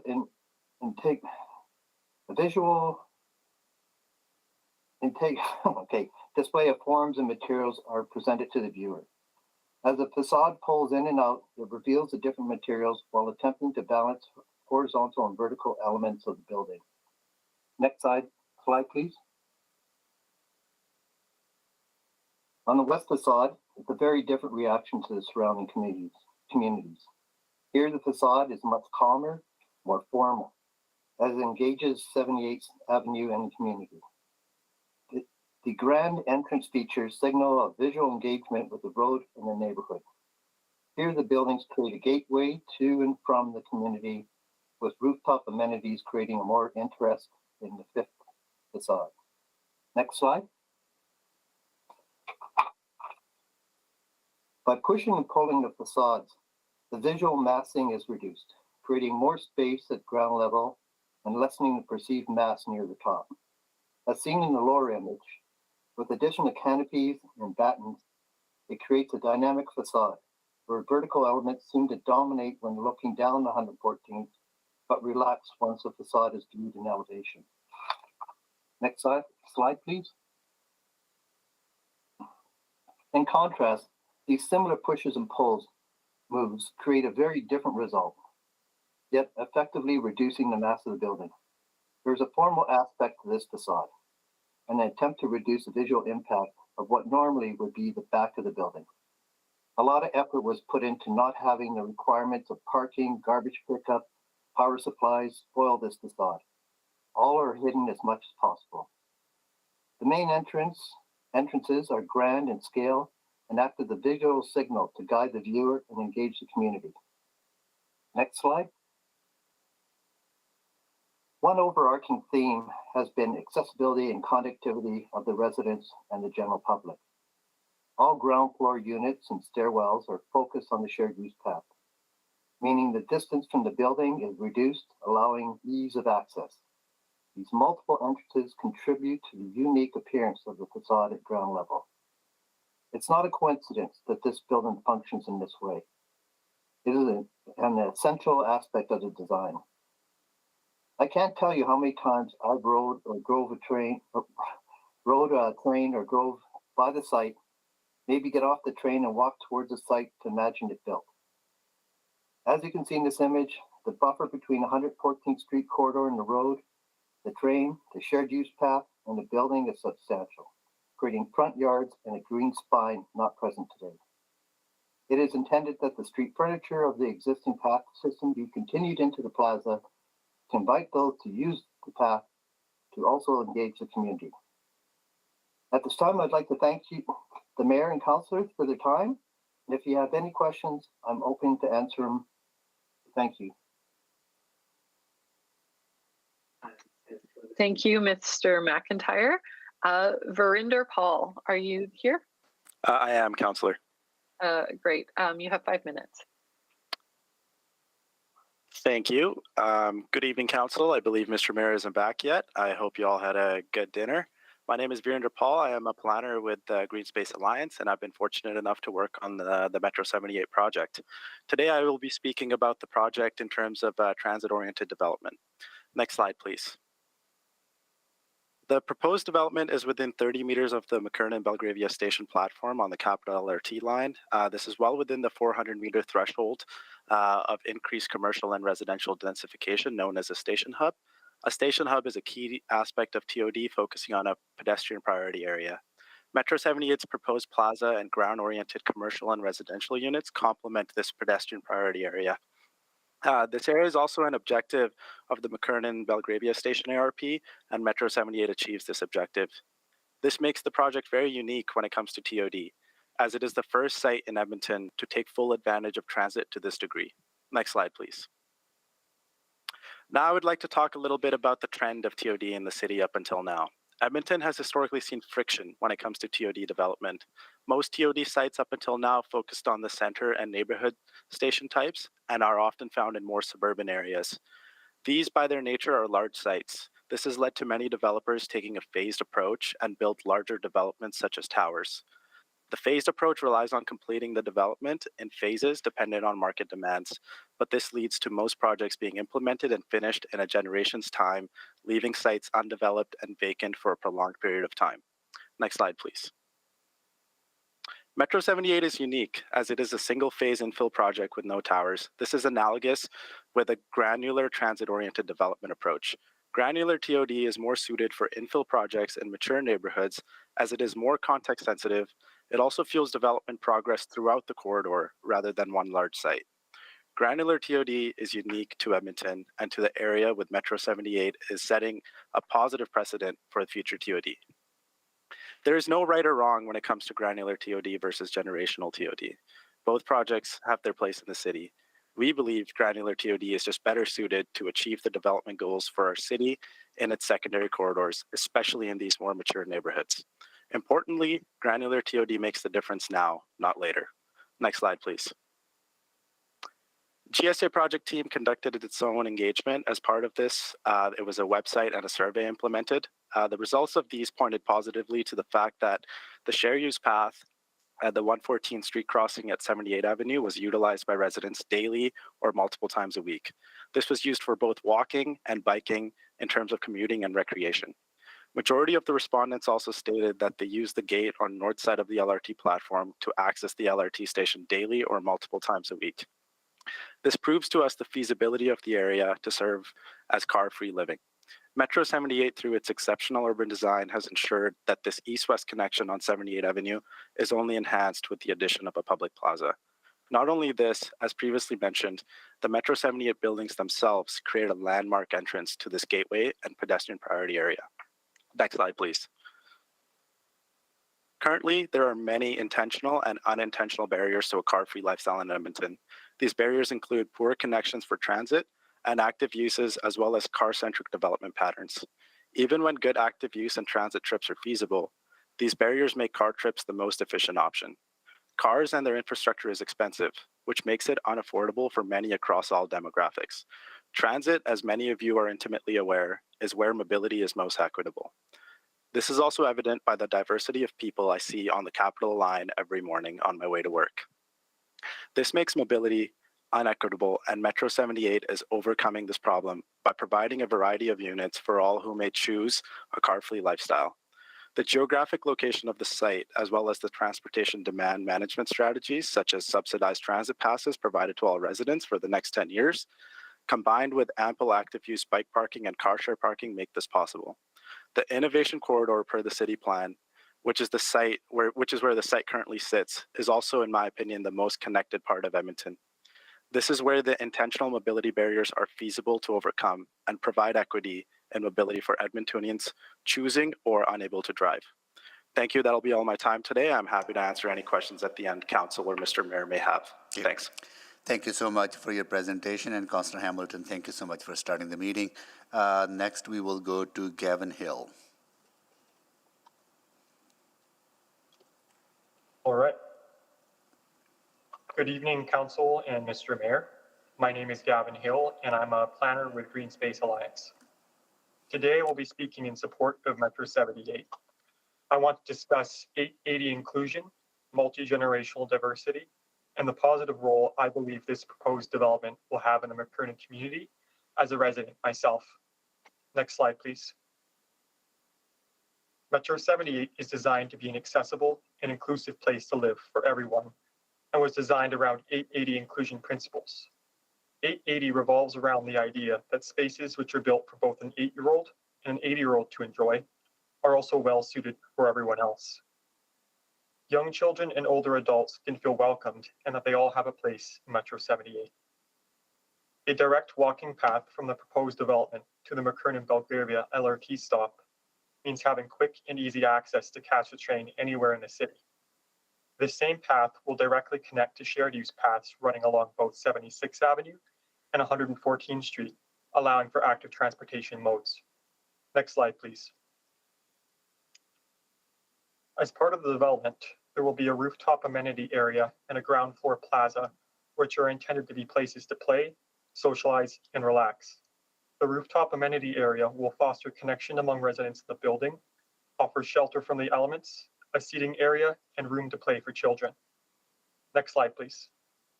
The ground floor plaza will feature varied and attractive landscaping, trees, benches, and connect to the shared use paths I mentioned earlier. I believe public transport and active modes of transportation are the most inclusive way to get around Edmonton. Car ownership can be prohibitively expensive for many people. There are also those who make the conscious choice to forgo car ownership in support of public transit and other ways to get around with ease, reliability, and convenience. People who don't own a car still want to be connected and have choices on where they want to eat, play, work, or do their weekly grocery shop.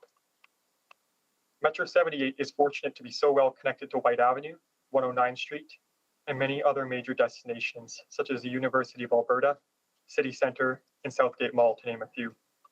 Metro 78 provides an option for residents seeking a place that supports and aligns with their values and the direction Edmonton continue to go to support diversity, inclusion, and a range of transportation options where walking, biking, and transit meets their everyday needs. Metro 78, in offering a different emphasis on how people get around, in turn supports reducing our impact on the environment. These accessible connections are in line with the direction of the upcoming district plans, which aim to build 15-minute districts, allowing Edmontonians to access their daily needs within 15 minutes of where they live. The city plan, as adopted by council, calls for a future where 50% of trips are made by transit and active transportation, and this development is in line with that vision. As I mentioned earlier, I'm a resident of McKernan. I live on 75th Avenue, just off 109th Street, and I walk or bike down 76th Avenue every day to get to my job downtown, meet my friends near the university, or buy groceries at Southgate Mall. On a personal level, as a citizen, I walk and use public transit every day and believe there are many others like me who do not want to rely on a car for their basic needs and enjoy the convenience and efficiency of the LRT. For me, having some commercial amenities on the ground floor, such as a proposed cafe, would make a great stop in my daily routine.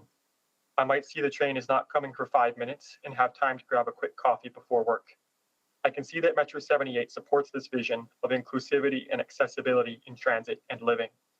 With these values in mind, I believe Metro 78 would contribute positively to my neighborhood and will further move this vision forward. Thank you for your attention, and I'm happy to answer any questions after our presentation. Thank you so much for your presentation. And now next we will go to Kirsten Goa.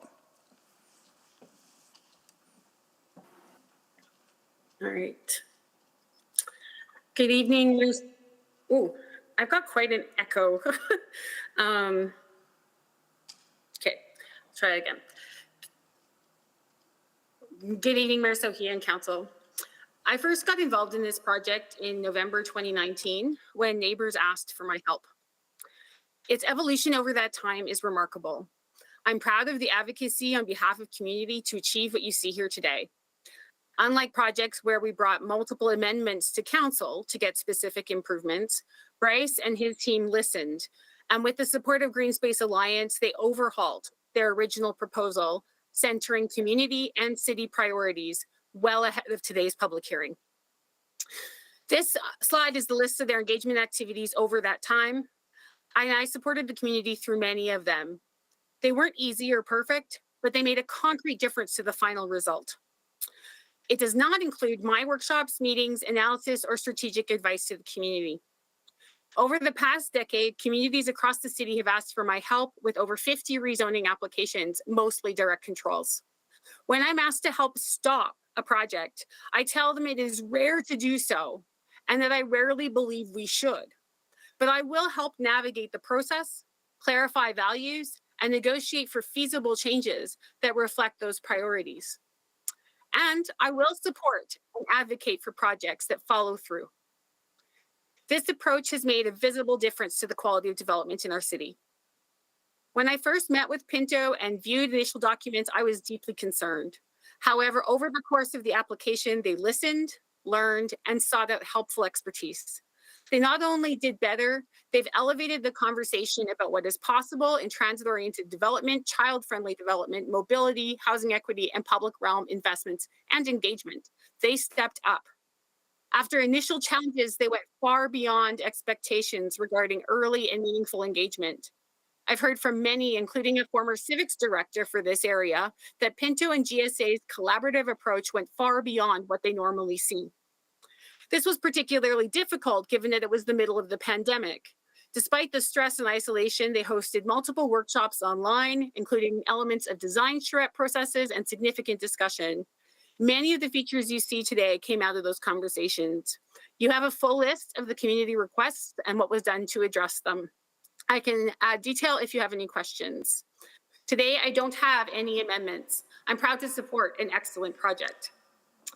By the fall of 2020, I told the community that this project was now likely to be supported and met most of the criteria we discussed.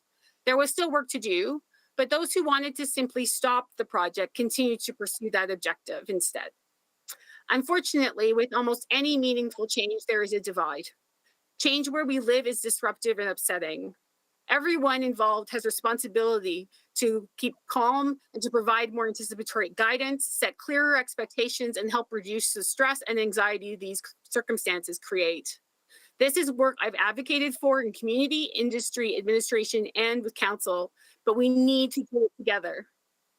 I am deeply impressed with the efforts made by Bryce, Marcelo, the whole project team, city administration, and many community members to support a collaborative approach on this project.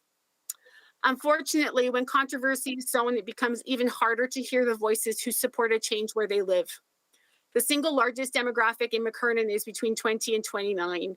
It's 30% of the population and a demographic that is looking for a place to build their lives. But that perspective won't be the dominant one you hear today. As a community member, it is a lot easier to oppose than it is to support any development. The personal cost of supporting even the best projects can often be too high where you live. There are people who won't speak publicly today for that reason. If we don't champion projects that do density well or support voices that do, we reward those that don't. And we discourage others from taking the risks inherent in building projects that better reflect our stated city goals, which by definition will be a change. This decision is about one land use application, but it is also a test of our collective courage to make real in our communities what is currently a vision. Change brings conflict, but courageous leaders can step into the gap with empathy and with honesty. All Edmontonians deserve that even when they disagree. Today, I ask you to stand up for your stated values and model this courage.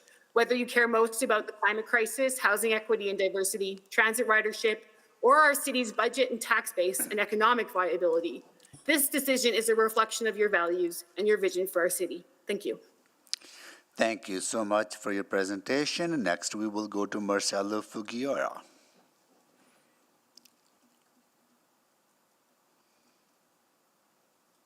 You are muted, Marcelo.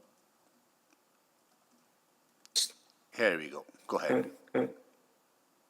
So good evening, Mr. Mayor and Councilors. My name is Marcelo Figueira. I'm a senior associate at Green Space Alliance and project manager on this file. I was also a member of the Edmonton Design Committee for 6 years and the vice chair of the committee for 1 year. Important design features of the proposed development because transformative change is difficult and never reached by consensus. So I want to start on the issue of compliance with the McKernan-Belgravia ARP. To implement the ARP vision for 114th Street, there was a need to have difficult conversations and embrace change. The ARP briefly acknowledged that the city and developers would need to use the DC2 framework to implement the plan. Although compliance with the ARP was a community and administration concern from the very beginning, this proposed DC2 development still complies with 30 out of 34 policies in the ARP, according to the administration report. Not only to make this project feasible, but also to take it out of the planning paradigm in line with the forward thinking of the city plan. Next slide, please. The next issue I wanted to touch on is height. Through extensive public engagement and technical analysis, Edmonton's policy and regulatory frameworks have gone a long way to address the height issue.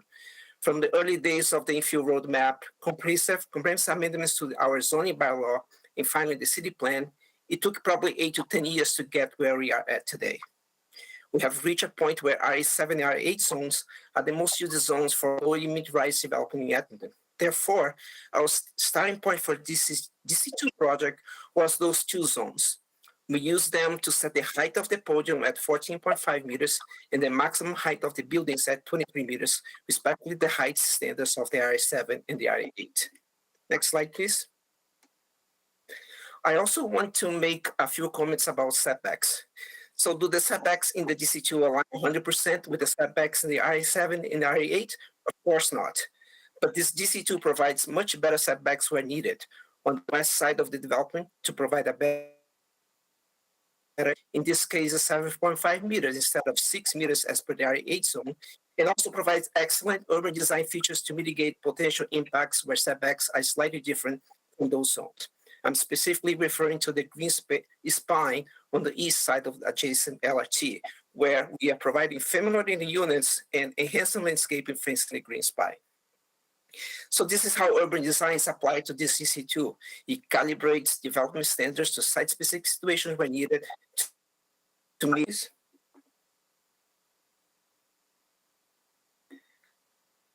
So next slide, please. So I'd like to touch on the design of the plaza. We went from an open space concept that doesn't mean anything in the RP to the idea that a plaza as a pedestrian gateway. All features of this plaza were not based on aesthetics, but were designed with the community input and informed by technical analysis. This included a wind statement report, a sun shadow study, a discussion with city transportation, waste management, and emergency service response. And yes, this plaza will be used only by emergency service response if needed, but not by garbage trucks. Having resolved all technical issues, we turned the focus of this plaza to placemaking. First, we mapped existing trees to be preserved and added landscaping, sitting areas of the community. We made the plaza wider on the west side to make it more welcoming. Then we added coffee shop with a patio on the north building with views to the LRT. Lastly, we had a bicycle repair station for the users of the Sherwood path, plus plenty parking spaces for bicycle and scooters. Next slide, please. Out of the 26 items that the community asked us to do, one thing we could not fully implement was a daycare. Still, there'll be a unit on the south of the building facing the plaza, which is designed as a day home for 6 children. This would make Metro 78 even more multi-generation and a desired place to live. So in closing, next slide, please. In closing, I would say Metro 78 is a positive addition to Edmonton and a legacy project. It's a car-free environment that defies the idea that Edmonton is a car-centric city. It offers more equitable approach to housing mobility and demonstrates that vision with action creates real change. Thank you. Thank you so much for your presentation. Next, we will go to Ryan Edick.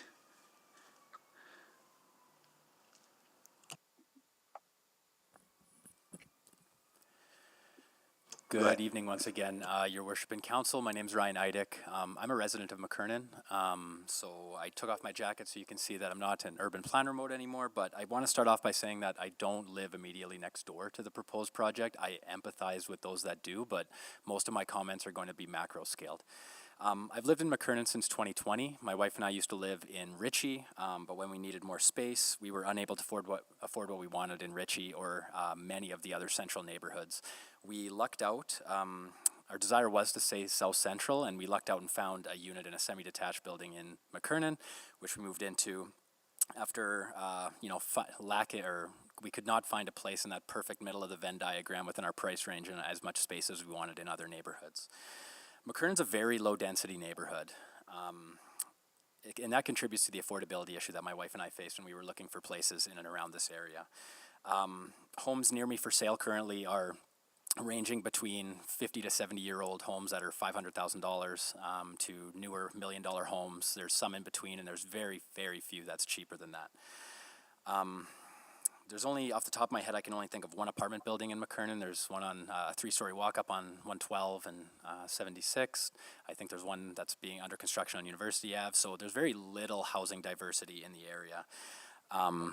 There's a small commercial area with great restaurants, shout out to Coriander Cuisine, and a few other smaller businesses, but there's long vacant space in there as well, and a ton of redevelopment potential. We just don't have the critical mass in McKernan to support any kind of density or redevelopment of a commercial area like that. Something even as simple as a coffee shop that you can see in Park Allen now, or in Belgravia even. We just don't have the density to support that in McKernan. The ARP was approved about 10 years ago almost, and it was supposed to spur development along the LRT line. Obviously, that hasn't really happened for a number of reasons. That ARP, it does reference old municipal development plans. It derives its policy from that old municipal development plan, and quite frankly, it's out of step with the city plan and TOD guidelines that, as administration highlighted, would approve this project or would support this project. As a neighborhood, we're very blessed. We have proximity to the LRT, the university, other nodes in South Central. I feel very blessed to live in McKernan, but I want more diversity of housing, and I want more people to move to McKernan. Selfishly, I want my taxes spread around over more units. I think that comes with more housing diversity as well. And I just want affordability not to be a reason to keep people out of McKernan like it almost did for my wife and I. We can nitpick the details of this project to death, which I'm assuming is going to be the remainder of your night, and also what has happened over the past number of years with the applicant and the consultants and everything. But that doesn't really help us move forward on city plan or its goals. So tonight I'm just asking you, as a resident of McKernan, to trust your administration, trust a city plan, and approve projects like this. Thank you.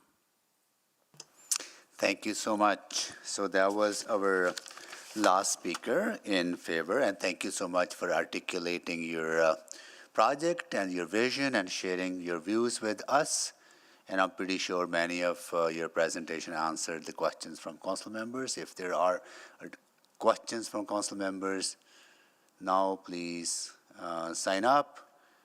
Otherwise, we'll move to hear from community members who are in opposition. We'll do that. Thank you so much. Okay, well, now we will go to members from the public who are against this application. I'll call your names, and please, and everyone else, if you could please vacate those chairs. All right, next we will go to people opposed. Kevin Taft in person. Kevin, you will take number 1, please. Andrew Ma in person. Andrew Ma in person. Hello, sorry.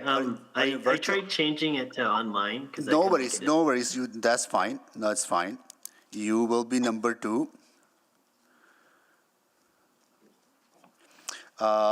Lynn Stankio.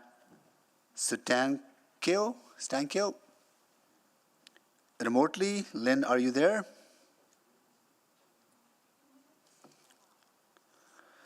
Scott McLean. Yes, sorry, I'm here. Oh, Lynn, you there? Thank you so much. I am here. Good. Scott McLean in person. Scott, are you here? Please take a seat right beside Mr. Taft. Michael Cohn in person. Michael, you'll be speaker number 5. Ronnie Croat. Did I say it right? How do you say it? Croat? Okay. You will be number 6. Jeff Bissans. Jeff, please, you'll come down. You'll be number 7. Marcel Hukelak. Please come down. You'll be number 8. Speaker number 8. It may not align with the cards there, but speaker number 8. And Cameron Gertz, please come down, number 9. Dilip Kembhavi, right? Please come down, you'll be number 10.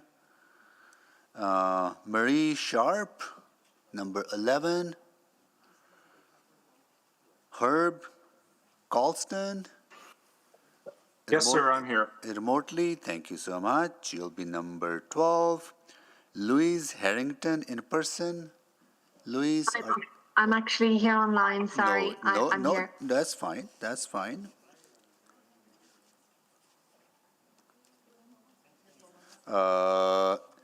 Spencer Proctor, remotely.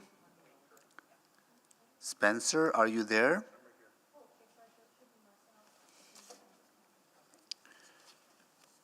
Chris Martinick, in person, please come down.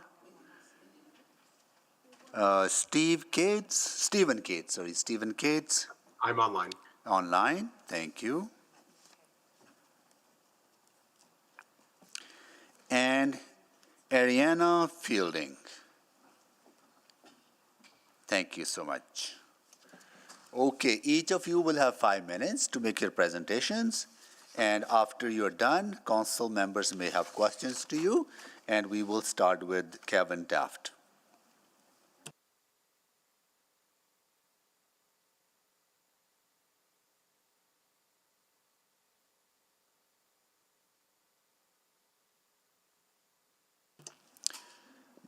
Just turn on the mic there.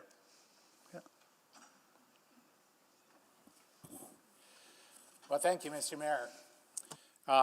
As someone who's served many years in elected office, I do appreciate the energy and the time in these endless meetings you sit through to come to your decisions, so thank you for that. I'm here to ask Council to maintain the integrity of this plan, the McKernan-Belgravia ARP, by not approving the Metro 78 project. The ARP was developed through a collaboration of city staff, developers, consultants, and residents of the neighborhoods, including me. Everybody gave up cherished positions to come to a working solution. The ARP was approved by City Council in July 2013. I spoke in favor of it at the council hearings. Since then, the city has repeatedly legitimized and endorsed the ARP. In 2014, city staff held a public information session to build understanding about it. In 2015, administration reported to Executive Committee on the ongoing implementation of the plan and held workshops with both community and industry. In 2016, and I quote here from city documents, Executive Committee approved administration's action plan for implementing the ARP.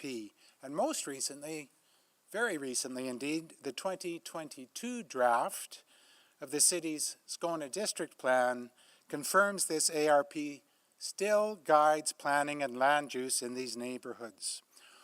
Over and over, the ARP has been endorsed by both council and administration, and people have built their lives in trust in that. It's because the ARP is working. I want to give you some examples which run counter to some of the things we've heard. University Heights, a 6-story project with 195 units at 115th Street and University Avenue, was approved without significant opposition because at that location, 6 stories fit within the ARP. Belgravia Square, a 69-unit condo, completed in 2020, obtained concessions on setbacks, but in terms of height and built form, it respected the ARP. There are now 102 skinny homes. I went around the neighborhood and counted them. In the Belgravia side of 114th Street, a big rise in density that is proceeding smoothly. There are many new garden suites, fourplexes, semi-detached homes, and other projects in this area. In short, there is already a net gain of hundreds of housing units on the Belgravia side of 114th Street, and the number is rising rapidly. This is a big change in a small neighborhood. So yes, this ARP is working. It's working to bring orderly densification. That's what we all want. This is not a plan to be disregarded and overruled. It is a plan to be emulated elsewhere. The proposal before council today is not a minor tweak. It shatters the plan. It blows through the height limits of the plan. It blows through the built form restrictions of the plan, and it permanently pinches an important bicycle corridor and green spine. Going from 14 meters height to 23 meters is a 64% increase above the limits of the plan. That's equivalent, and I did the math, it's equivalent to someone driving 180 kilometers an hour in a 110 zone. It's not even close to what's allowed, and it should not be approved. If council disregards its plan for growth, it is by definition approving unplanned growth. It is opening the door to an unending parade of developer requests for exemptions and unending conflict.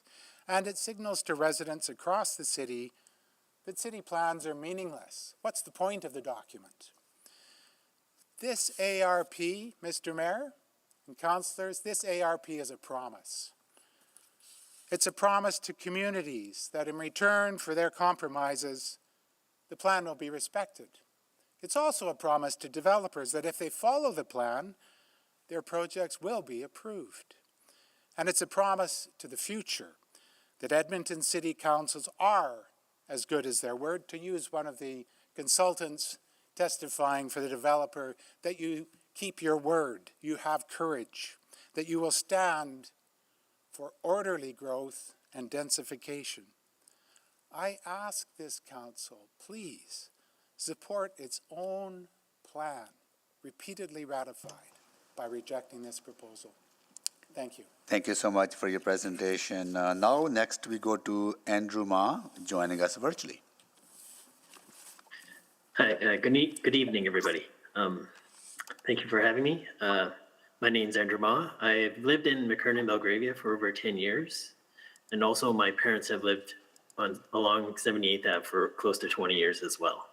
So I am opposed to this development, but I'm not opposed to the densification of the neighborhood, as there are lots of benefits that come with it on its own.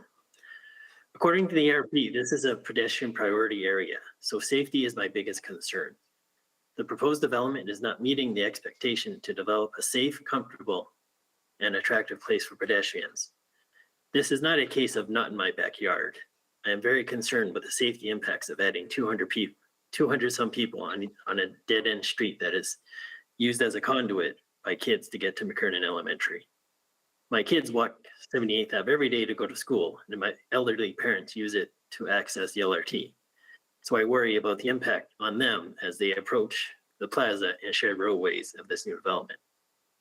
The traffic assessment itself, as I look through it, did not take account into ride shares and delivery services, which of course will only increase traffic congestion in this area.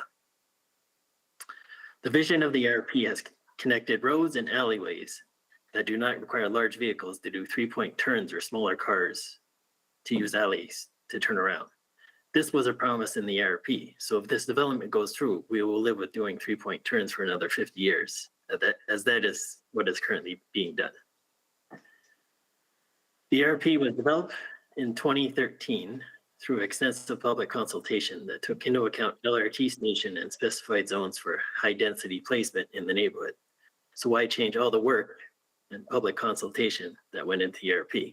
What precedent is this setting if a plan that is not even 10 years old is being changed to satisfy one developer?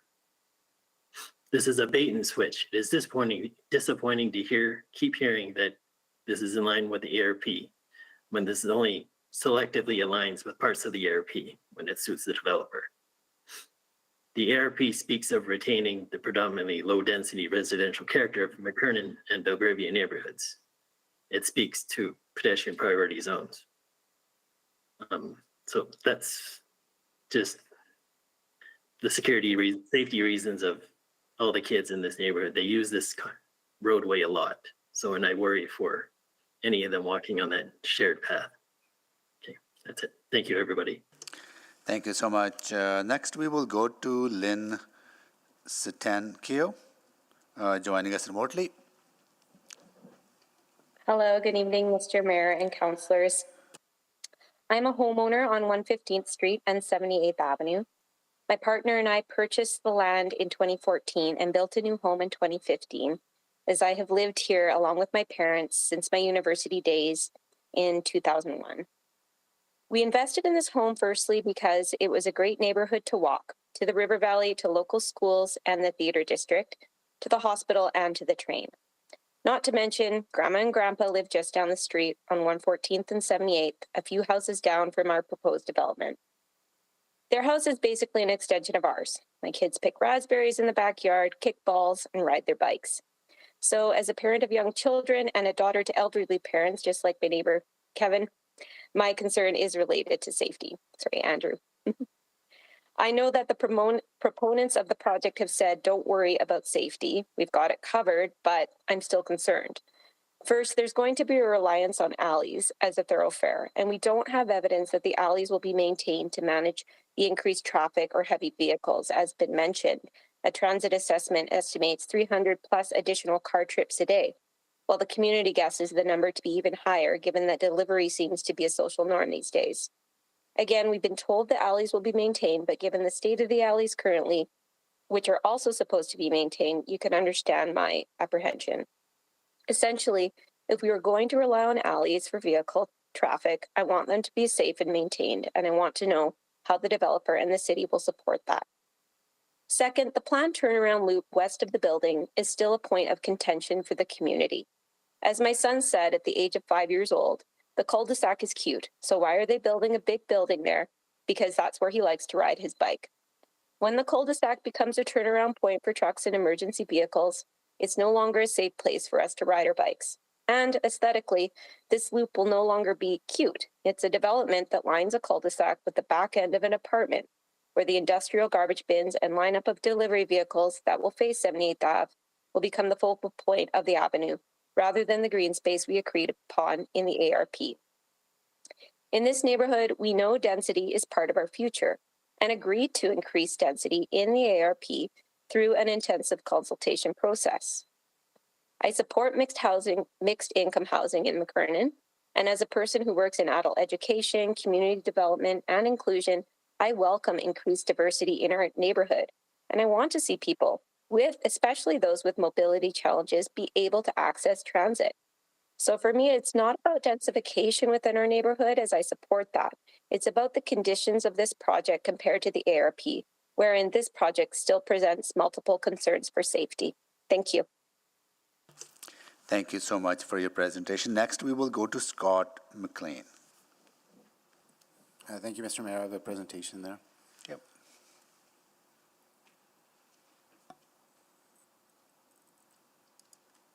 Go ahead. If we can go to the next slide, please.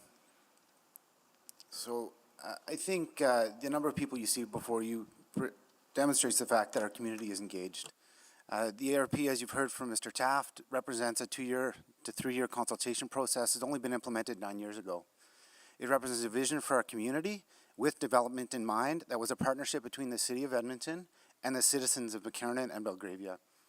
It is the standard to which development applications should be held. It is not something to be thrown out with the bathwater. The city's what we heard report from this development application reaffirms that. The number one complaint from over 100 people in our community who responded to this was deviation from the ARP. It was not, we don't like buildings. It was not in my backyard. It was, we don't like the building size and we don't like the green spine.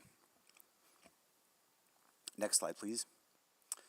The development application presents the idea that development cannot proceed in this area without deviation from the ARP. That is false.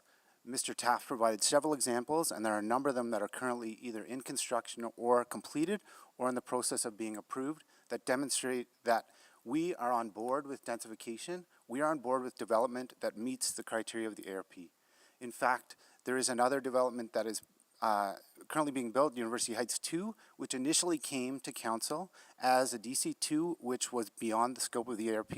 It was sent back and now meets the criteria of the ARP, having been reduced from 30 meters to 23, and with a reduced FAR and reduced number of units. So that clearly demonstrates that there is an appetite for development that meets the ARP.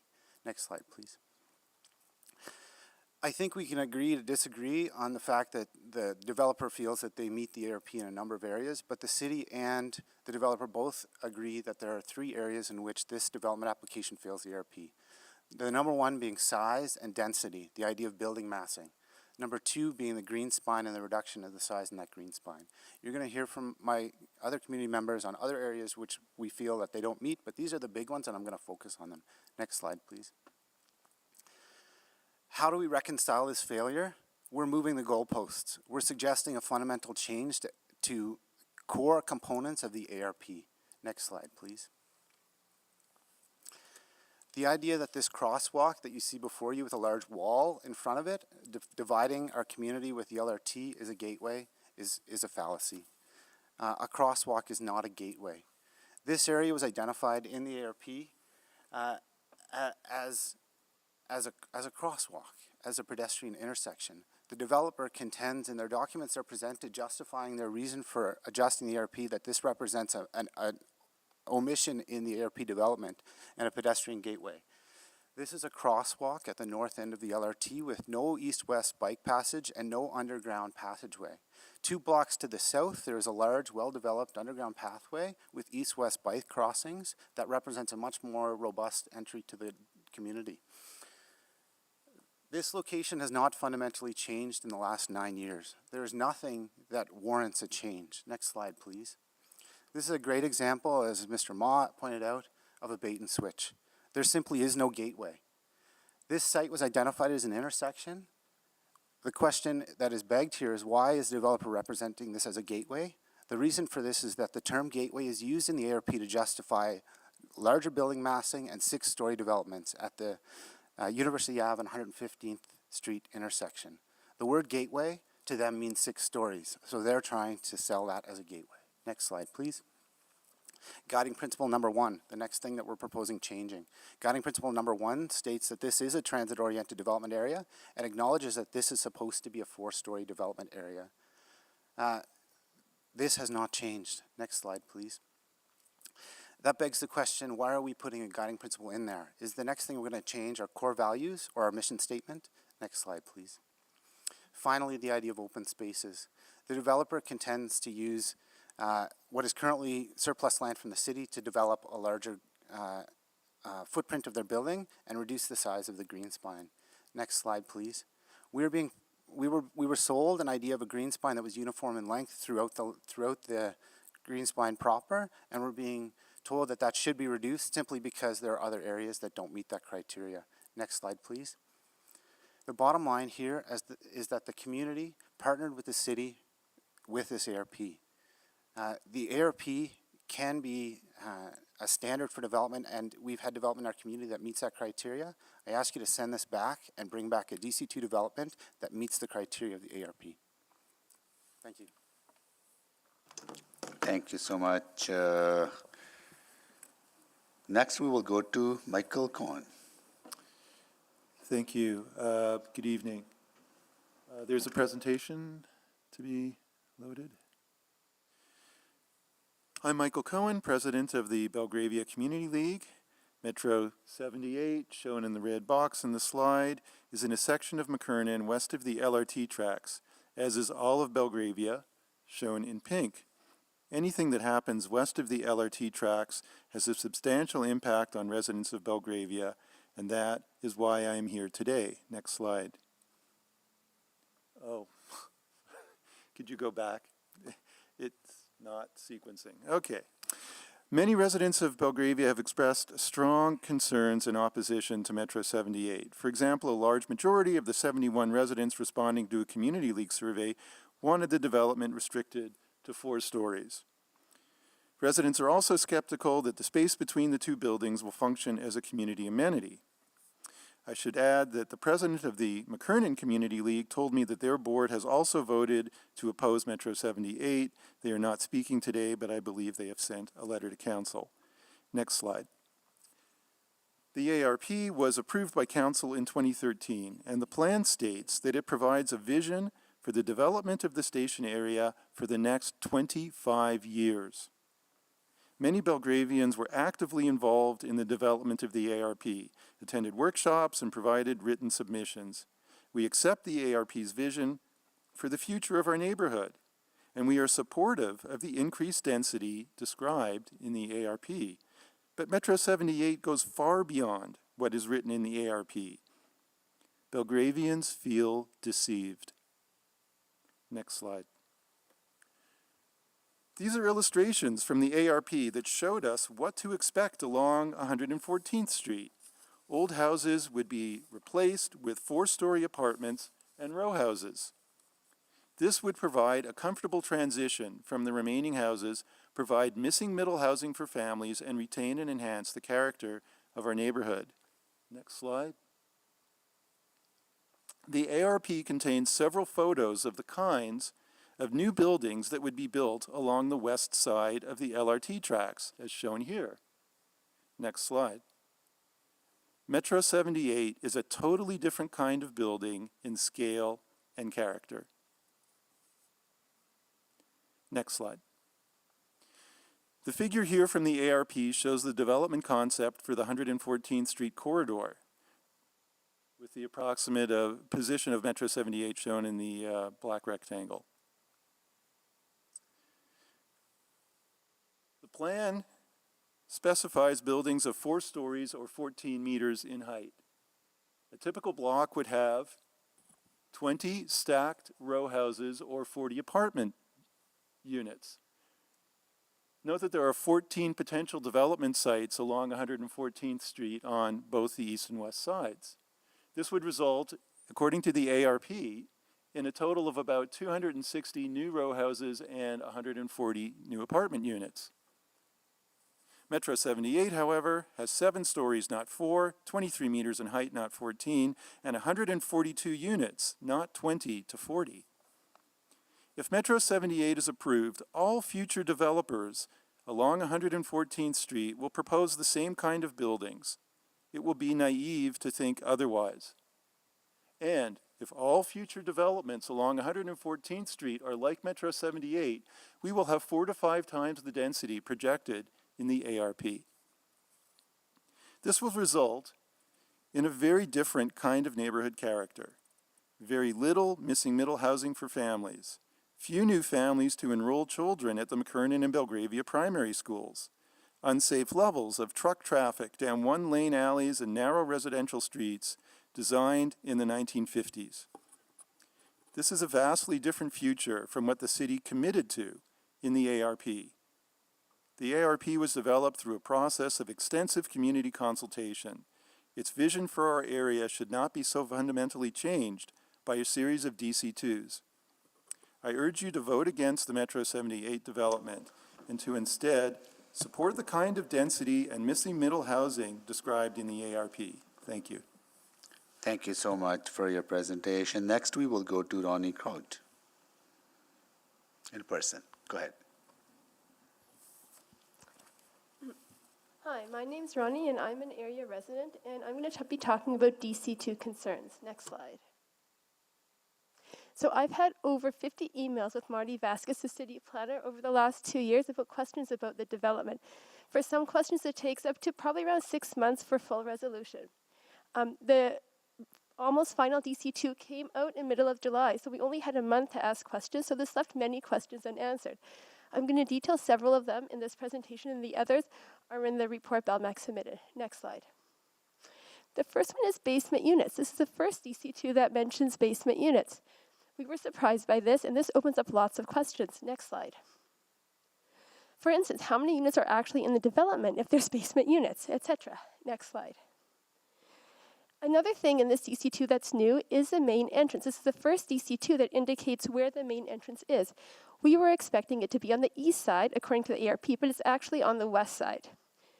So this shows the east side with the secondary entrance, and if you go to the next slide, you'll see the west side with the main entrance. So we asked why, and we were told it's grading. It's impossible to put a main entrance on the east side because you can't make it accessible because of the grade. Next slide. So you can see in these two pictures, the first one is in August 2021, a year ago, the DC2 from there, and you see that the east side was at grade. The next one is in the final DC2, and you see the east side is above grade.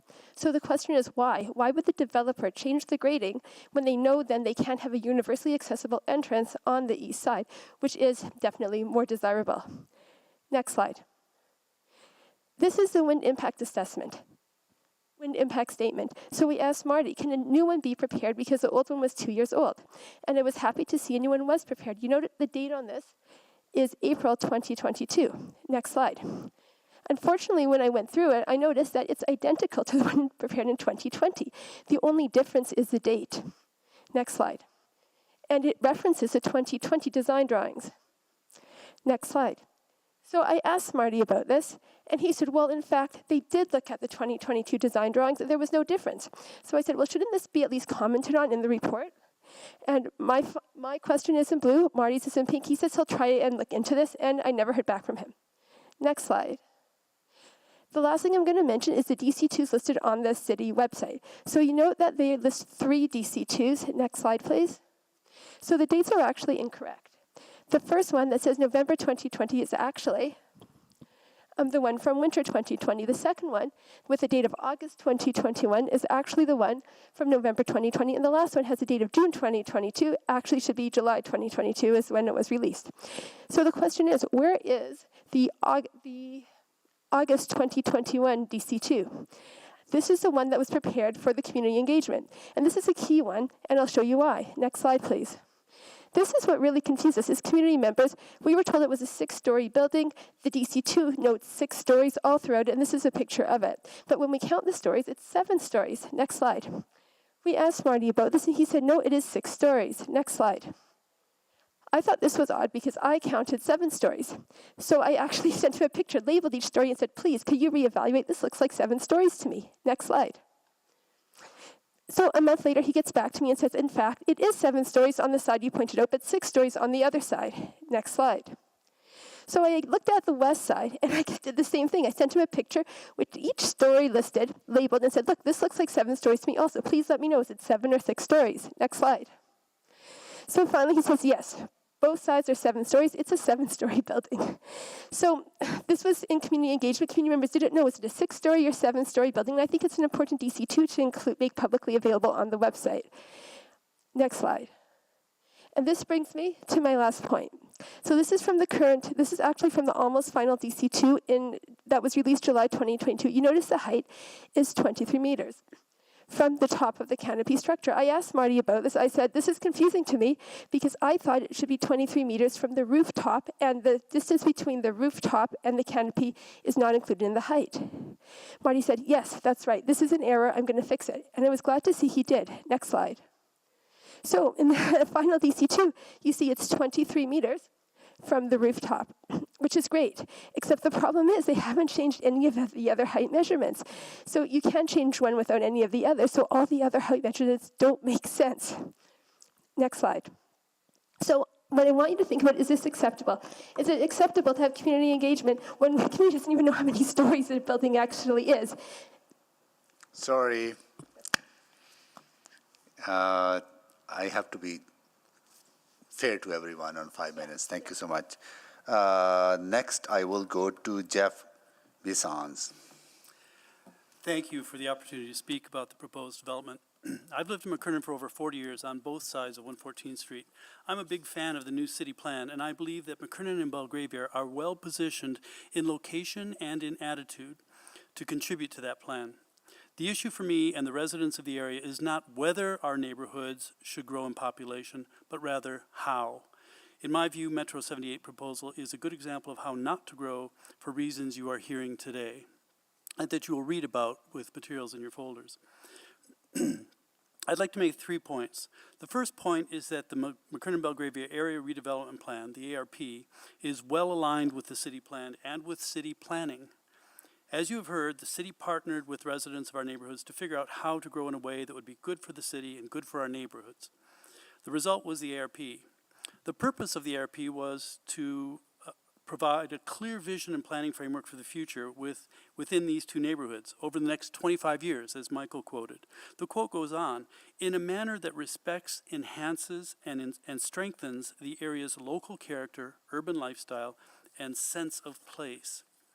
The city plan, which came along a few years later, had similar ideas. These plans, both of them, are about increasing density, but they are not only about increasing density. They are also about strengthening local character, urban lifestyle, and sense of place. When the city recently reviewed local plans to identify those that were still relevant, our ARP made the cut. When the Scona District Plan was drafted this summer, our ARP was cited explicitly as one of the active planning tools used to guide land use, mobility, and growth planning. All of this is hard to reconcile with the administration's report in the document you have, according to which recent direction, quote, recent direction of the city plan takes precedence over, unquote, the ARP. And it's on page 10. This makes little sense. The city plan calls for low and mid-rise developments along secondary corridors such as 114th Street. The ARP, which calls for 4-story developments for most of 10 blocks along 114th Street, is entirely consistent with the plan. Also, district plans are designed to implement the city plan. According to the new Scona District Plan, the ARP is the guide for land use along 114th Street. As to precedents, according to the draft district plan general policy from March of this year, local plans such as the ARP take precedence over district plans. So the assertion that the city plan takes precedence over current ARPs is misleading and inconsistent with district planning principles. The second point I'd like to make is that urban development as envisioned in the city plan has to be about more than just increasing density. I've heard many people say that the city council only cares about increasing density, a sort of vertical version of a few decades ago when the council was all in on horizontal growth that resulted in urban sprawl. In my discipline, we distinguish between growth and development.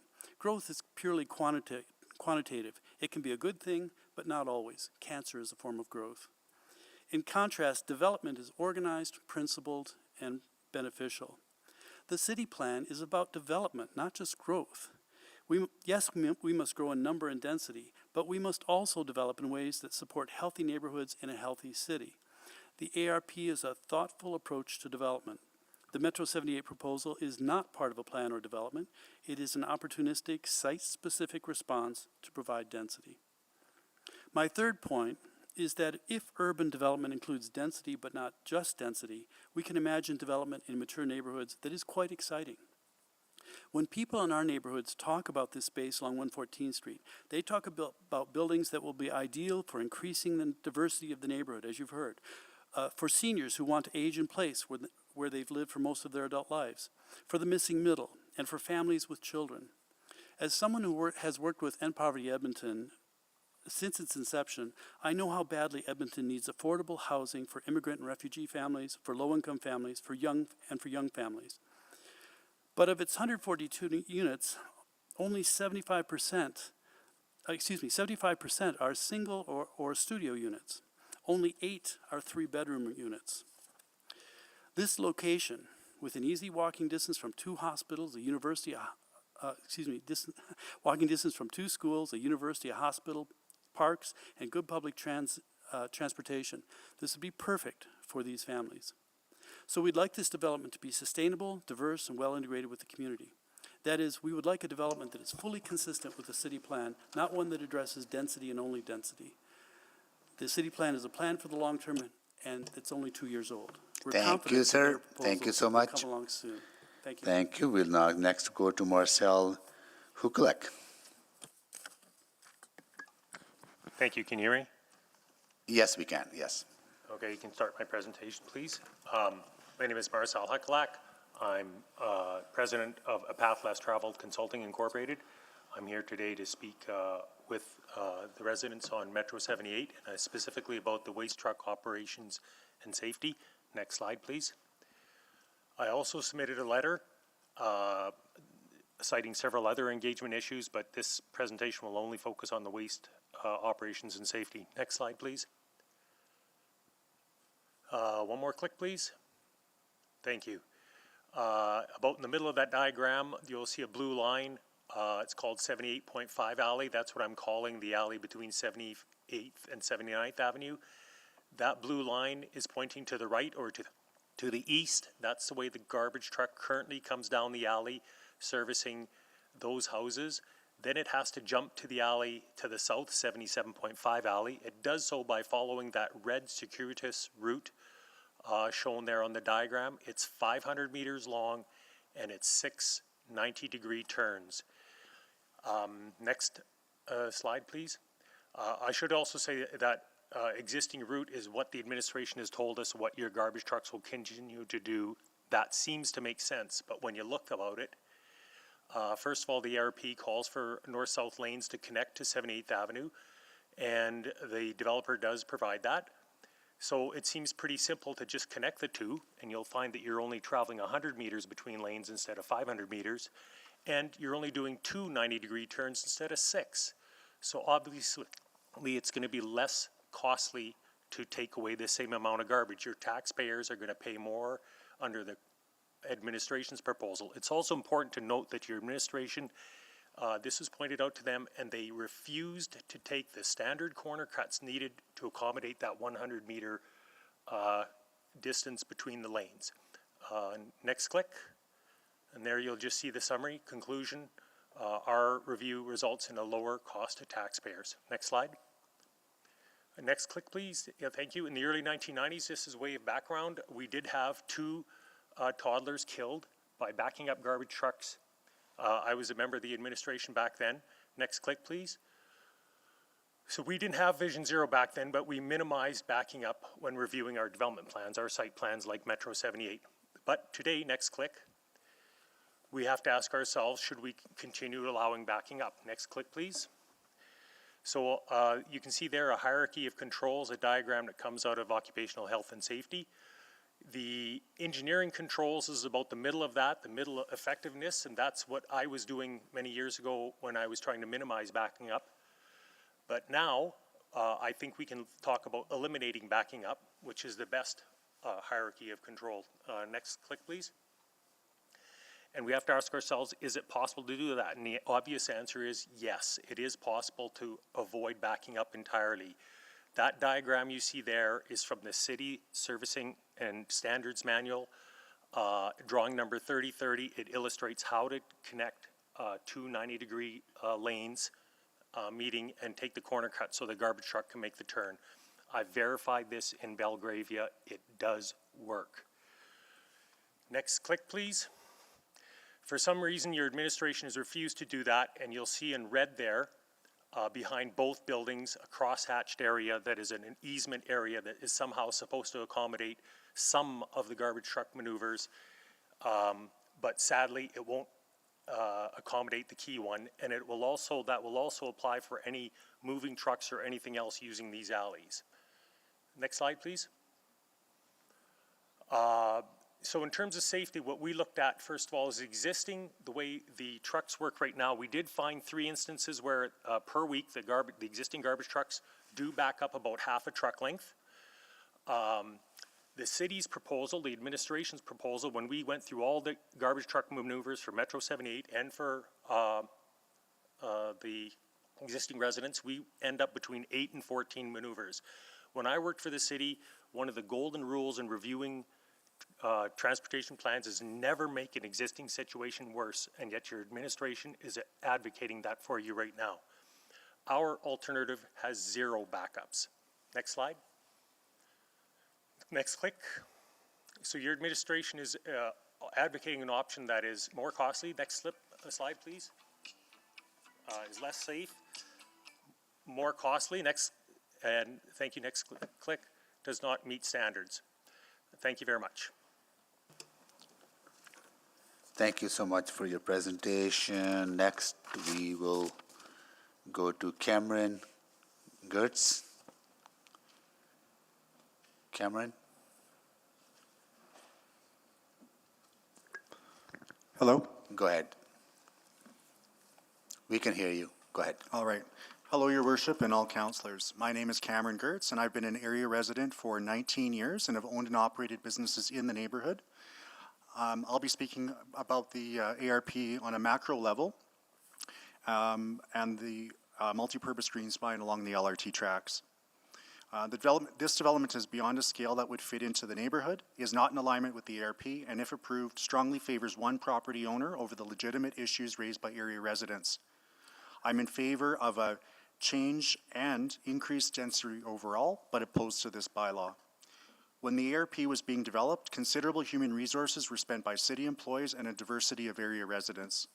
The local ARP bylaw is a covenant made between area residents and the city. It is clear that the site area is earmarked for increased density, and is also clear that the maximum height be 4 floors, with the density level beginning about 40 units. This development is proposed to be over 140 units.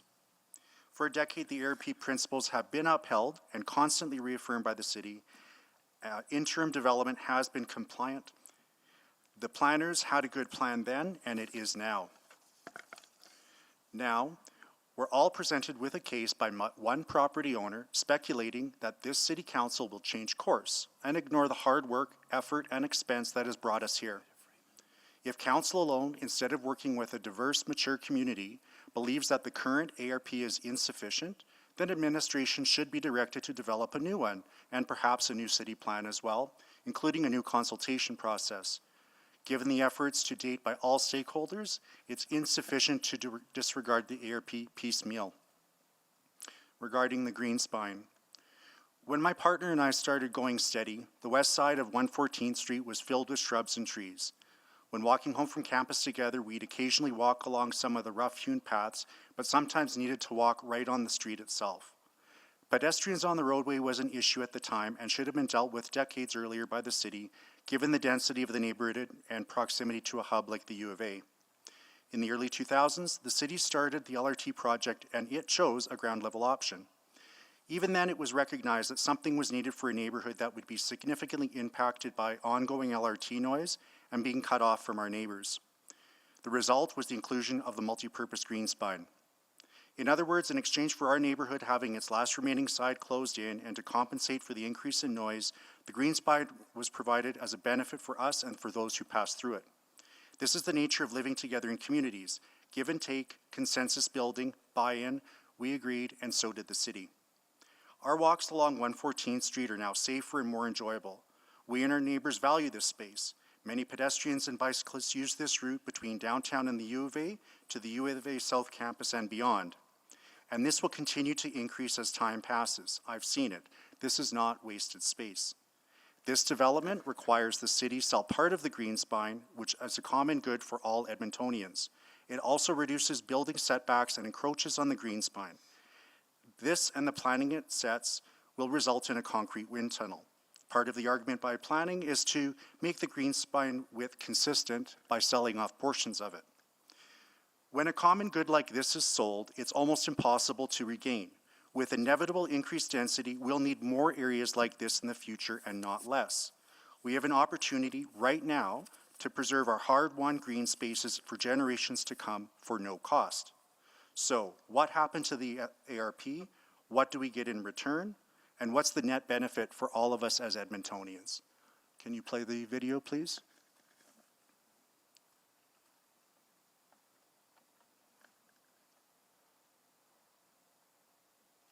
Hello, this is a view of the Green Spine at what the council report describes as the key intersection of 114th Street over there and 78th Avenue over here.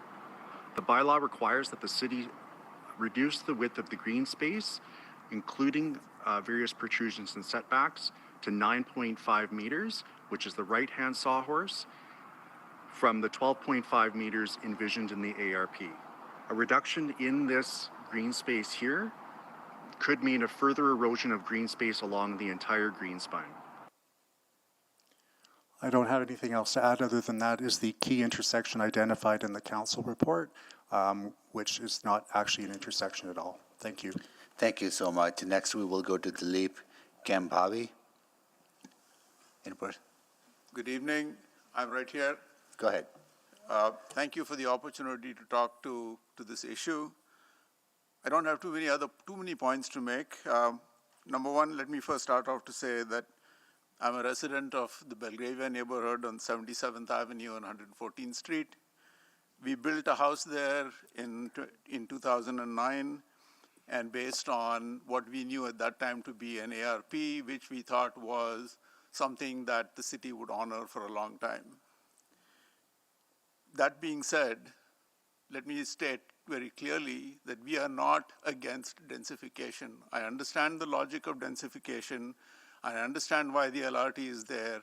But what I don't understand is why we are now violating everything that was set out in the ARP. When we first heard about this development, it was in 2019, 1 year after what appears to be the plans have been made. Earlier in the presentation, Mr. Pinto talked about buying the property in 2018 to build a sort of something that was multifamily housing there. When he bought the house, when he bought the properties there and made the plan, there was something obviously that he knew that the rest of the community did not know, that he was going to get approval for whatever was planned. Our engagement in the initial stages was a 4-story building, and now we find that it's a 7-story building and everything seems to be going ahead. I shake my head to say, what's going on? What happened to what was planned and what was the rules? If the rules can be violated this easily, then I can see it happening all over the place. The other issue that we have in here is that nobody seems to have talked about the infrastructure that exists in the neighborhood or does not exist in the neighborhood to support this kind of high-density residential accommodation. I don't know if any of the council members live in the neighborhood or have tried to get in and out of the neighborhood at peak times on 76th Avenue and 114th Street. It's a nightmare. I have waited up to 15 minutes to make a left turn from 114th Street onto 76th Avenue. The LRT frequency has increased, and rightly so, but there's a train going across the tracks every 3 minutes. And the lights just, the sequence of the lights just is mind-boggling. Okay?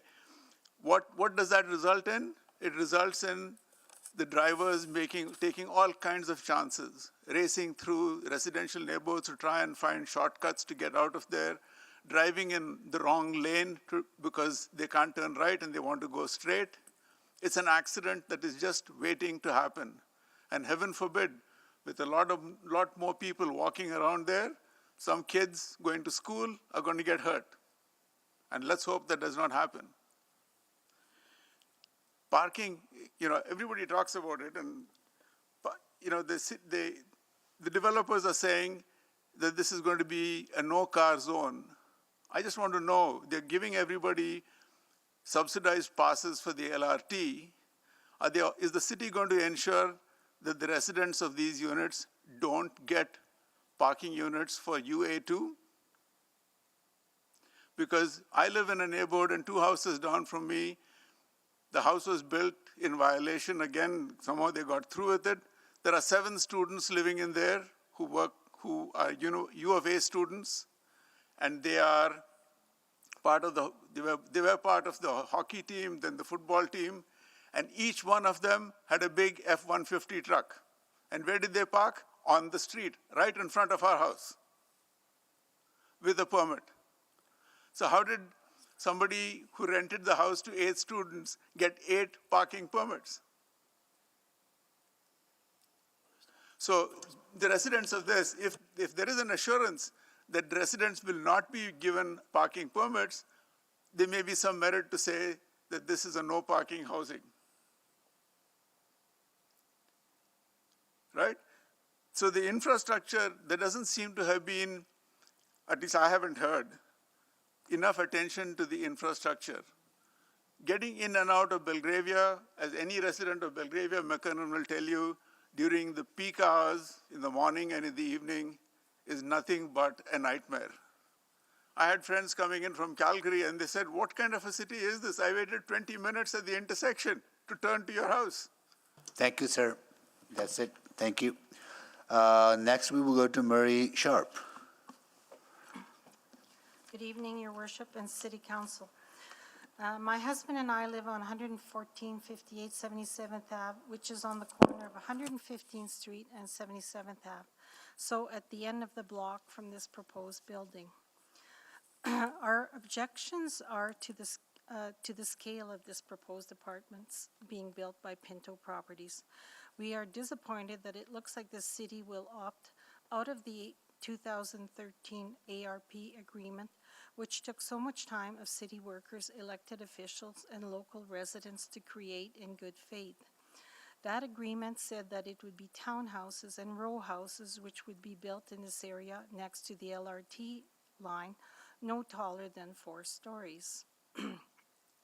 We are concerned that the new apartments will not provide a proper and safe keyhole turnaround for large vehicular traffic. They will not be able to negotiate a safe exit once they arrive without making a 3-point turn. From diagrams provided, it appears that the concrete plaza, which is destined for pedestrian traffic, accessing the LRT and Green Spine, will be used as an area for trucks to reverse in. This does not appear to be a safe practice for fire trucks, ambulances, garbage trucks, and all large trucks as school children, students, and seniors are walking by. This may become practice for all vehicles, not safe at all. The other problem that will occur, since none of these residents from these buildings are allowed to have cars, is the increased traffic to our back alleys. Even though the residents have no cars, there will be ride shares, taxis, Ubers, pizza deliveries, skip the dishes, grocery deliveries, Amazon, UPS, Canada Post, garbage trucks, emergency vehicles, and of course moving vans for furniture serving these new residents. We believe they will start as accessing our back alleys as exits, as it's too complicated to execute a turnaround in front of these buildings. Our back alleys are already roller coasters caused by heavy garbage and construction vehicles. Who will pay for upgrading our back alleys to be able to withstand all this new traffic? I think Pinto Properties should be held responsible if this project is okay. There will be 42 remaining houses on these 2 linked alleys, with residents negotiating access to their garages or back alleys parking spaces. Back alley renewals are not slated for another 10 years. The other concern is that we love our Green Spine, with its new city trees finally reaching a substantial height. In this area, densification seems to mean getting rid of all property trees. The Green Spine is such a great path to walk or bike ride with young children, as there isn't any traffic adjacent to it. The LRT workers also use this green space for dumping their wheelbarrow snow coming off the LRT platform in the winter. Yes, they actually use wheelbarrows to ferry all the snow, the accumulated snow from the platform. This area has been used for months as well for construction equipment for the many LRT upgrades. What is the city transportation saying to losing this very convenient space? We wish the city wouldn't be selling this green space and hope that the green spine does not continue to be eroded. If this project and the 76th Avenue apartments get the green light for construction, this will mean hundreds of new cars. University Heights with 195 units is already being occupied. So trying to negotiate the gridlock that happens on weekdays from 4 to 6 p.m., trying to exit at the 2 traffic lights will become a bad dream. Traffic is already backed up for blocks now at this time of day. It's a challenge for many people to leave the area in a timely manner at these times for children's lessons, sport activities, appointments, restaurants. I hope the city reconsiders this proposal by Pinto Properties. Thank you for listening. Thank you so much for your presentation. Next, we will go to Herb Colston, joining us remotely. Yes, thank you. And thanks for this opportunity to speak. I don't have any slides. I rather just have comments, some of which echo things others have already said, some of which are my own. First of all, I live in a property with, I think, 1 or 2 other neighbors that would be exactly adjacent to this new development. I would live at the foot of Mount Metro 78, were this property to be built.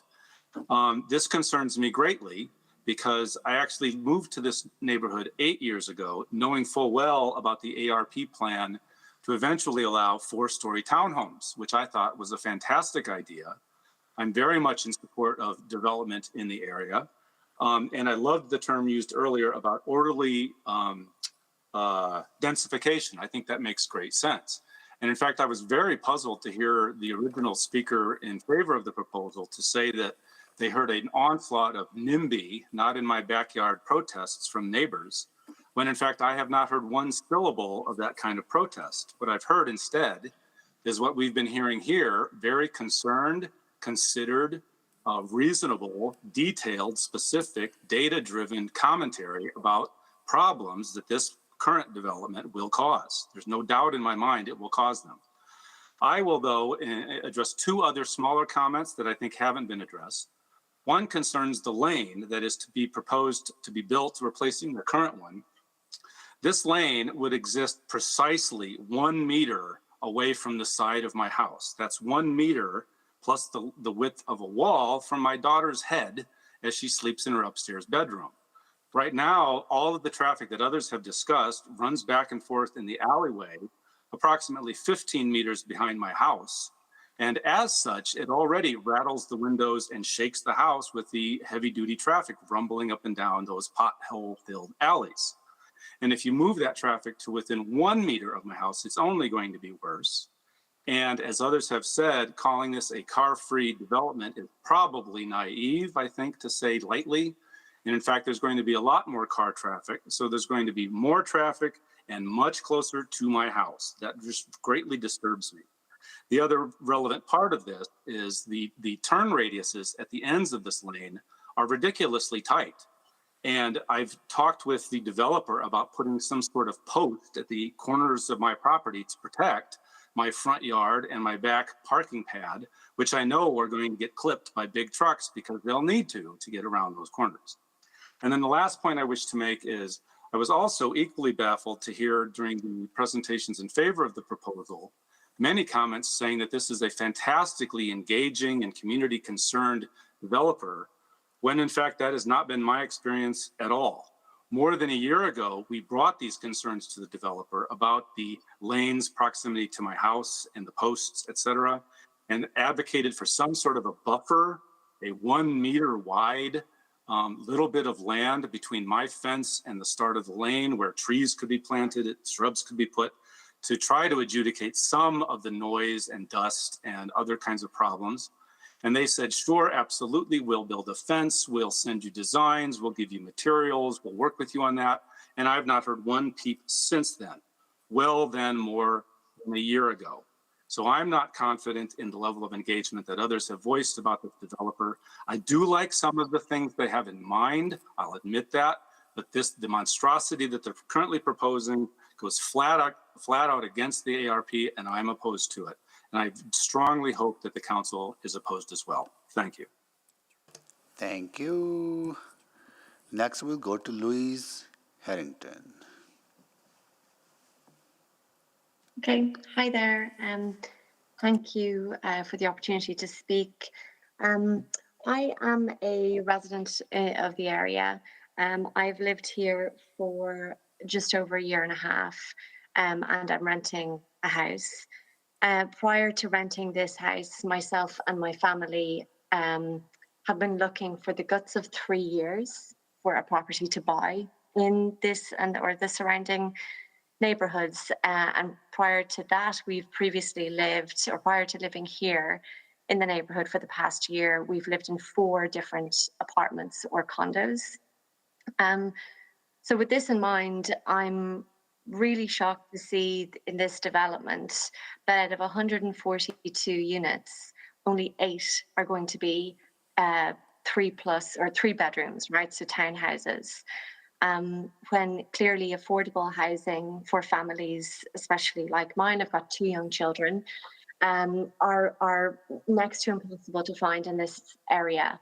As I said, we've looked for well over 3 years, and you're either looking at very large, very expensive homes, or really, again, apartments and condos. And it's just incredibly difficult to find a diversity of housing in the university area when my children are in daycare and school in the neighborhood. So obviously we want to stay adjacent to that. We want to be part of the community, to put down roots here, not to be transitory, to kind of, have leases renewing every year, which is always the situation we've been in. And in all the apartment buildings I've lived in, there's constant moving in and moving out, people coming and going, especially obviously with students and their degrees starting and ending. We are at a different stage, obviously, and we are looking to buy and have been for years, and yet we can't find that here. And we're the very people whose kids are being educated in the area and who are kind of part of the community, in a different way, in a permanent way, I suppose. And so also I draw your attention on this matter to the letter you would have received, the city councillors received from Nathan Moll, who is a experienced realtor and resident of the area, who states in his letter that the Realtors Association of Edmonton data for the past 12 months shows that in the university areas, that includes Belgravia, McKernan, there have only been 13 townhouse or stacked townhouse units for sale in the past 12 months. 13. That means 3 bedrooms, 3 or 4 bedroomed units. And this is contrasted with 221 apartment units that have sold in the past 12 months in this area, in the university area, 141 still for sale, and 379 listed for sale that could not sell. So this data, together with my own lived experience of living in 4 different condos or apartments in the university area and searching and viewing, upwards of probably 50 homes, 60, 70 homes in the university area, I know there is no shortage of apartment or condo units because, again, I have lived in those buildings, and the data that I've just read out confirms it too. Whereas, in fact, finding affordable, family-friendly homes, that is 3, 4 bedrooms with an outdoor space, continues to be, for myself and my family, really impossible. And so this development is problematic to me in that regard. It shows little attention to or care for people, for example, in my position. So I'm referencing affordable housing and diversity of housing for people such as me with the young families. So I'm not, I'm at a different stage of my life to being a student at the university, but equally, not in the market for the very, very large, very, very expensive houses that also populate this area. So they're my concerns. Thank you for your time. Thank you so much. Next, we will go to, I'll check if Spencer Proctor is here with us. Mr. Mayor, yes, I'm ready to present. Go ahead, please. Mr. Mayor, City Councillors, thank you for the opportunity to present. I would like to first start by saying I'm a resident and homeowner of 15 years in the Belgravia area with a family of 5, and we are located near to the proposed site. Next slide, please. I just present to you 2 slides with an effort to emphasize something very fundamental to an argument that I don't believe has been raised previously with sufficient focus. What I would like to do with the short space of time that I have is to provide context for what seems to be a very tenuous and potentially invalid justification from the developer to define the need to go from 4 stories to 7. The 2 slides I will present will provide some information that will be fairly obvious and quite simple, but I would like to use my time in order to emphasize this point. Next line, please.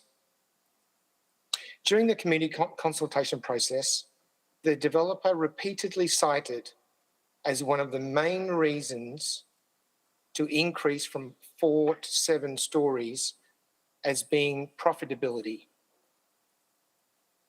and hence has asked for a deviation or violation of the ARP that we've been discussing for increased height greater than 4 stories. Next line, please. The developer has reported that due to the size of the building, 142 units, as you've heard, it requires a water main upgrade. And the cost of this particular upgrade could be in excess up to $1 million. This has been underscored, we assume, by data that would be provided in the developer's pro forma, but was not actually shared with the neighbourhood or community groups. Next line, please. The developer claims that in order to make this investment profitable, an extra 3 stories are now required. I'd like to state again that the community has requested repeatedly for the developer to make this pro forma and data available, but they have not done so. I would also like to point out that the linkage between an initial investment and the requirement for ongoing profitability for 3 stories has also not been well justified. Next line, please. Community Neighbourhood Group has, in addition, generated their own CPA solicited pro forma to this extent, which now disputes and at least provides evidence that it may not necessarily be required or cost to the extent that the developer is quoting and citing on this matter. Next line, please. We submit, Mr. Mayor, that the developer should provide adequate details to support this claim, and that it is not the responsibility of the community to defend the ARP and financial implications per se, as you actually mentioned on the outset of this particular matter. Next line, please. Therefore, the primary justification, it seems, for the need for greater than 4 stories is in dispute. And I would submit that it lacks relevance and is invalid. Next slide, please. So in order for the current proposal to be upheld, current issues should be presented in the context of land use discussion only. And I refer again to your comments at the beginning of the outset of this particular issue. The primary justification described above is not a land issue, but rather based on profitability or financial issue. Based on the current process, the city and its councillors are not equipped to hear financial arguments either for or against. The community has generated their own CPA solicited pro forma that disputes the developer's claim, which reinforces that sufficient detail has not been provided. I again submit, Mr. Mayor, that the primary justification is not a land use issue, nor sufficiently founded, and therefore the premise to request an increase in height ARP violation seems to be invalid at this particular time. I appreciate your time to hearing this particular matter. Thank you so much for your presentation. Now, next we will go to Chris Martinek. Good evening, Your Worship and Councillors. My name is Chris Martinek. I've been a resident in McKernan for 23 years, and before that, I grew up in Belgravia. My family has owned property and resided in these neighborhoods over 3 generations since 1960. This is my home and my community. I pose this proposal on the basis that it contravenes and amends the ARP without adequate and meaningful consultation. I'll talk a little bit about the ARP, and I do have some slides that I might be able to get to. You'll see how wordy I am. I'm a business owner and an entrepreneur. In 2005, my partner and I developed Halbert's, a cafe on the corner of 76th Avenue and 115th Street in McKernan, Belgravia.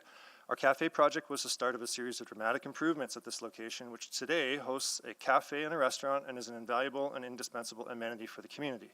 As part of revitalization, the on-street parking was reconfigured, and it is a beautiful example of small-scale community commercial amenity today. Today, these restaurants are supported by the increased population density in the Grand Scala and other developments along 76th Avenue and other infill.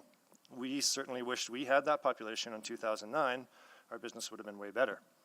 Now, I'm not a property developer, so we approached this project as lay people. There were planning and development challenges, parking being the primary one, but talking with neighbors, we tapped into their knowledge and wisdom and devised a plan that worked for the city requirements, the needs of our neighbors, and our business goals. I knew we had to work within the existing policy framework. It was clearly out there, and the engagements we forged with our neighbors allowed us to find the necessary compromises to meet everyone's interests. In the end, not everyone was unanimously pleased, but we reached a consensus. We built the cafe. It was well loved. Some say it's a Canadian value for everyone to walk away from a deal slightly displeased, the corollary being that everyone gets something. It is that sense of consensus that is lost in this project, and I personally oppose the project on the basis of inadequate and broken community engagement and consultation, with the greatest deviation I see being the increase in height and building form, not an issue of density, which is the way in which this project primarily contravenes the ARP. And here's why this is worth making a fuss over. There may be a prevailing sense that when it comes to Belmac, there's going to be a fuss. There's a lot of history here. And that may have been the case in the 80s and 90s, when the breakfast table discussions at home when I was growing up were often about us being forced into this or that situation by the city regarding the LRT development. We all hate to be dictated to. There may also have been a sense of we need to make a fuss as late as, say, 2006, when the BCL used the phrase, "we're being railroaded," on a community announcement sign. So whether you agree or not, it's important to take note of these sentiments and emotions. They exist. They cannot be ignored. They're in our community.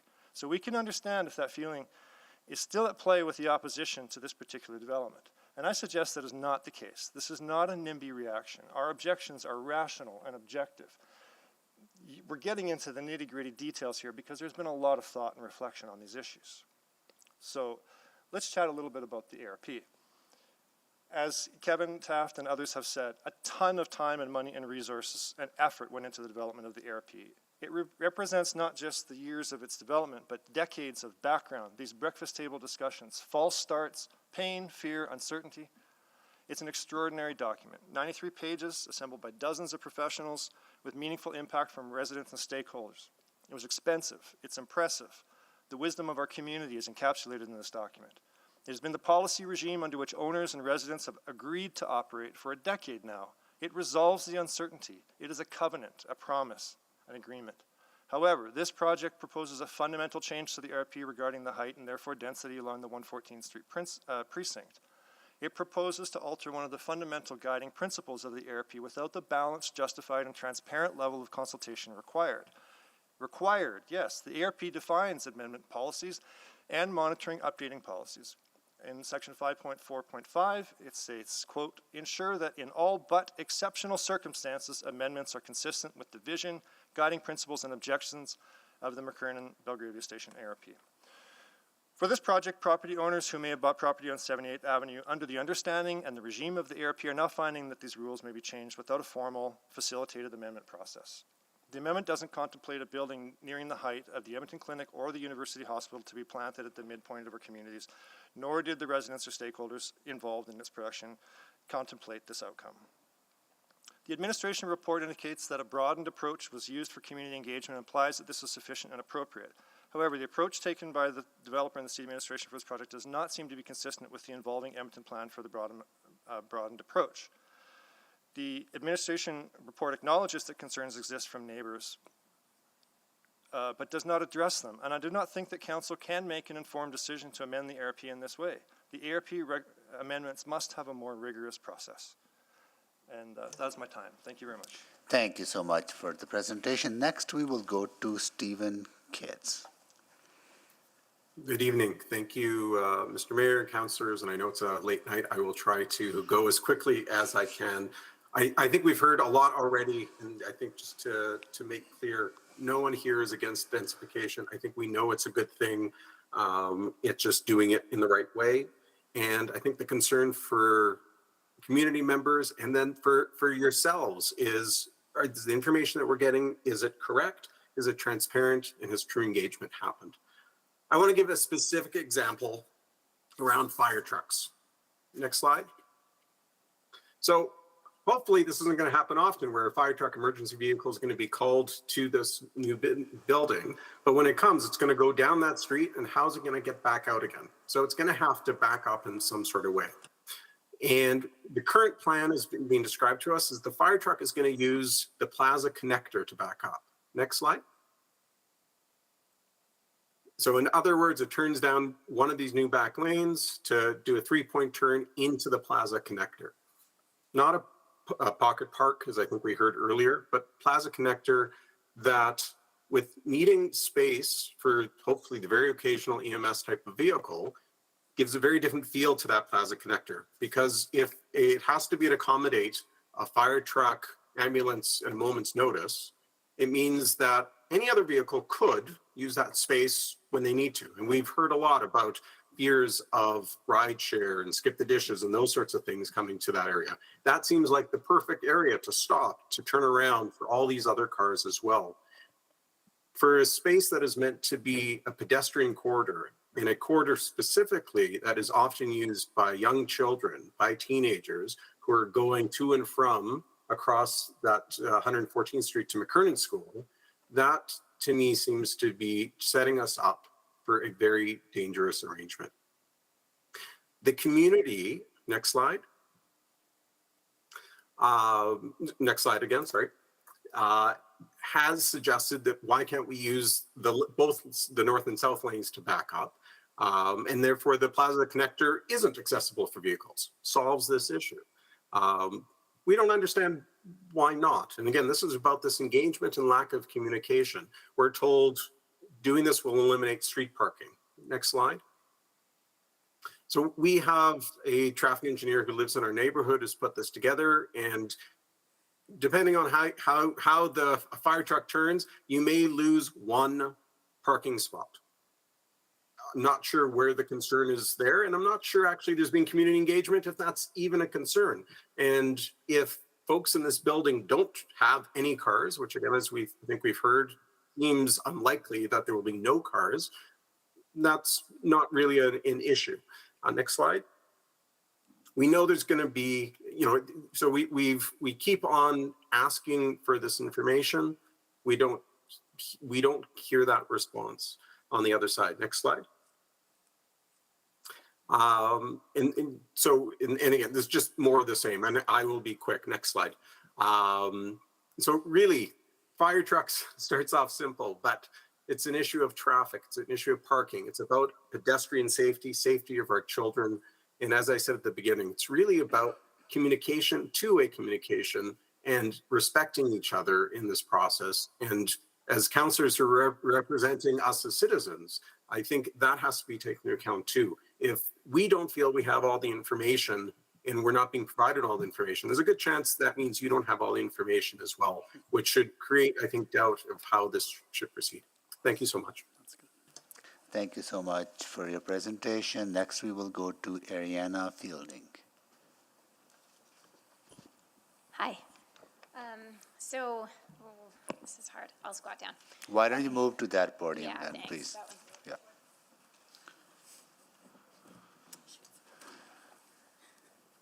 Okay, hi everybody. Thanks for staying so late. Feel free to stand up and stretch. So next slide, please. I'd like to talk a little bit about an alternative vision.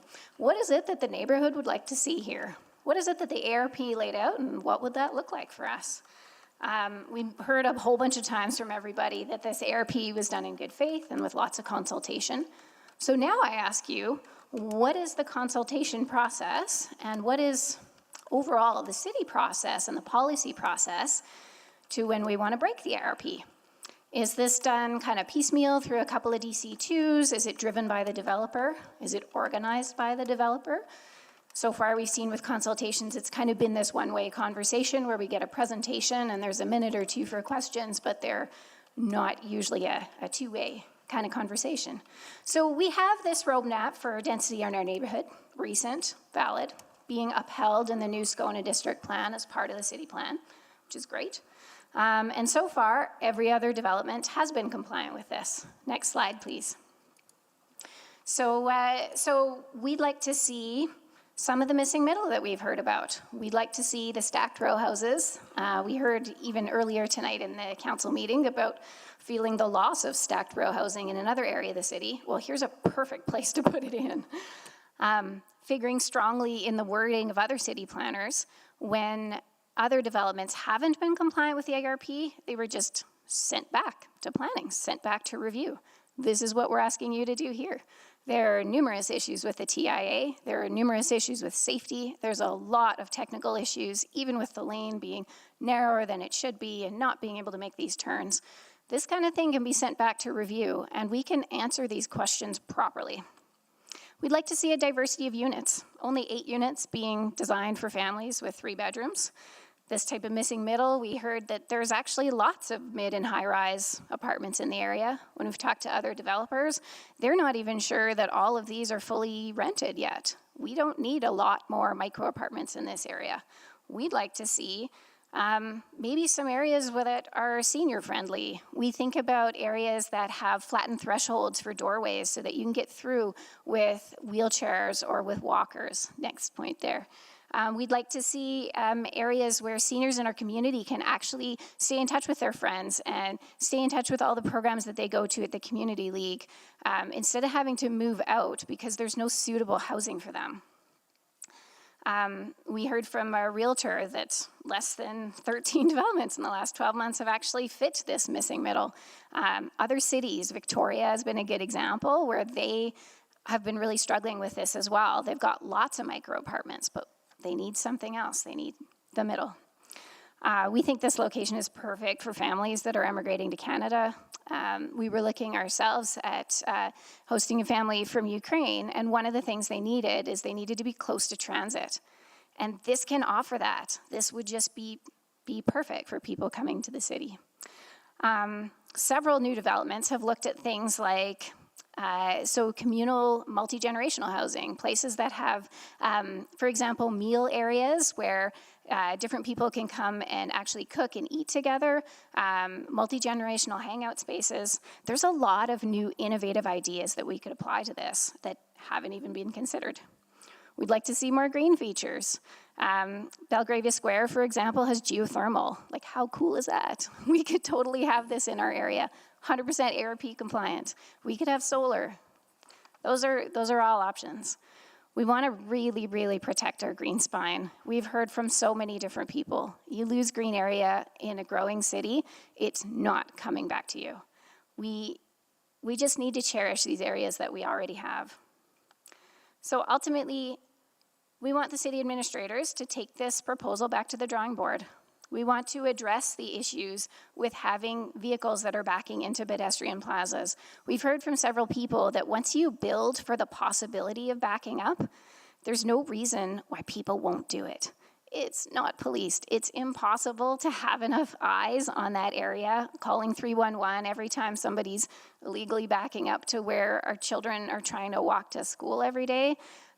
We need to design for it, design for safety, and design for diversity, because we can do a lot better than this. Thank you. Thank you so much for your presentation. Thank you so much, everyone, for articulating your concerns. And and sharing your views with us. Now we will go to questions to council members, from council members, and then we'll get into the further discussion. So Councillor Knack. Just want to check that the ward councillor doesn't want to go first. Councillor Jans, you haven't signed up. I'll let my colleague go first. Thank Okay, you. Councillor Knack. Okay. Thank you, Mayor Sohi. A number of questions. Mr. Huckle, I want to start with you, and I think you raised an interesting point around the garbage pickup piece, and I think that's something that I'll get asked about during questions of admin, so I don't want to spend time on it now because I think you've raised what you needed to raise. But I wanted to ask, if that issue were addressed, what are your thoughts on the overall application? I know you're someone that has worked on, greater diversity in housing and more densification in our city, and so I wanted to get a sense of where are you at other than on that issue? Well, first of all, on that issue, it's easily resolvable, and the solution that we have doesn't materially impact the development, and that's the way the position I took on it. I'm trying to be neutral on the development, let that play out for the land use issue that it is, but the transportation needs to be safe, and the transportation needs to be cost effective for the taxpayer. So if I still lived in Belgravia, I might be looking at one of these units if I still lived there, but I had to move out of the neighborhood because there wasn't this kind of stuff here, the small units. I didn't realize you had to move out. Sorry, that's helpful feedback as well, actually. Appreciate that. And thanks for putting that together. That's really helpful. Mr. Bazans, I wanted to ask you, I think, I think about over the years, I've been pretty firm with my support of sticking to the Jasper Place Area Redevelopment Plan, which was approved just after this one and has a lot of similarities. But at the same time, there have been a few situations where we've had some rezoning applications. I think about one in Britannia Youngstown that was a little higher than what was originally set out in the ARP, but also provided substantial setbacks to address that change in height. So I know you raised height a number of times on this, and as have some of your neighbors. And I guess I wanted to ask specifically on that, because while I have a lot of questions about the green spine, I have a lot of questions about the garbage piece. I'm a little confused on this because, if you took the standard zoning, these properties would be typically far closer. And so this provides a much larger setback to offset that concern. So I want to just get a sense from you as to why that's a major issue. I can understand some of the other ones, but I'm struggling to understand this one with the size of setbacks. I'm sorry, to whom was the question addressed?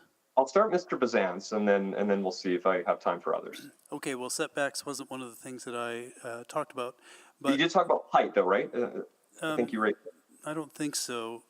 I can go to Mr. Taft then, if I know Mr. Taft also raised it. Or Ronnie Kraut could take that one also. So I could take this question. So in the submission that Belmac submitted, we actually compared. We took what the city showed you as their setback comparison, and then we showed how it isn't actually correct. Well, it's not incorrect. They just didn't include all the details. So they only included compared setbacks based on RA7, RA8 first level to this DC2. They didn't look at the second, third, fourth, etc., seventh level.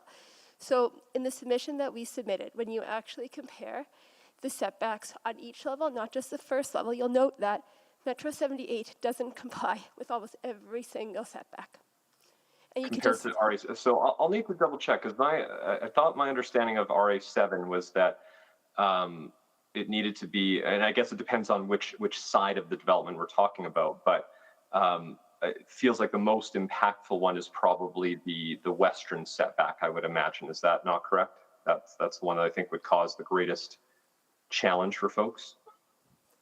Yeah, that's right. I have to bring up the table actually, but sure. So they say 7.5 meters, but in fact it's less than that, because I have to bring up the table, but I think they reduce it by, it's only around 5.5 because there's 2 meters from level 2 to level 5. It actually, the setbacks are reduced, not increased. So when you I guess that, sorry, and I guess that's the question, because I think on RA7 and RA8 you'd have to be 3 meters. So we're talking about something that has a larger setback, and I think ideally that's being done to offset what they're asking for, which is a greater height. So that's the part I'm just trying to figure out and see you know, typically when a DC comes, we want to see greater setbacks to deal with whatever the greater ask is, and specifically related to height, it feels like they've got that in this. And so I just, that's the part I'm struggling with. Of the list of items, that's the one that jumped out at me the most. Okay, so now I have the document I prepared in front of me. So the west side would be considered the rear of the building. So RA7, RA8 says 7.5 meters. So the DC2, if you go to the chart the city prepared, says it's 7.5 meters. But in fact, from level 2 to level 5, it's 5.5 meters. And then level 6 does meet it. But level 2 to 5 is much less than that setback in the RA7, RA8 zoning. Thank you. Thank you. Thank you, Councillor Knack. I will go next to Councillor Salvador. Thank you, Mr. Mayor, and just want to take a second to thank all of our speakers who joined us tonight. I thought you all had really comprehensive presentations, and I don't have too many questions. Most are directed towards admin, but I did just want to pick up on a theme that I heard from a few speakers, just referencing the ARP as a promise or a covenant. And maybe I'll go to Mr. Bazans to start. You know, you talked about, you know, big fan of the city plan. City plan provides kind of that overarching direction. It's our highest order document and guides our decision making. And I guess when I look at the city plan, I see 114th as a secondary corridor, which is, you know, low to mid-rise, and mid-rise would typically be between 5 to 8 stories. So when I look at that and I look at the ARP, I guess I see what you're saying around some of the inconsistency there, but recognizing that city plan is that higher order document, my understanding, and I'll confirm this with admin, is that we'd be referring to city plan. I'd love your thoughts on that. So the city plan permits is the wrong word, it's a guide. It permits low and mid-rise developments. The proposal here is for mid-rise development. The ARP is for low-rise development, but it's for the whole corridor. So it's a much broader plan. This plan is site-specific, and undoubtedly will whatever limitations are relaxed will spread up and down the corridor. Does that address your question? Partly, maybe, and I'll go to Mr. Taft with sort of a similar question. I'll build on that a little bit. Again, the language around the ARP as a promise, how does that square with just the reality that our cities and our neighborhoods are constantly evolving and changing? You know, I think about between the time that the ARP was approved and now, you know, we've declared a climate emergency. We came out with a new city plan. My understanding, and this is quite regular practice, is that amendments are made to ARPs if they are in alignment with city plan. Well, I guess you have to understand the confusion that the public might feel, because the city council and administration have repeatedly endorsed this ARP.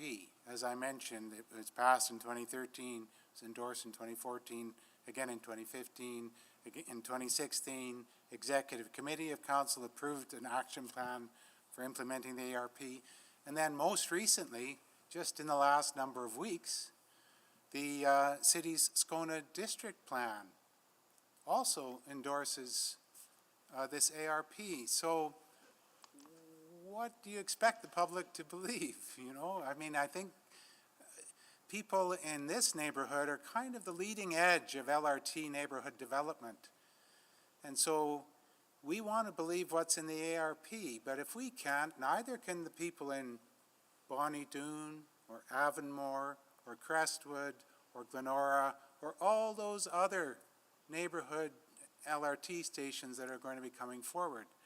We believe the ARP remains legitimate because we've been told that repeatedly up to and including, you know, this summer. Right. Okay, well, I appreciate your thoughts there because, yeah, I can definitely recognize how there's that confusion, really, and that inconsistency.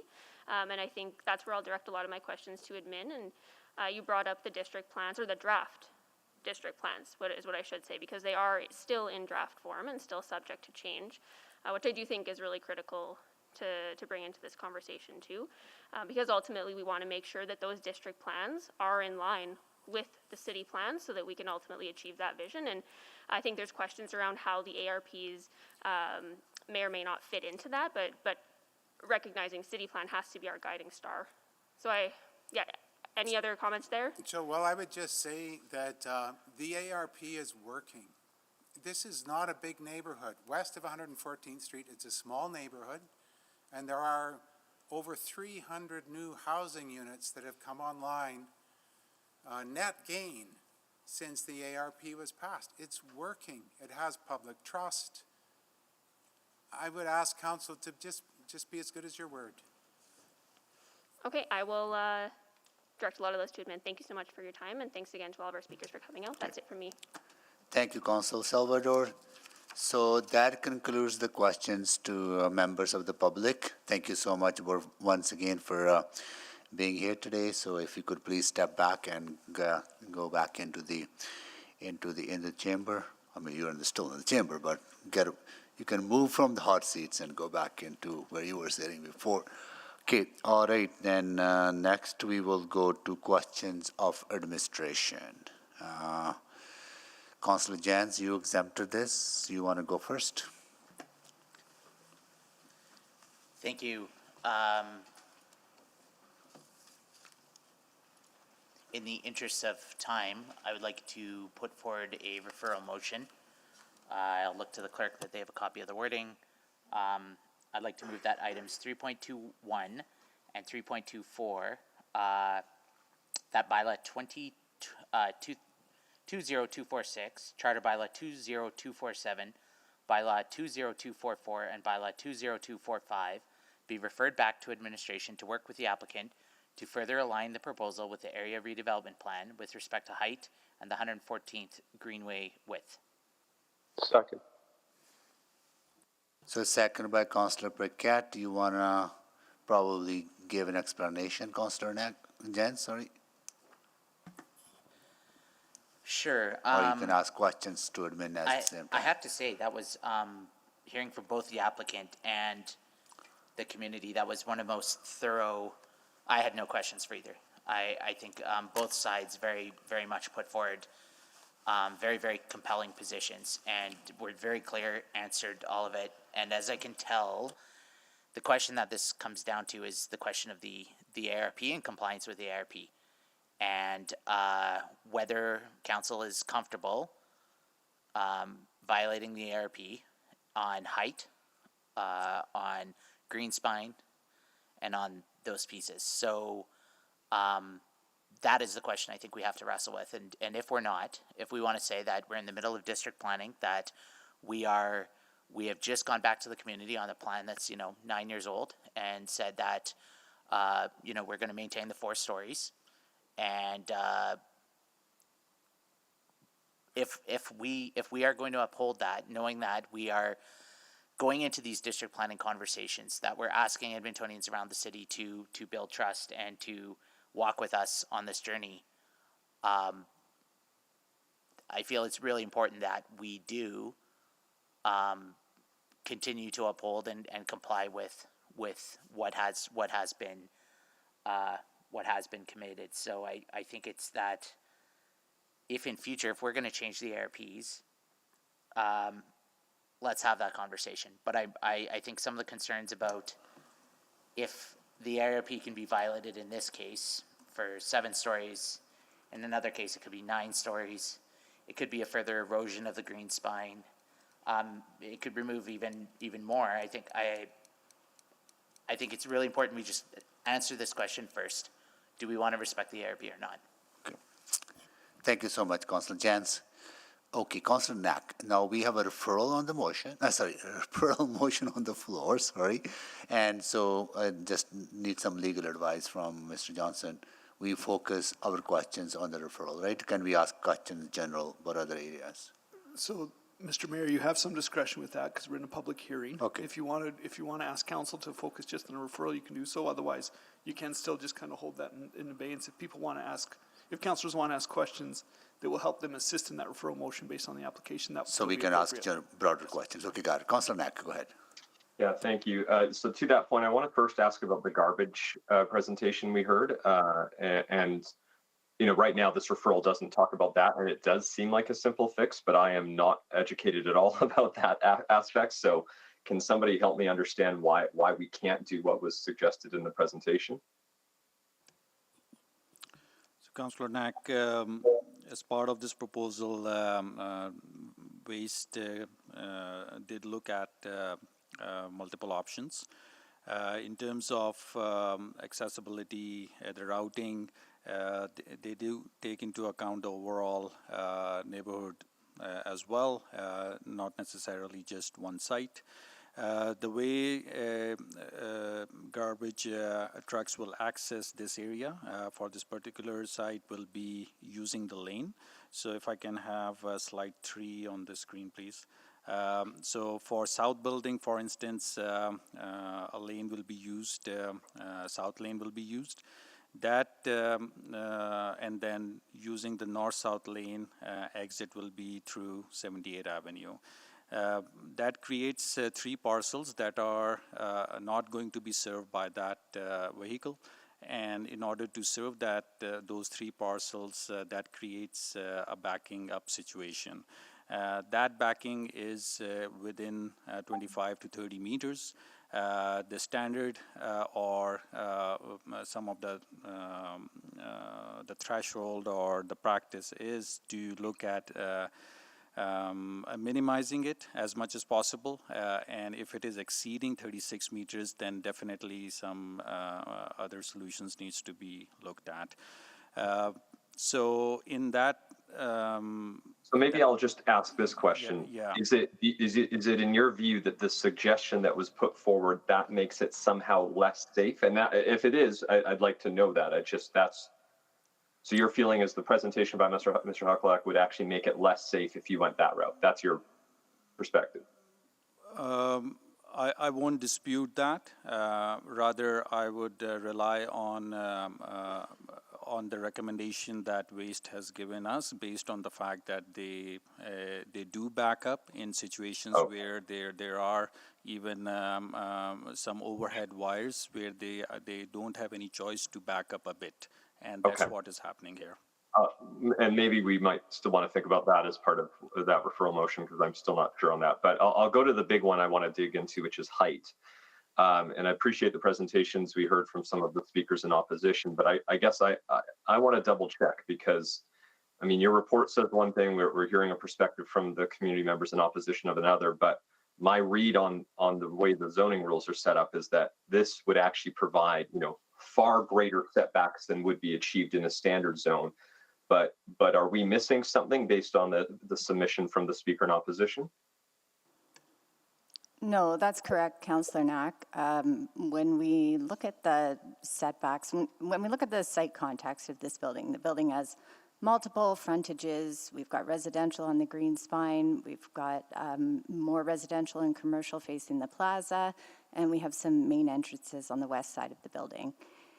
Each one of these sides of both of the buildings has a setback that is comparable to a standard zone with an abutting lane. Particularly of the most sensitive edge is the west side, which is in the interior to the neighborhood, and that gives 13.5 meters, which is 4 times larger than you would find for an RE8 zone with a building at a height of 23 meters.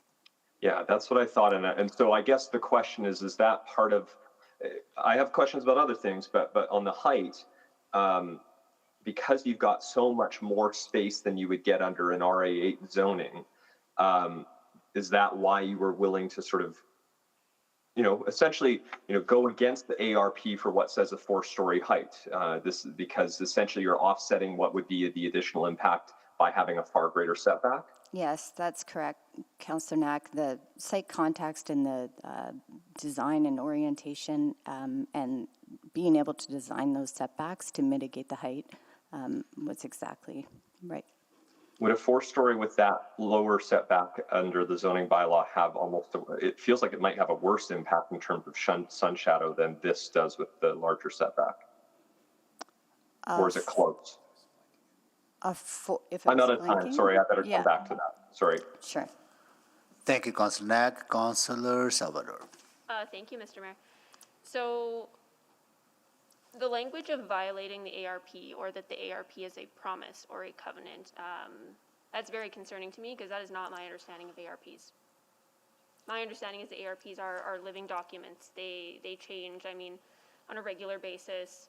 At public hearing, we're amending ARPs. Is that correct? Correct. Okay.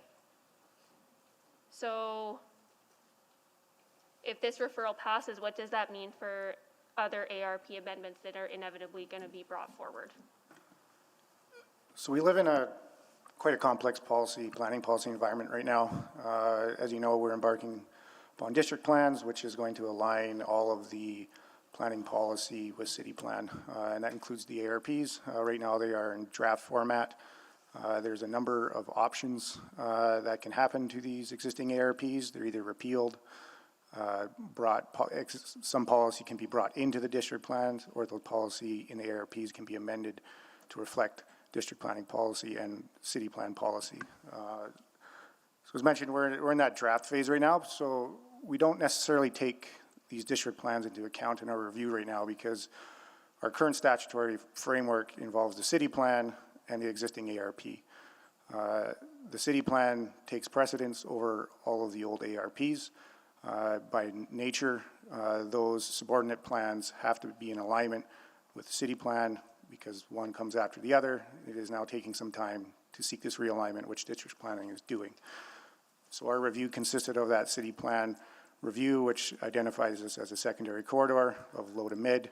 So this proposal aligns with that. It also aligns with the ARP policies outside of the height. So that misalignment is that height, and the city plan suggests that this is an appropriate height for this location. And Councillor Salvador, to follow up to Mr. Pollock's answer, that if this motion was to pass, it could be problematic from a point of view of district planning is very much in the engagement phase right now, and it shouldn't be used for decision making. And in fact, I think what we're hearing here tonight is that we've got work to do to communicate to Edmontonians about the change that's happening, about how we create flexibility and certainty at the same time. So if if a motion was to pass that suggested that an application that came forward that was not in line with a draft plan and or not in line with an ARP, it could be problematic for a lot of other development in the city. Yeah, absolutely, and I appreciate both those answers because I can see, every second Tuesday running into this same challenge if this referral were to pass, and I could see that, holding us back from moving forward on city building. Okay, and then just for crystal clarity, in the absence of having, district planning fully complete and done, we have city plan and the ARP to refer to, and in that instance, we would refer to city plan because ARP is subordinate to that. And under city plan, we're looking at a secondary corridor, which would be 5 to 8 stories for mid-rise, is that right? 4 to 8. 4 to 8, okay. Okay, and then, just to follow up from Ms. McCabe, I absolutely agree, that there's work to be done on sort of making sure that district plans are in alignment with city plan. That work is underway, right? Like, that's kind of an ongoing iterative process. Does there need to be additional direction there? I don't think we need additional direction right now because we're very much in the engagement phase with Edmontonians. And I mean, even part of tonight's session, I would say, is an engagement for us as we're listening and learning from Edmontonians as we're out with a draft district plan right now. Okay. Well, that clears up a lot for me, and I hope that provides, just some good clarity around the strange space that we're in, but that we still have guiding documents to look at. Thank you. Thank you so much, Councillor Salvador. Before I go to Councillor Stevenson and second round for, we have 2 more items on the agenda, and I don't think we'll get to them. So I think I'll be impressed if we finish this item, right? Which is highly unlikely as well. So might as well ask those people to go home, right? So when will those items be coming back, Madam Clerk? Our next public hearing is October 4th. If I could just maybe ask admin for both of those items, just to confirm that postponement would be okay. We can work with that postponement for both of those items. Okay, there'll be the charter bylaw to allow a mid-rise mixed-use building in Strathcona and bylaw 20117 single-use items. Okay. The single-use one, for sure, I can speak to with confidence that one we can wait till October 4th for that one. I'm not sure on the applicant side for the Strathcona one. On the Strathcona one, just for context, that's a referral from a previous public hearing for it to come back to this specific public hearing. Okay. Guidance? Administration could stay a little bit longer. It's not just administration, but, it's not just planning, as city clerks, Yes, staff. understood. We have a big meeting tomorrow, starting at 9:30 for whole day, right? It's not just Yeah, just Mr. one, Mayor, yeah. I think you know that our practice is trying to give certainty to staff that we will be done at 9:30 Yeah. PM. But if it was an extension of 15 minutes to get to that last item, I'm just not sure how long that last item would take and how long this item's going to take. So let's refer this 6.26 then, right? And we'll wait, Mr. Delaba, see if we get to that item. That's the risk you're going to take. Well, you've been here all day, right? So might as well stick around for another Mr. half Mayor, an hour. Okay. Mr. Mayor, I believe the speaker for that item has left as well too, I'm not sure. Yeah, so anyways, let's refer back to the 6.26. You need a motion? Sorry, is that a postponement of? Sorry, postpone to next meeting, single-use item. And I missed the direction on 3.25. Well, we'll see how this goes. Oh, okay. And Thank you. we'll make that decision at the end. And yes, we do need a motion for 3. Can somebody move that we send D46 to next public hearing? So moved. Second. Thank you. Who seconded that? Who moved it? Salvador. Tang. Oh, Councilor Tang moved it. Salvador seconded it. Please vote. I'm a yes, Madam Clerk. Mr. Mayor, you may want to hold for just a second. Okay. Because we have a motion, I apologize. We have the referral motion on the floor that should be dealt with before we do the postponement motion. Okay. Well, you can go home. We're going to postpone it. Folks in the administration, go home. We're going to postpone it whenever we do that. Okay. All right. We'll just put this on the hold and come back to the previous postponement. Okay. Questions? Sorry about that. All right. Who was next? Was Councillor Stevenson. Go ahead. Yes, thanks, Mr. Mayor, and thanks to all the speakers that came out today and for all the discussion that we've had. I really hear, I think a point was raised in the first panel just around the stress that this type of neighborhood change can cause and how the lack of clarity can really exemplify or make the stress even greater. So I'm really struggling right now whether the issue is that the application doesn't align with the ARP or that the ARP doesn't align with city plan. And I think the district plans have introduced a bit of ambiguity. So maybe Ms. McCabe, am I correct in understanding that the district plans are not sort of the full city vision? They're an incremental step to sort of that first 1.25 million population mark? That's correct, Councillor Stevenson. And a challenge there, of course, too, is that, development, even when it's perfectly planned out, it still is all dependent on the individual choices of property owners. And so development may happen sort of at a sporadic pace or an uneven pace so that it's not sort of like this perfect steady rise over a certain number of years. It may be a pop here, a pop there. And just some of the challenges in trying to communicate what that looks like to a community. Is that a fair assessment? That's an absolute fair assessment and something we need to consider as part of the draft district plans in a better way. Yeah, well, thank you for that. I think, I'm giving some thought in terms of maybe some follow-up direction around district plans, just to really respond to what I think we heard from community today, which, speaks to that lack of certainty and the lack of clarity. So again, really appreciate the speakers coming forward and flagging that. And perhaps something I'll think to further, but if I may speak briefly to this motion, I won't be able to support the referral motion. Just to Councillor Salvador's point, I think city plan is our guiding star, particularly with district plans just being in draft form at this point. So I think that city plan at this point is where we need to take our direction from. So I will not be supporting the referral motion. Thank you. Thank you, Councillor Stevenson. Councillor Max for second round, right? And Councillor Hamilton, can you take the chair, please? Yes, I have the chair. Thank you. So, Ms. McCabe, in the context of other ARPs, is this ARP relatively new or old? Like, where would you put this? Mr. Mayor, so there's a couple of generations of ARPs. This is one of the last ones. There's about 4 or 5 of them that have been completed in the 2010s.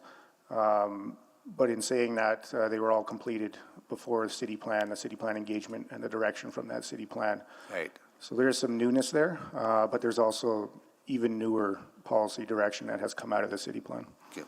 So it's kind of certain that this ARP is going to change as we get into district planning. I think certainty is where the issue lies right now, is that we don't have that certainty. Likelihood of change. I can't speak to that process because administration's just out for engagement on the plans right Mr. now. Mayor, we're literally engaging on that right now, and I think I can't say whether it's. All I can say is that ARPs create a level of certainty in communities that I think is not fair to the community and/or to the development community, because it's not what we see. Every single agenda that you have every second Tuesday night has a number of ARP amendments on them. And so we really need to think through that with district planning and think through how we provide some level of certainty about what the neighborhood wants, but also to provide that level of flexibility to explain what really does happen through the development process. Absolutely. Until we get to that stage, ARP may not be a legal binding document, but it's in an agreement with the city and the community. As is the city plan as well. As is the city plan, absolutely. So I think that's where the difficult decision is, which I get, but until we get to that further certainty around the implementation of the city plan, how do you, I just trying to understand the trust issue. We are in the long game of transforming our city to be more denser and, encourage more infill. But if these kind of conversations where something was promised break that trust, and that's where my concern is, right? Are we looking at kind of a short-term thing here and lose the long-term game of keeping communities or bringing communities along for change? Yeah, and I think that's for council's assessment to make based on what you've heard tonight and what you've heard leading up to tonight. What I would say is that from our analysis as what's in the administration's report is that we do see that this is a positive change overall for the city. It's a development right next to our LRT station. It's providing family-friendly units. It's providing affordable housing units. And so there was a number of trade-offs that we considered, and we could still see that there was, even though it didn't align perfectly to the ARP in terms of height, there's a number of other things that do align to the ARP. No, I think it's very appealing and attractive development. I don't question that. My question and what I'm trying to understand is that we, at a certain point, we promised something through an agreement, and trust was built. Now city is evolving. City plan is in place. How do we continue to bring people together on that trust and continue to bring people together on that journey for change? And I think I hear from the community that that trust is questioned because of ERP not being followed. So that's where I'm struggling with this, right? So yeah. Okay, thank you so much for that. And I will move the second round. Second. Please vote.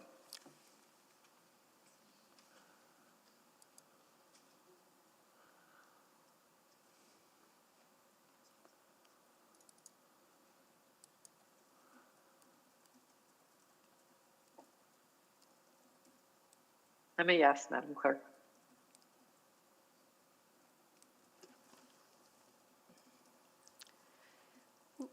Thank you, Councillor Hamilton. We have all the votes. And I just want to clarify, it says a single-use items bylaw up top, but that is not in fact what we are voting on, correct? We are voting on a second round of questions. That's correct. One moment. Let us cancel that and put up the correct vote. Thanks. I will just also flag that I am having issues with eScribe, and so councillors may be as well.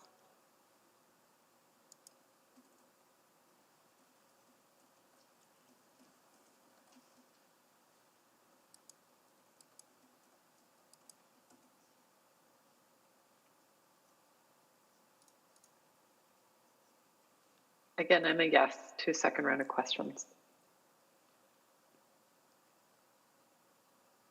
Thank you, Councillor Hamilton. We are just waiting on a few votes.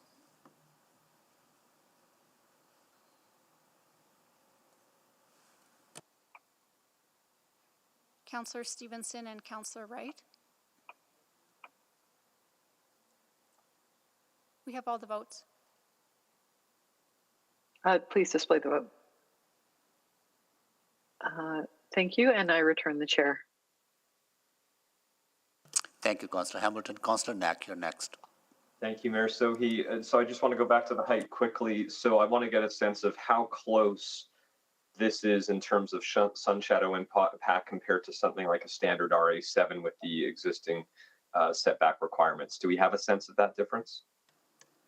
Yes, Councillor Knack, a 4-story building, you'd be 3 meters required to the interior side setback. So you'd be quite a bit closer at 4 stories. And I guess so do we, the 6-story or the 7-story is taller at 23 meters, but further back. So is essentially our view that they're projecting a fairly similar level of sun shadow, or that's one would be greater than another? We haven't done the analysis comparing a 4-story and a 6-story, but definitely the greater width and separation distance would minimize that impact. Okay, so all right, that's helpful. I do want to ask about the green spine piece because that's the part I am interested in. If this motion were to pass, what exactly would that look like in terms of addressing the concern related to the green spine? How would it change? That I'm struggling with a little bit. If the referral motion were to pass, how would we reevaluate the green spine? We go back to the applicant and discuss, where in that range of the ARP is giving us that range of 10 to 15 meters. Where can we find more room? So I guess the thing is your submission, but I think it is even in the admin report where it outlines in Appendix 3 where things are aligned and not aligned with the ARP. This specific piece related to the green spine is showing as not in alignment. Is that correct? Did I? The ARP itself has some ambiguity when describing the width of the green spine. So as indicated earlier, there is a range that's provided in one diagram from 10 to 15 meters of public space, and that the setback can vary. So the setback on private property. So I guess what I'm trying to grapple with here is that felt like a pretty. I could understand why that was being raised because our appendix does specifically reference that figure 13, I think, in the ARP. What I'm not sure of is what referring it back would do. If you're suggesting that the setback as currently designed is already within that assigned range, That's the part I'm missing. Sorry, can you try to help me a little bit more on that one? Yeah, sorry, Councillor Knack. That is, the application as presented is the width that the applicant is and the site orientation makes sense for this building. And it really allows the building to create more separation space between that sensitive use on interior to the neighborhood on the west side. So, sorry, maybe one more question. In that appendix, we have an X underneath the box of does not meet for the character streets policy. And so that's where I'm not making my connection right now, and I'm wondering if you can help me. If you said it, it sounds like you said it does meet, but then we actually specifically checked that box that said it doesn't. We thought it would be prudent to make an amendment based on the level of feedback we were receiving from the community that just clarified in this area it would be a reduced width of the public space. Of the potential 10 to 15. So even though you're saying it's 12. It is 12. So because it's less than 15, that is why you're suggesting that this does not meet, because there might be an assumption that this is a 15. Exactly. It is 9 meters of public space and 3 on private for a total of 12. And we would prefer 10 meters of public as an example at a minimum. That's right. So 1 meter of difference. Okay.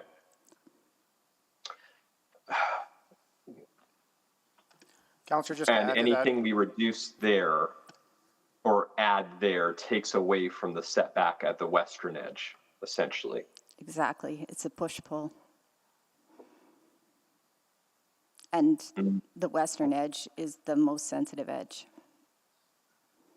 This, and when we look at the adjacent width of the green spine north and south of this property, it is roughly 9 meters. So we're maintaining that consistent width, and that is the piece of the policy that, you know, apologies for the ambiguity, but that is the piece of the policy that we're following.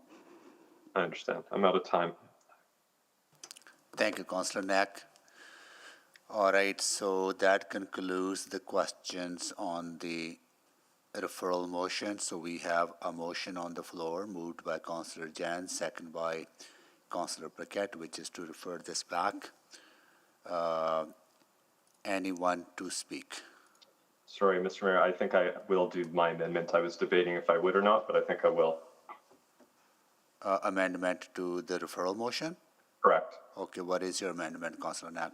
So there are two pieces to it. I would like to essentially rephrase it to say that the bylaws be referred back to administration to work with the applicant and review the design for waste pickup, and to further align the proposal with the area redevelopment plan with respect to the 114th Street Greenway width. So we would delete the reference to height. Second. You seconded by, sorry, who seconded that? That was Councillor Paquette. Councillor Paquette seconded that. Can you explain that, Councillor Knack? Yes, there were two issues I heard, one of which was a issue raised about waste pickup, and yet I've heard from administration that they feel this might be the right approach. So I do think that needs a little further review. I'm not suggesting it is changed, but I would like to take into account, I think, the submission we heard from our speaker. And so that's where that piece comes from. Why I have removed reference to height is I felt I've had my questions answered, and if this were to be, if this motion were to go forward as originally worded, I don't think I could support the referral, because I think the height issue is addressed through the substantial increases in setbacks compared to standard zoning. And so I would, while I think there might be a legitimate reason to look at the greenway width, I couldn't support the original motion as worded if it also referenced height. So that's why I've made the amendment to delete that portion of it. Thank you, Councillor Knack. So we're going to vote on the amendment to the referral motion proposed by Councillor Knack. Any questions on it? Just give us one moment while we put that up.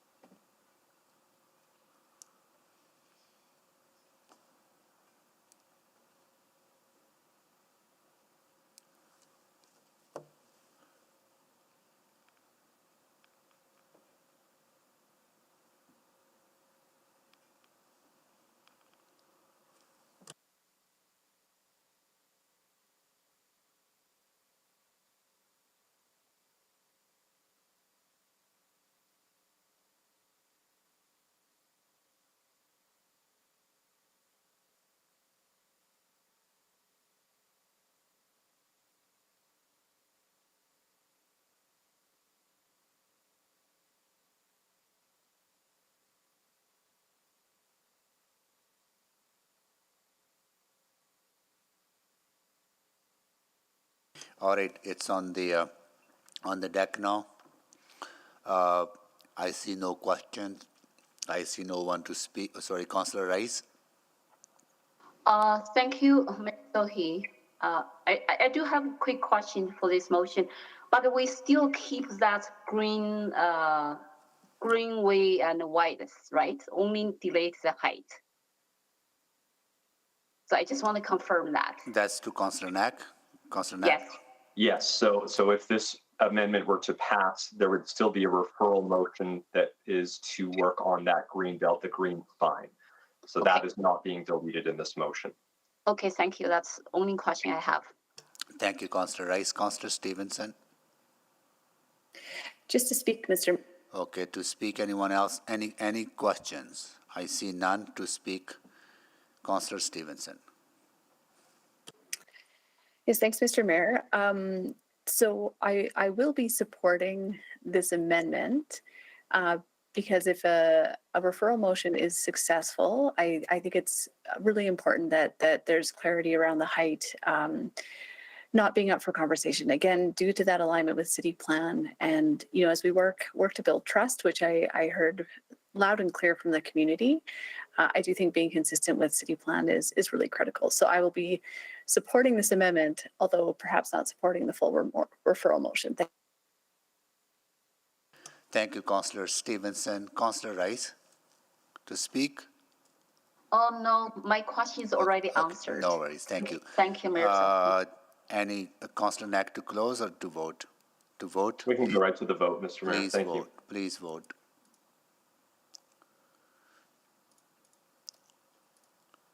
Oh, here we go.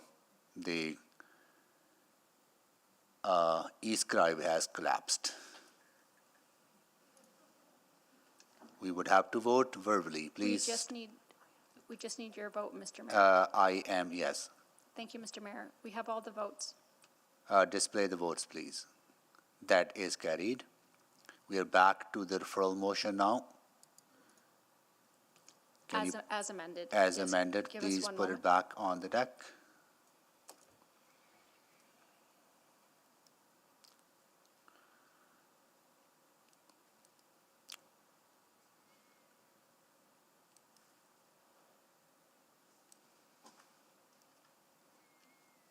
Here we go. We concluded the questions on this. Now to speak. Anyone to speak? Councillor Knack. Thank you, Mayor Sohi. So I will support this, as one can imagine, since I've just amended it. But to explain a little bit more about why I'm willing to support this piece is that I do think there's two legitimate questions, one of which is to the waste piece. And I don't think there's enough information on that. And with what was seemingly proposed as a very simple alternative, I'd at least like to better understand why we shouldn't do that from a safety perspective. So I think I need that information for that element. And that may seem small in the grand scheme of things, but I can understand that when we're talking about changes to the community, this question is likely to arise not just with this, but for future developments. So better to address this now than to wait to future developments if the same question were to come up. The other piece related to the green spine is, I'm back and forth on this. So Mayor Sohi had earlier talked about that notion of building trust with the community and what the ARP does. And I talked about how generally I'm a pretty firm supporter of the ARP. In fact, you might all remember just 2 months ago, we had an application in Glenwood that did in fact go against the ARP and was still approved 11-2 by this council. And this council did so because I think there was a perspective that because it's adjacent to LRT, there was a need to look at different pieces and allow for greater forms of density close to LRT. And this one was not quite adjacent as with this application. And that's why I felt removing the height piece was an important element to that, because I actually don't see that as the big concern. Now, I will note that if we review the green spine and we look to make changes to that, that could actually shift the development closer to the western edge. So I think we need to understand that trade-off conversation. but I can appreciate the desire of the community to have that conversation specifically around how much space do they want there, what's the right way to navigate that element of the ARP, which I think, regardless of the need for greater density, that would still apply even in a new city plan version of how we're going to densify this community and how we're going to densify many communities across the city. So I think it's a worthwhile conversation to have related to that one aspect of it. And actually, I realize as I speak to it, we should probably be clear and put a date. I don't think that conversation has to be an extensive one. And we probably should put a date in it at the appropriate time once I'm done speaking, potentially. And so if we can have that conversation and understand the trade-off of how close we want to go to the western edge of that property, that's a worthwhile conversation. Let's have a worthwhile conversation about waste. But everything else, I think there's a lot of good in this development that actually addresses a number of the issues I've heard some residents raise today. So willing to do a very focused referral on very specific items that won't take a lot of time. And that's how I would look at that. So that's why I wanted to make the amendments and why I would support this. Thanks, Mayor Sophie. Thank you, Councillor. Next, so Madam Clerk, what would be the preferred or to administration the date for return? So the earliest date would be the date in December, December 6th, just due to advertising times, and then there's a gap in public hearings because of budget conversations. Okay. So that needs to be added, right, to the December? Yes, we will get that put up. Okay, please do. Councillor Hamilton, can you take the chair, please? Yes, I have the chair. Thank you. I have voted for applications that did not comply with the ARP, and I think in cases where ARPs become hindrance to development. But that's not what I see here. I don't see ARP being a hindrance to development in Belgravia. We heard that 300 new units have been added under this ARP, and this ARP is relatively new compared to all the old ARPs. So I don't see this ARP in any way in contradiction to city plan. It may not be, as flexible as you would like to see, but it is producing results. It's encouraging more infill and encouraging more development in that area. I really like the development. It's a beautiful plan, and but I think the reason I'm going to support this referral is that communities needs to come along the change that we are bringing in this city. If we create conditions where communities cannot trust what we're doing, then we're going to start losing support. And that's my worry. And that's why I think we need to have more discussion. And I think this referral will allow that discussion to take place between the developer and the community, right? So that's why I'm going to support this referral. And I will take the chair back. Return the chair. And I will go to Councillor Jans to close. Well played, Councillor Knack. You've jammed me.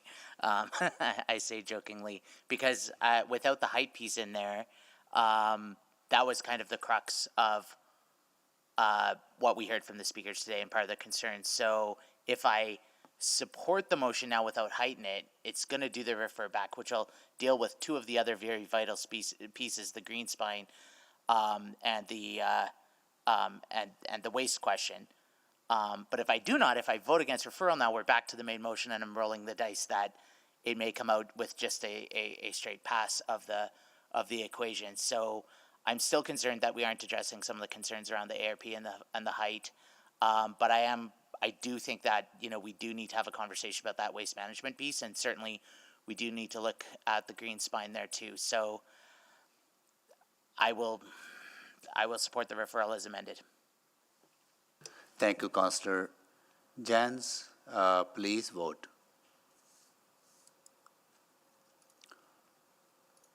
I am yes, Madam Clerk. Thank you, Mayor.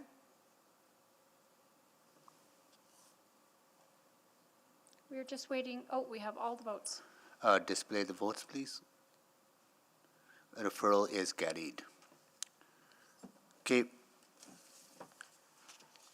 Well, we got 4 minutes to, just want to check if,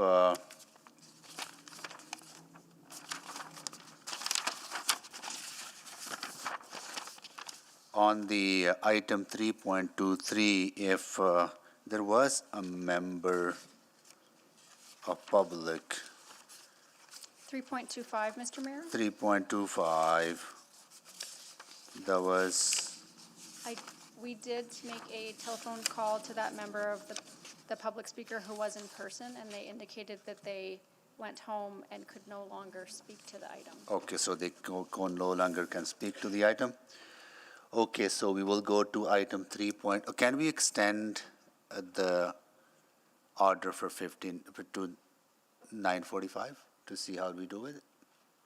Can somebody move that we extend to 9:45? Mr. Mayor, I can move that we extend orders to 9:45. Thank you, and we need a second. Councillor Salvador seconded, please vote. Yes. Thank you, Mr. Mayor.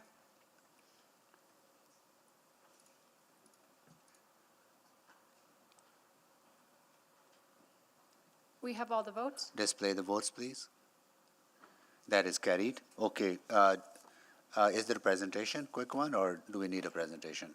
If you would like one, if the opposing public member has. Yeah, please, just in case they're listening, please make a presentation. We will provide a quick presentation. Yeah. Good evening. This application is to rezone a site in the Strathcona neighborhood from a DC2 site-specific development control provision to a new DC2 site-specific development control provision. The purpose of the DC2 provision remains the same, and that is to accommodate a mid-rise mixed-use building. The key changes to the zoning are to increase the number of dwellings and to reduce the required amenity areas. Next slide, please. The site is approximately 2,000 square meters in size and located at the corner of 99th Street and 90th Avenue. A north-south lane exists along the eastern edge of this site. 4 houses currently occupy the site, 2 fronting onto 99th Street, with the most southern lots facing onto 90th Avenue. Next slide, please. The site is well positioned to take advantage of extensive active travel infrastructure, including frequent bus service on 99th Street and protected bike lanes on 85th, 100th Street, and Saskatchewan Drive. It is also a short distance from the shared use paths and trails in the River Valley and Mill Creek Ravine. The site is at a transition point between the low-end high-rise apartments to the west and north and smaller-scale houses to the east and south. The majority of the 99th Street corridor here is developed as 3- and 4-story low-rise apartments, with some small-scale commercial opportunities mixed throughout. Next slide, please. This specific application proposes to maintain the general layout, form, and uses of the existing zoning while slightly increasing the number of units from 60 to 65, as well as reducing the amenity area per dwelling.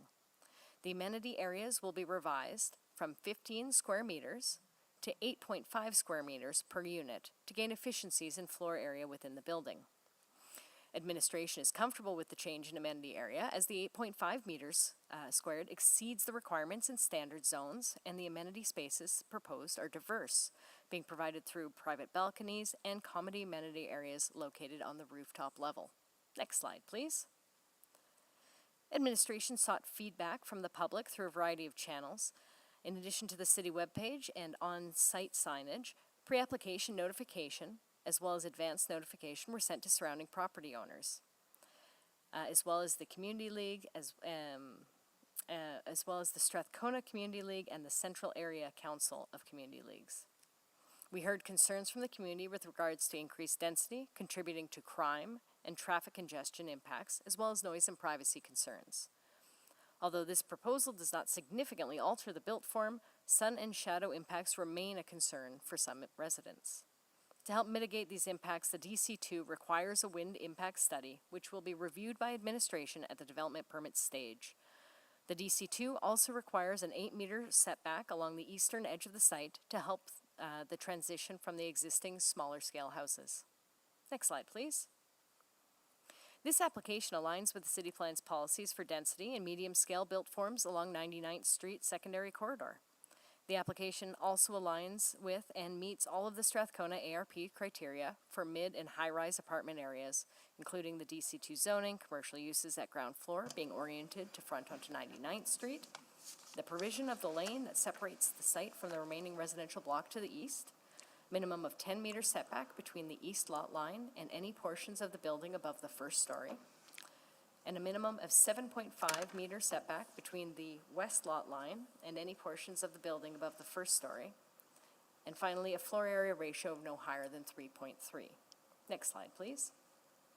In summary, administration is in support of this application because it increases residential density along a secondary corridor, conforms with Strathcona ARP, and contributes to a human-scaled interface with high standards along two abutting roadways.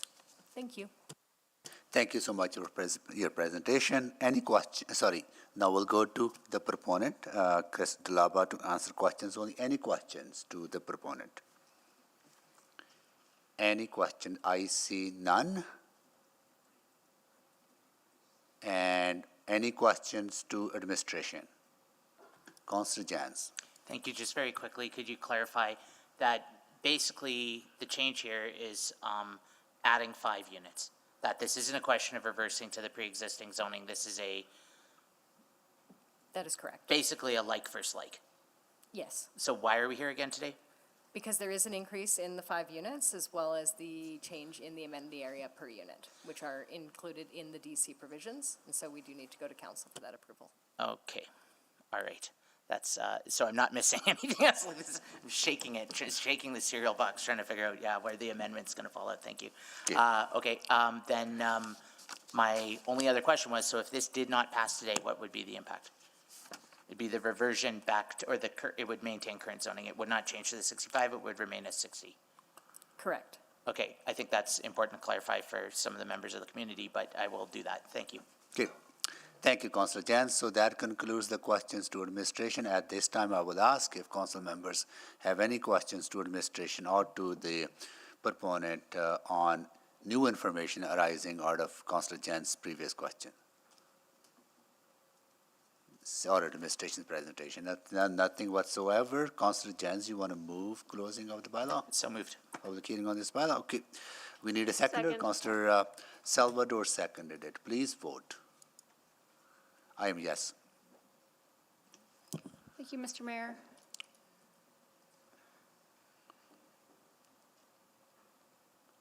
We have all the votes. Display the votes, please. That is carried. Councillor Jans. So moved. First reading. So moved. Okay. Second by Councillor Salvador. We have first reading on the floor. Anyone to speak?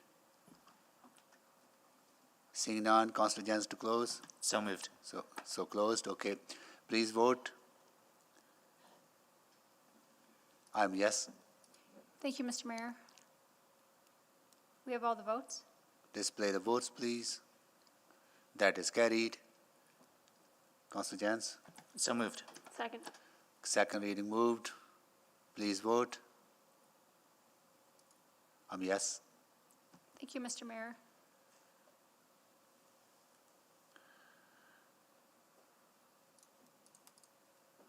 We have all the votes. Display the votes, please.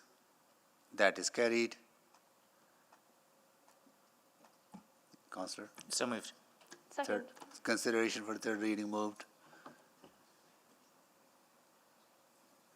Please vote. I'm yes. Thank you, Mr. Mayor. We have all the votes. Display the votes, please. That is carried. Councillor Jans, can you read the bylaw, please, into the record? I move that Charter Bylaw 20223 be read a third time. Second. Second by Councillor Salvador. Please vote for the final reading.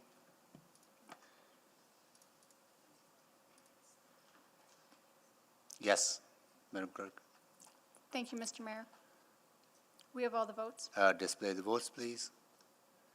That is carried. Can someone move that we need to deal with the referral of Bylaw 20117? So moved. Councillor Jans, second by Councillor Salvador. They'll be going to the October 3rd, or what is the date? postponement to October 4th. October 4th, postponed to October 4th. Okay, please vote. Yes. Thank you, Mr. Mayor. Display the votes, Here are all please. the votes. Okay, display the votes, please. That is carried. Any notice of motions or motions without customary notice? Councillor Salvador? Yes. So I'd like to give notice of motion. At the September 27th Urban Planning Committee meeting, I'll move that administration provide options and analysis to ensure area redevelopment plans are in closer alignment with city plan with consideration of repealing or amending existing area redevelopment plans as part of the district planning process. Okay, thank you. Second. Don't need a second, this is just a notice. Oh, I that's, apologize. Can I just confirm did you mention which UPC?